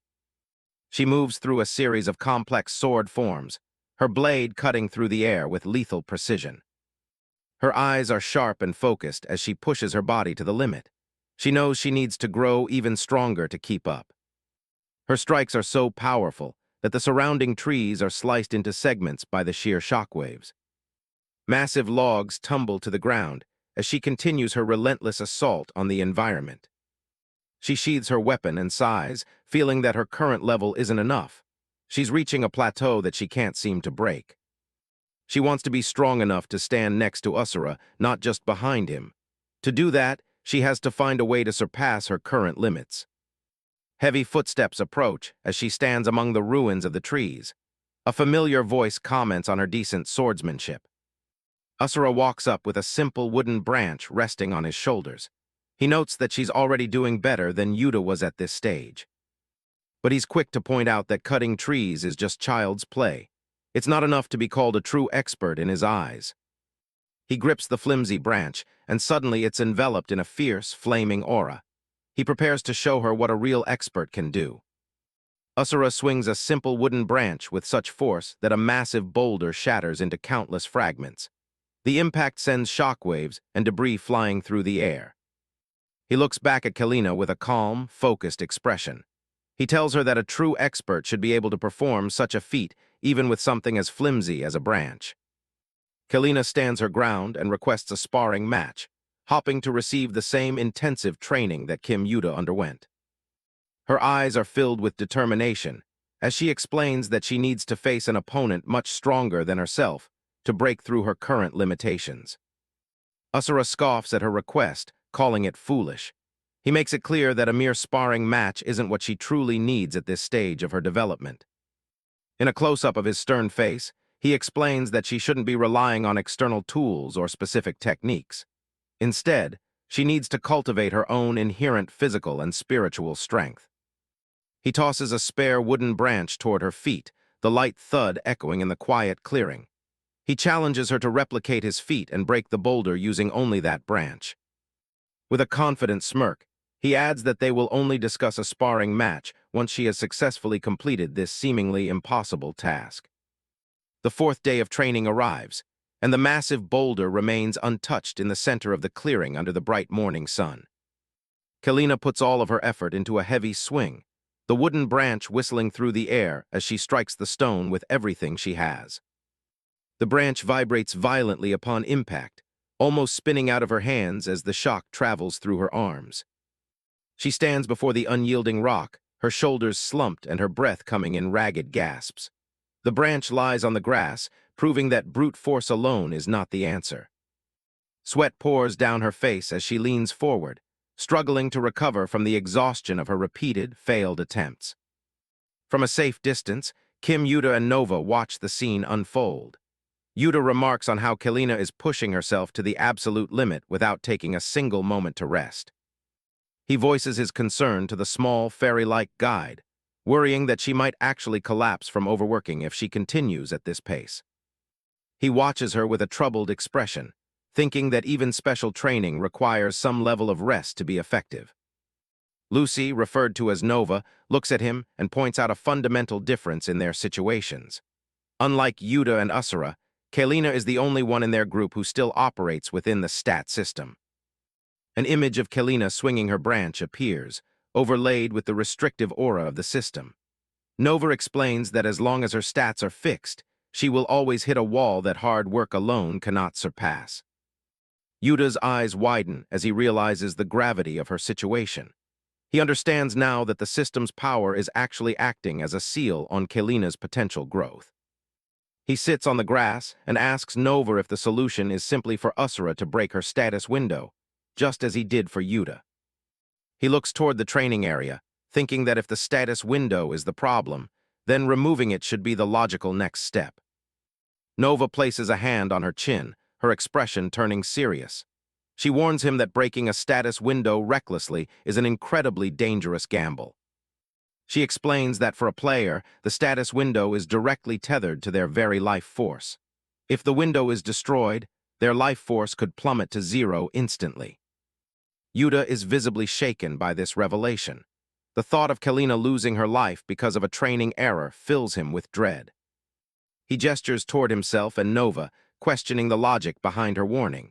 If that were true, they should have both vanished the moment their own status windows were destroyed. He brings up the memory of Lee Chanwoo, the antagonist who disappeared completely when his system connection was severed.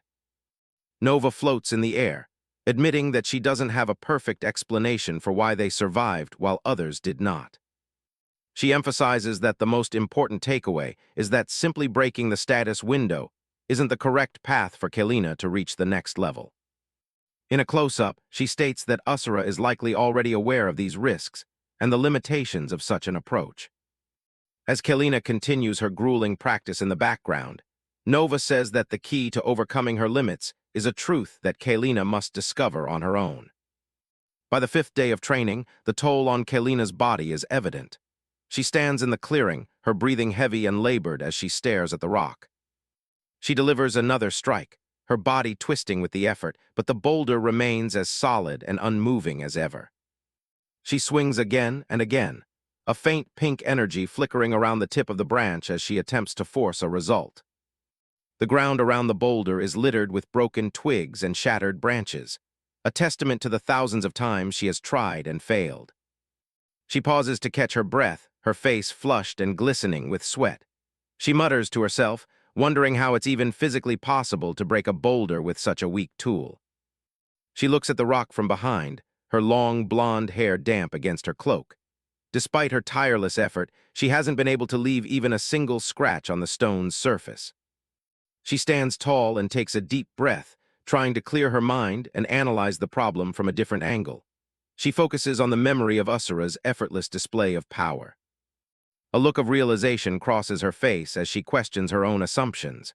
She begins to doubt if it was truly just raw physical strength that did the job. She looks down at the branch in her hand, considering the laws of physics. If it were just a matter of force, the result should have been different. She realizes that if Asura had relied solely on physical power, the branch itself would have been the first thing to shatter upon impact with the hard rock. A close-up of a branch shows it being infused with a high-density, crackling energy. Kalina deduces that his branch must have become as hard as steel in that moment. She grips her own branch tightly, understanding the secret at last. It wasn't about the strength of her muscles, but about using her own specialized energy to reinforce and harden the branch itself. A heavy boot treads firmly onto the grass, the sound of the step muffled by the lush greenery. The training has reached a turning point where mere physical strength is no longer the primary focus.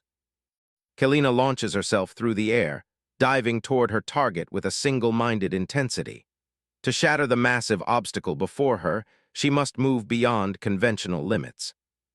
The branch strikes the boulder with a thunderous impact, erupting in a violent burst of pink energy and stone shards. In this moment, the fragile wood has become as unyielding as tempered steel. Asura makes his way through the forest, the distant sound of the explosion echoing through the trees. He walks with a calm, steady pace toward the source of the disturbance. He steps into the clearing, his dark boots coming to a halt on the dust-covered ground. The air is still thick with the scent of pulverized stone and lingering energy. Asura stands with his wooden branch resting across his shoulders, observing the scene with a satisfied look. He notes that Kalina has finally achieved a profound level of enlightenment in her training. From his vantage point, he watches her standing before the remnants of the boulder. He admits that her current skill level has officially elevated her to the rank of a true expert. A wide, predatory grin spreads across Asura's face as he challenges her next move. He offers to fulfill her earlier request if she still desires to test her newfound power. Kalina looks back over her shoulder, her green eyes sharp and focused. Asura proposes a final sparring match between them to conclude her special training. Her gloved hand tightens its grip on the wooden branch, the rough surface digging into her palm. She begins to pull the makeshift weapon back, preparing for a sudden strike. With a sudden burst of speed, Kalina lunges toward Asura, leaving a trail of dust and motion in her wake. He watches her approach from his position, unmoving and expectant. The two warriors move in a blinding blur of action, their relative positions shifting in an instant. The force of their momentum carves a wide arc through the air as they pass one another. Asura looks down at the wooden branch in his hand, noticing a jagged crack forming near the tip. The impact of their brief exchange has left a clear mark on his own weapon. He stands alone in the center of the clearing, the broken half of his branch falling to the ground. Kalina has already come to a stop several paces behind him, her back turned to her master. She stands tall, her blonde hair catching the light as she addresses him without looking back. She declares that the sparring match he offered is no longer a necessity for her. Enveloped in a brilliant, flickering cyan aura, Kalina turns slightly while holding her reinforced branch. She confidently states that she has already surpassed her previous limits on her own, revealing a new technique, Vajra weaponization. A small hand hovers over a sphere of crackling pink and white energy. Nova concentrates as waves of power ripple from her, explaining that she senses two towers nearby pulsing with the successor's power. A dark, monolithic tower pierces through the clouds not far from their position. Further off in the distance, another massive structure looms against the mountain range. Kim Yuta rubs his chin, considering the two nearby options Nova identified. Turning to the muscular martial artist beside him, Yuta asks Asura what their next move should be. Yuta suggests that since Asura is already incredibly strong, he should probably form a team with Kalina.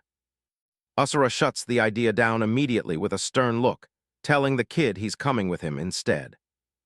Yuta's mouth hangs open in shock as Asura explains he needs the boy to assist him in destroying the tower.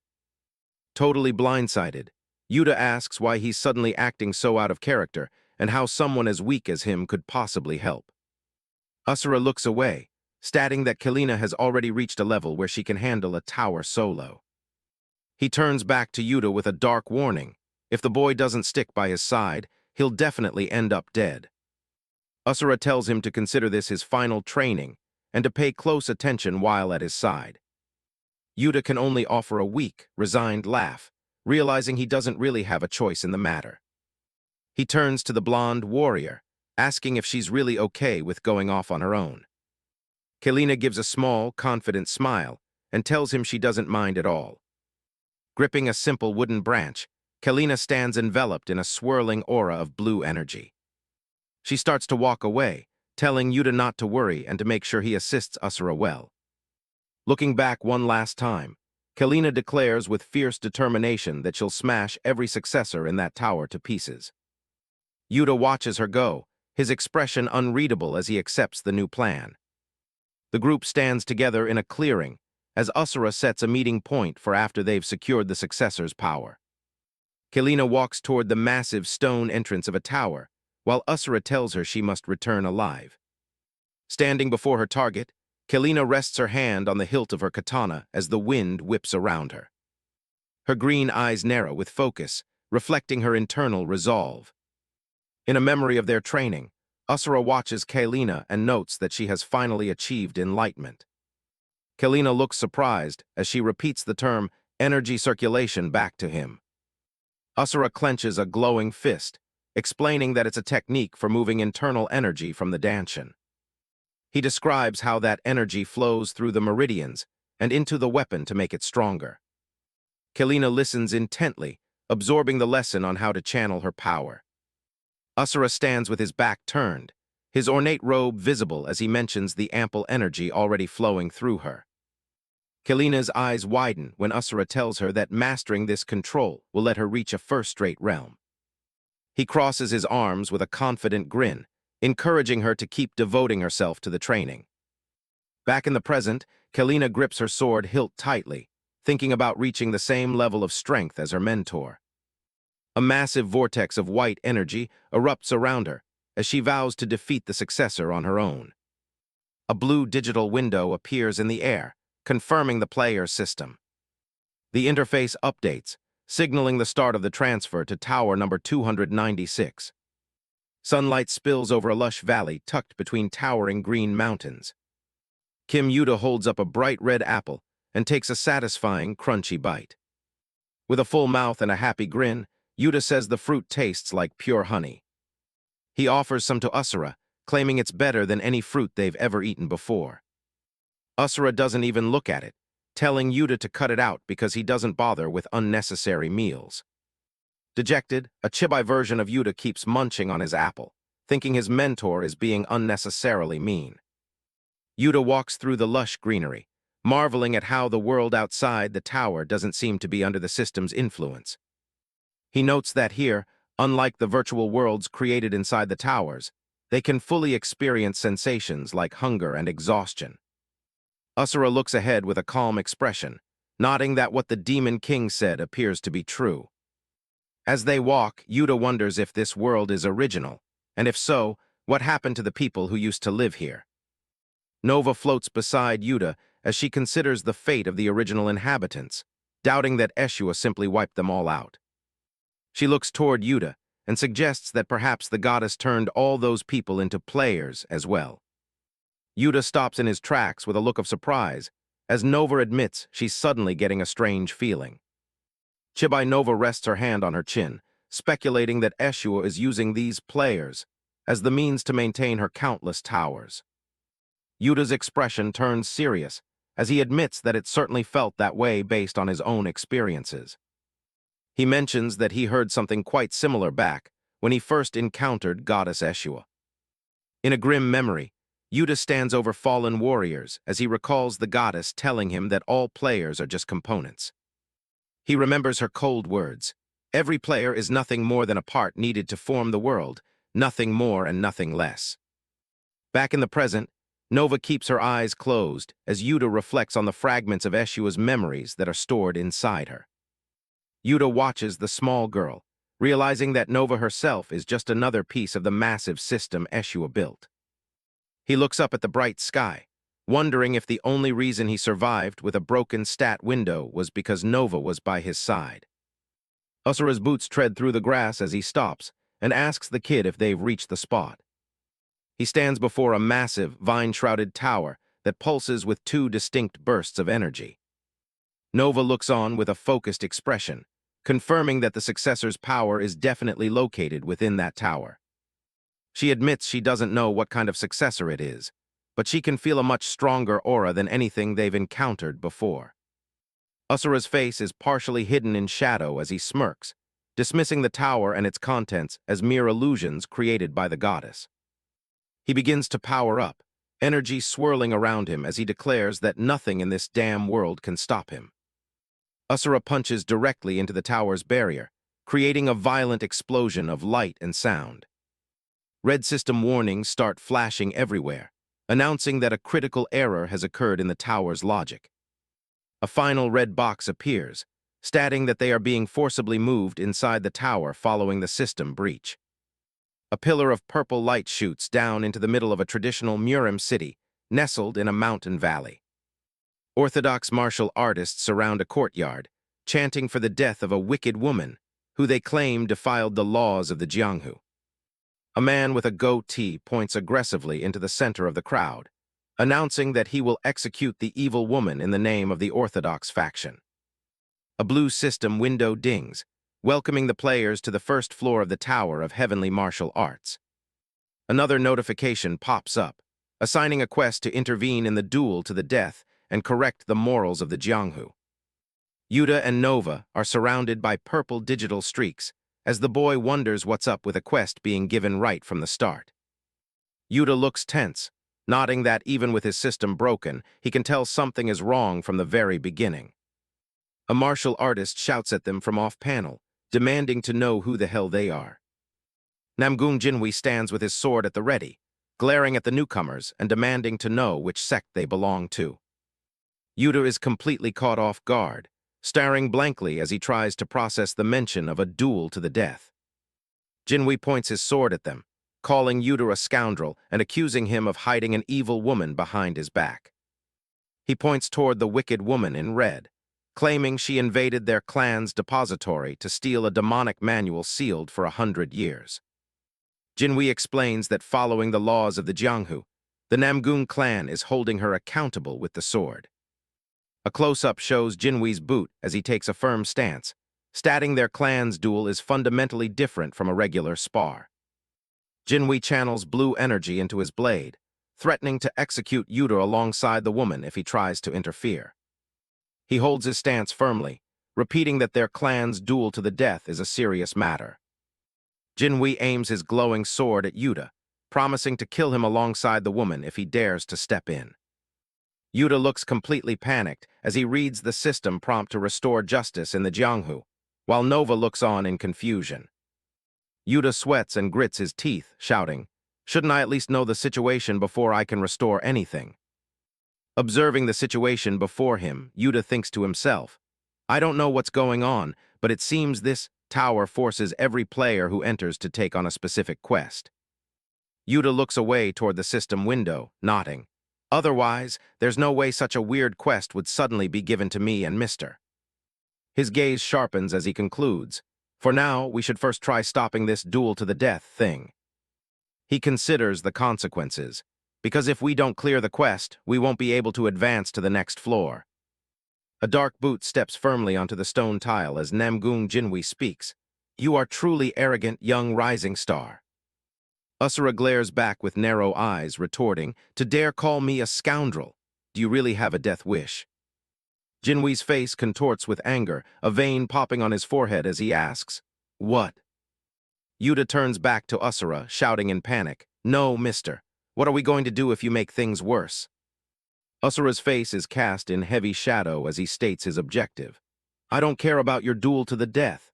I just want to quickly destroy this damn tower and obtain the successor's power."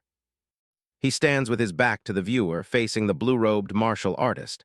"So I will ask you straight.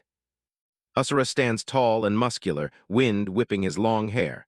Are you the successor of this damn tower? The surrounding disciples murmur amongst themselves, questioning, successor? Tower? What the hell have those guys been blabbering about? Two martial artists look at them with disdain, one remarking, they seem to be out of their minds.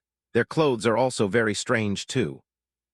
Jinwei lets out a small, mocking puff of air, his lips curling into a smirk. He bursts into laughter, clutching his sword hilt. Ha ha ha, I thought you were street scoundrels, but you're just madmen who have lost their minds. Yuta stares back with a flat, unimpressed expression as Jinwei continues. Or perhaps you hold up in some inn in broad daylight and down cheap rice wine. Jinwei sneers at them, declaring, this is no place for drunks like you to just carelessly wander into. Jinwei kept his hand on his blade as he warned, so get lost while I'm still being nice. But before he could finish, Asura's fist was already slamming toward the martial artist. A sharp, deafening clash rang out as Asura's fist collided with Jinwei's blade. The sheer impact of the blow sent the swordsman reeling backward. Flames lick around Asura's fist as he stares down his opponent. You don't listen to words if you don't tell me where the successor's power is. With a sudden burst of strength, Asura pushes Jinwei back several feet. I will kill all of you here. Three orthodox disciples gape in disbelief, one stammering, "WH what?" A swordsman from the Namgung clan was pushed back with sheer force. Another disciple breaks into a sweat, crying out, that's impossible. Lord Namgung Jinwei must have just let his guard down. Jinwei stares at Asura with wide eyes, trying to figure out his opponent. Just who is this guy? I didn't sense any presence, nor any killing intent from him. Asura stands perfectly still, his presence completely erased. Normally, hiding one's presence is a feat only possible for those who have reached the peak realm. Jinwei continues his internal assessment as he watches Asura.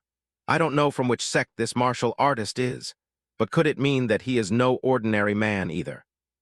He regains his composure and laughs confidently. Ha ha!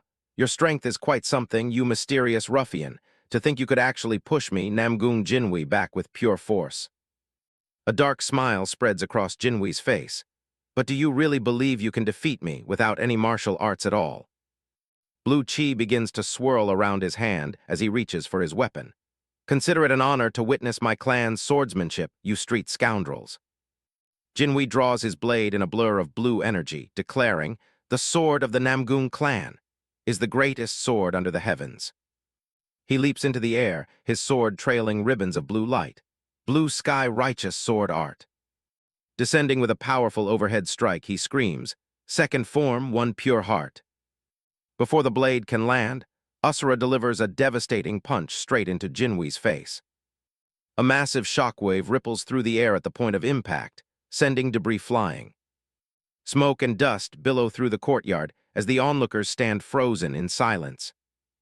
Two disciples look on with pale faces, muttering, Lord, Lord. A young man screams at the top of his lungs, Lord Namgung Jinwei. An aerial view shows a massive crater and cracked pavement where the duel ended. What the hell just happened? Jinwei sits slumped against a stone structure, blood dripping from his mouth and head as he stares blankly. Our clan's rising star lost to some ruffian like that guy. Yuta holds his head in his hands, lamenting, I'm in huge trouble. Instead of correcting the morals, we ended up causing an even bigger mess. He looks on with a sweating, determined face. Before the situation gets any worse, I have to stop Mister from going wild. Yuta gestures frantically at Asura, who stands with his arms crossed and an indifferent expression. Wait a second, Mister. If you just go on a rampage like that, we'll never be able to clear the quest.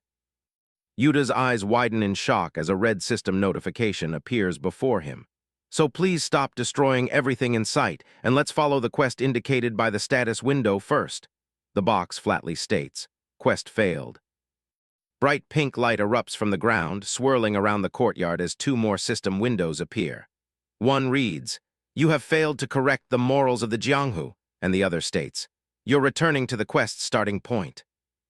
Yuta's face is illuminated by the intense pink glow as he is transported through time and space. What's this now? Returning to the quest's starting point. A blue system message floats in the void. You have entered the first floor of the Tower of Heavenly Martial Arts. Yuta's voice echoes. Don't tell me this quest will loop until we clear it. A sweeping view shows the traditional village once again, with a beam of purple light shooting into the sky. Two more blue quest boxes appear. The quest for entering the Jianghu will begin, and intervene in the duel to the death and correct the morals of the Jianghu. Asura and Yuta stand in the center of the courtyard, surrounded by shimmering pink digital artifacts as the world resets. SFX, SHUUUU. Asura's face shows a rare sign of confusion as he looks around at his restored surroundings. What the hell happened? Namgung Jinwi stands before them, his blue robes and top knot perfectly intact once more. Why is that arrogant bastard standing perfectly fine in front of my eyes again? Yuta taps his chin thoughtfully as he explains the situation to a skeptical Asura. It seems we really have to clear the quests in this tower to move on to the next floor. Yuta continues his explanation. If we ignore the direction the quest guides us towards, it seems time instantly rewinds to the beginning. Asura stands with his massive chest exposed, looking annoyed at the sky. If you mean a quest, are you talking about the command written on these damn blue windows? Yuta puts on a nervous smile, trying to convince Asura to play along. Why yes, haha, it might be a little annoying, but why don't we start by correcting the morals, like it's written in this quest window? The group stands in the middle of the courtyard, with Jinwi's back to the camera as he listens to their conversation. Yuta's voice persists. In order to obtain the successor's power, we absolutely have to clear the quests. Jinwi snaps, his mouth open in a shout. Who the hell are you people? Jinwi points his finger accusingly as he yells at the newcomers. Which sect scoundrels are you, to dare interfere in our sect's duel to the death? Yuta looks focused and serious as he makes a decision. Even though we had to restart the quest from the beginning because of Mr., there is one thing I've learned. The camera pans in closer on Yuta's face as he steels his resolve. In the process of intervening in the duel to the death, we absolutely must not use violence. Yuta steps forward, speaking to the back of Jinwi's head. We have come all the way here from afar to clear up the misunderstanding surrounding this duel to the death. The wicked woman in red stands nearby, her arms crossed as she listens silently. Yuta continues. I understand that you are very angry, Lord Namgung Jinwi, but this woman probably had her own reasons too, so how about hearing her out first? Jinwi turns his head to glare at Yuta, his expression full of disbelief. Misunderstanding. Jinwi turns fully toward Yuta, his voice dripping with venom. What misunderstanding could there possibly be about that wicked woman stealing a demonic martial arts manual? Jinwi looms over Yuta, his gaze cold and unwavering. That woman is a remnant of the sinister Black Moon sect, and a sinner who attempted to steal a demonic manual by trespassing into our clan's secret archive. Jinwi draws his sword, blue energy beginning to flare around the blade. No matter what her reasons are, she still cannot be forgiven. If you interfere, I will treat you as sinners as well. Kim Yuta tries to act as a mediator, suggesting they actually listen to what the woman has to say. He's desperate to handle this loop the right way and avoid another reset. But the confusion is starting to set in. He's sweating bullets, wondering how on earth they're supposed to correct morals in a place that only seems to understand life and death. While Yuta debates if a peaceful resolution is even possible, Asura starts moving.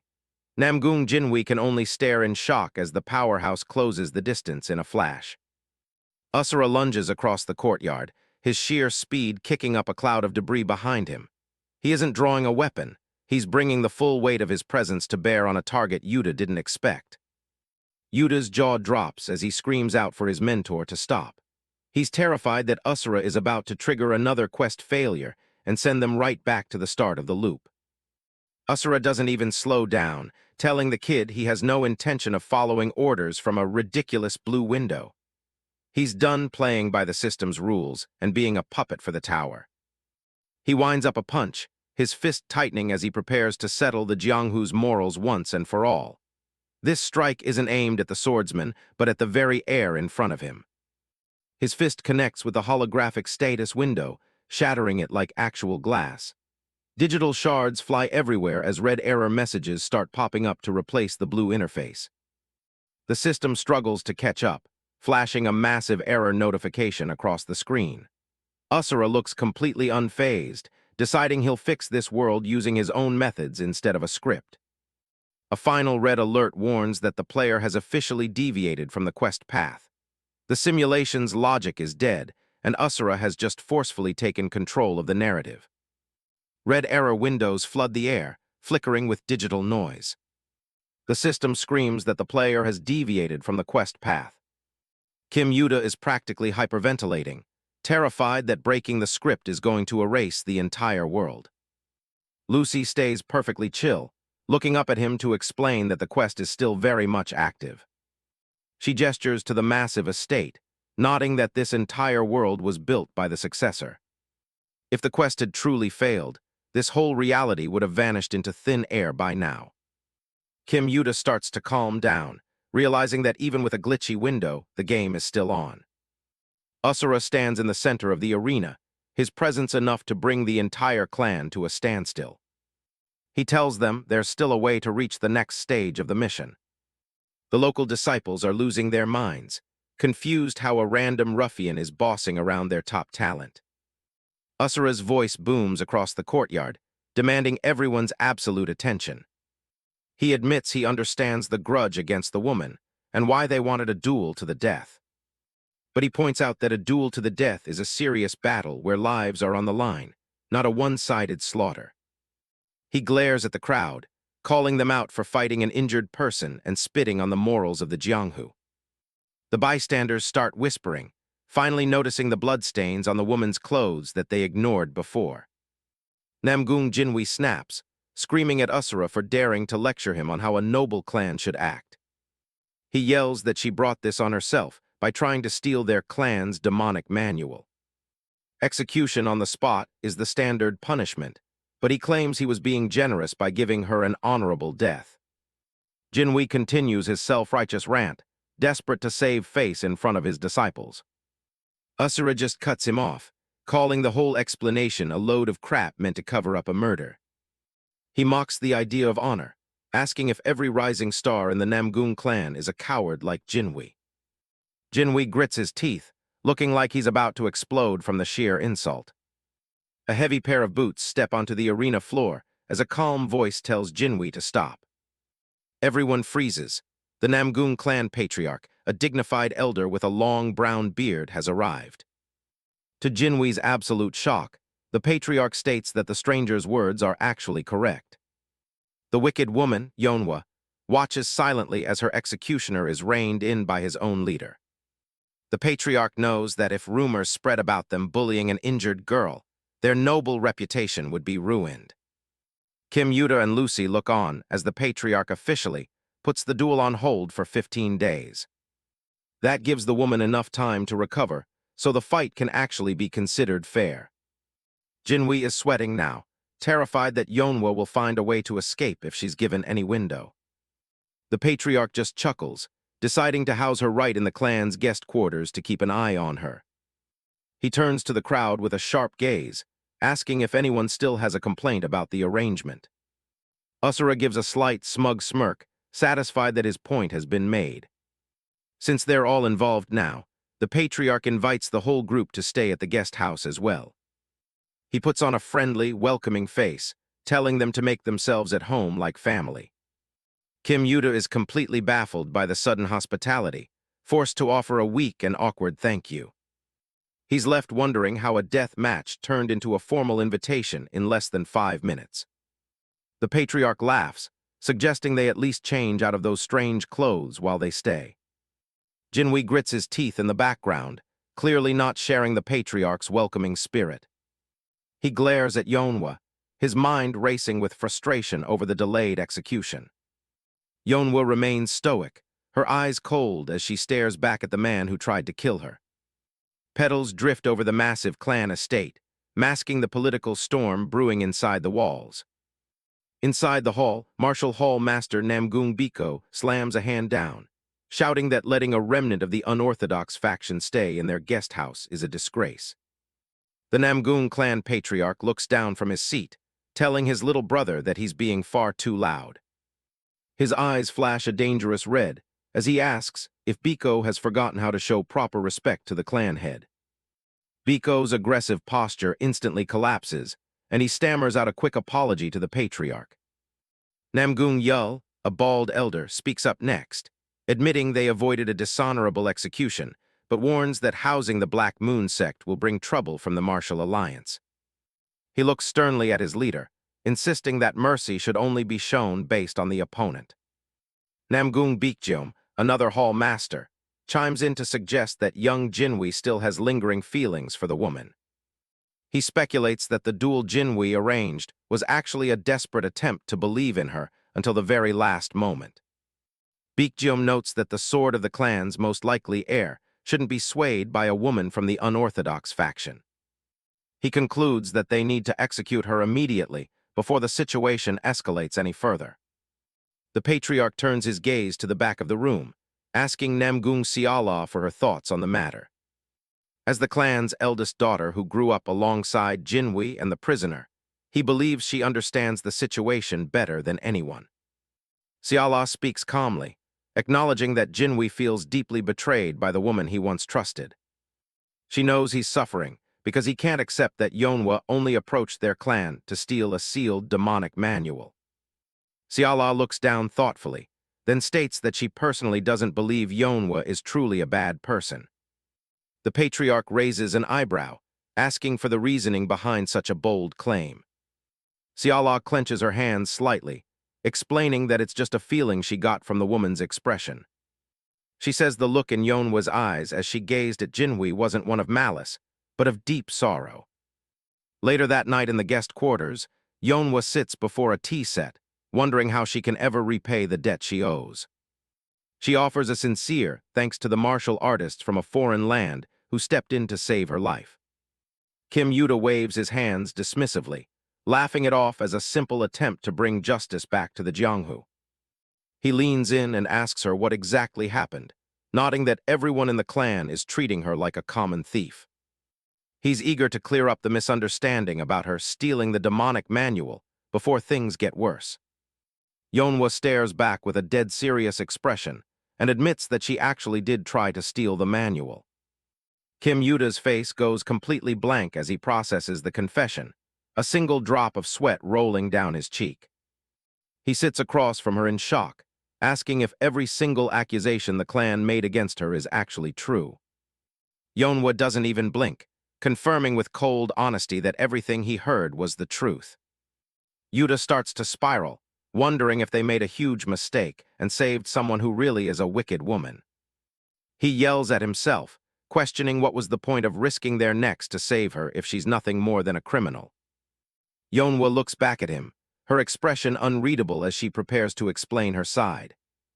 She tells him that the Black Moon sect isn't just a simple group of evil cultists who worship demonic arts. While she can't share all their secrets yet, she explains that her reason for approaching the clan was much bigger than simple theft. She reveals she was trying to prevent the birth of the heavenly demon, a name that leaves both Yuta and Achibai Lucy completely stunned. Outside, the moon hangs high over the silent guest house, but the peace is about to be shattered. Two masked assassins crouch on the rooftop, watching the building with predatory eyes. They slowly draw their swords, the blades glowing with a sinister red chi as they prepare for a surprise attack. Night falls over a grand traditional estate, its tiered roofs silhouetted against a moonlit sky. A hidden voice speaks, explaining that while the secrets of the Black Moon sect are vast, the reason for their current mission is singular. Yonhwa looks ahead with a somber expression, her dark hair framing a face etched with grim resolve. She reveals that her goal in approaching the Namgung clan was to prevent the catastrophic birth of the heavenly demon. Yuta stares back in utter shock, his mouth hanging open as the weight of her words sinks in. Behind him, a small, floating child character mirrors his stunned expression, her eyes wide. Unable to believe what he's hearing, Yuta questions if she's talking about the same heavenly demon featured in martial arts novels. To him, the name sounds like a legend brought to life. He gestures emphatically, his voice rising as he asks if she really means the legendary leader of the demonic cult. The idea seems impossible in their reality. Looking down with a conflicted brow, Yuta pieces the puzzle together. He realizes that Yonhwa's attempt to steal the demonic manual wasn't a common crime, but a desperate act to halt the demon's return. Yonhwa gives a small, solemn nod, her eyes fixed on the shadows. She simply confirms that his conclusion is entirely correct. Yuta watches her from behind, the tension in the room thick and suffocating. He asks why she didn't just tell the people from the start instead of keeping it all a secret. Touching his chin thoughtfully, Yuta points out that she wouldn't have been treated like a common thief if she had been honest about her intentions. He tries to understand her choice. Yonhwa lowers her head, her expression shadowed by a heavy burden. She admits that speaking out was a luxury she simply couldn't afford. The piece is shattered as two masked assassins dive from the ceiling, their blades glinting in the dark. Yuta's eyes widen in alarm as they strike without a word. Yuta quickly draws his sword to parry the sudden assault, his face tensing with the effort. He wonders if they are professional assassins or just mercenaries sent by a rival family. A bald assassin lunges through the air, bringing his blade down in a swift, powerful overhead slash. The force of the movement leaves a trail of motion in the dimly lit room. Sparks fly as their weapons clash, the ringing of steel echoing through the hall. Yuta grinds his teeth, pushing back against the assassin's raw strength. The assassin doesn't let up, swinging his katana in a wide, aggressive arc. He moves with a lethal fluidness that keeps Yuta on the defensive. Yuta leaps back to create space, the tip of the blade passing dangerously close to his chest. He's barely staying out of the lethal reach of his opponent. Yuta counters with a horizontal swing, his blade glowing with a sharp, ethereal blue energy. He focuses his power into the strike to force a breakthrough. The two fighters become blurs of motion as they trade high-speed blows across the room. Every strike is parried, sending showers of sparks into the air. The assassin lands in a low crouch, his blade ready for the next charge. He is persistent, showing no sign of slowing his relentless pace. Yuta points his glowing weapon at the masked men, his breathing heavy but his gaze firm. He demands to know who they are and why they've attacked. He shouts at them, questioning why they chose the dead of night to stage such a sudden and violent ambush. His voice echoes through the now-ruined hall. A close-up of the assassin's face shows a mocking glint in his eyes. He comments that he was only told to watch out for a muscular freak, but Yuta's swordsmanship is actually quite impressive. The assassin admits he was getting bored of his usual work and welcomes the challenge. Yuta watches him warily, sensing the man is about to get serious. Blue energy erupts from the assassin's katana as he prepares for a lethal strike. He tells Yuta that he plans to take his time and savor every moment of killing him. A thin line of blood trickles down Yuta's cheek from a shallow cut. He realizes that if he hadn't dodged that first strike by a hair's breadth, he would have been dead on the spot. Yuta steadies himself, looking at the formidable opponent before him. He knows that his past self wouldn't have lasted even 10 seconds against a killer of this caliber. The assassin presses his advantage, his strength nearly overwhelming Yuta's defense. Yuta's arms shake as he tries to hold back the lethal edge. Suddenly, a second assassin lunges from the shadows behind him with a silent strike. Yuta's eyes widen in horror as he realizes he was too focused on the man in front of him. Yuta curses his oversight, his face pale with the realization of the trap. He completely lost track of the second attacker in the heat of the duel. The second assassin delivers a powerful strike that sends Yuta flying backward across the room. He crashes through the furniture, unable to stop his momentum. Blood spatters against the dark wooden beams of the ceiling, marking the brutal force of the hit. The impact leaves the air filled with dust and violence. Yuta gasps for air, blood spilling from his mouth as he clutches his chest. He's severely wounded, struggling just to stay conscious on the floor. Lucy screams out Yuta's name in a panic, her small hands clenched tight. She watches the scene with wide, tear-filled eyes, helpless to help him. The bald assassin looks back at his partner with an annoyed expression. He complains that he wanted to enjoy the kill alone and asks why his little brother had to interfere. The masked man sighs, deciding to finish it quickly since the rhythm of the fight has been ruined. He looks down at the fallen boy with cold indifference. Yuta manages to push himself up, blue light flickering around his trembling hand as he prepares a final stand. The assassin tells him not to hold a grudge. The assassin turns his focus to Yonhwa, declaring that she must die by the sword of the Namgun clan. He raises his weapon high for the final blow. The heavy sound of footsteps echoes through the room, drawing everyone's attention. A new presence has arrived, their shadow stretching across the floor.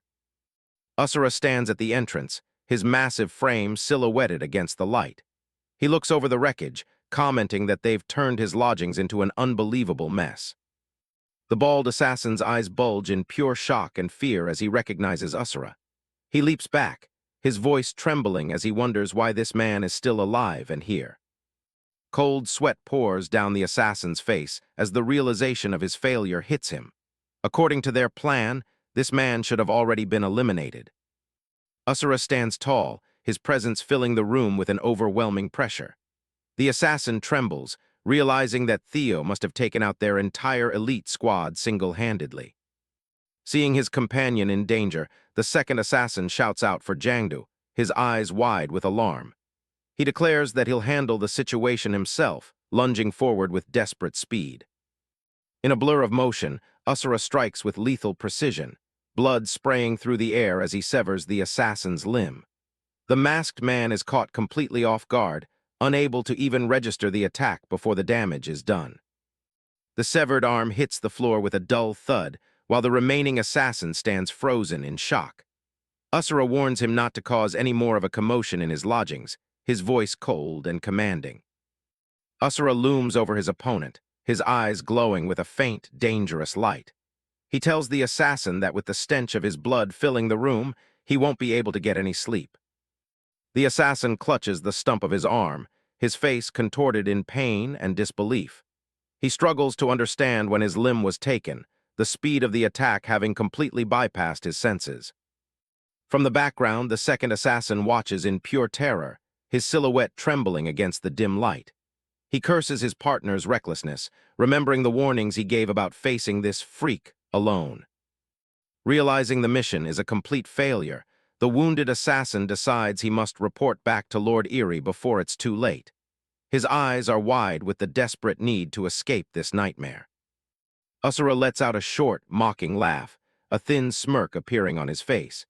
He notes that the assassin finally has the terrified look of someone who truly understands their place. Looking down at the man, Asura questions the irony of the situation.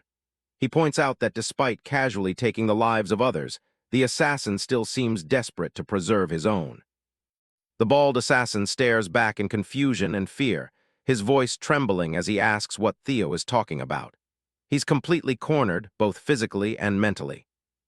Asura stands tall, his back to the light as he looks down at the assassin of unknown name and origin.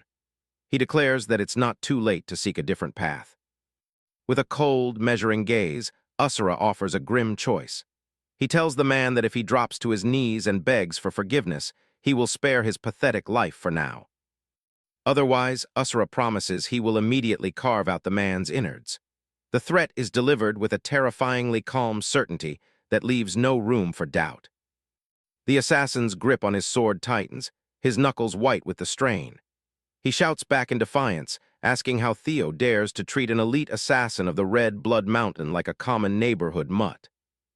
A sudden shockwave of dust and air erupts in the center of the room as the assassin decides to change his tactics. He lunges toward the corner of the room to take the girl hostage. He mocks Asura's arrogant expression, jeering that there's nothing he can do now that the girl's life is in his hands, all while his own voice trembles with rising panic. Close up on the assassin's face as he questions what Theo can possibly do in a situation like this. He tries to regain his composure, despite the obvious gap in power.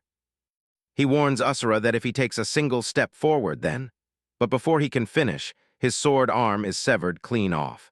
His desperate plan to use the girl as a shield has failed completely. The assassin screams in pained surprise as a fountain of blood erupts from his own body.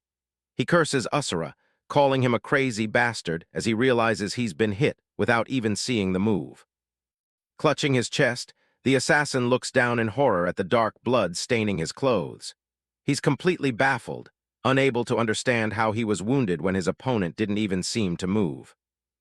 Asura stands with one arm wreathed in roaring orange flames, his expression cold and detached. The assassin gasps that such a martial art is unheard of, his eyes wide with the realization that he's facing something far beyond his understanding. Asura looms over the battlefield, a small crater of crushed floorboards at his feet. He remarks that it seems the assassin didn't understand when he was asked nicely to leave. A close-up of Asura's boot shows smoke and dust curling around his feet. He sighs, nodding that while he didn't want to see blood splattered in his lodgings, it now seems unavoidable. Asura clenches his fist, his eyes glowing red with murderous intent. He coldly declares that, as promised, he will now carve out the man's innards. The assassin is gripped by a sudden, overwhelming realization of his own mortality. He admits to himself that he was wrong from the very beginning and that this isn't an opponent they could ever hope to defeat. His eyes are wide and bloodshot with panic as he stares at the monster before him. He knew Theo wasn't an ordinary martial artist, but he never imagined an expert at this level existed.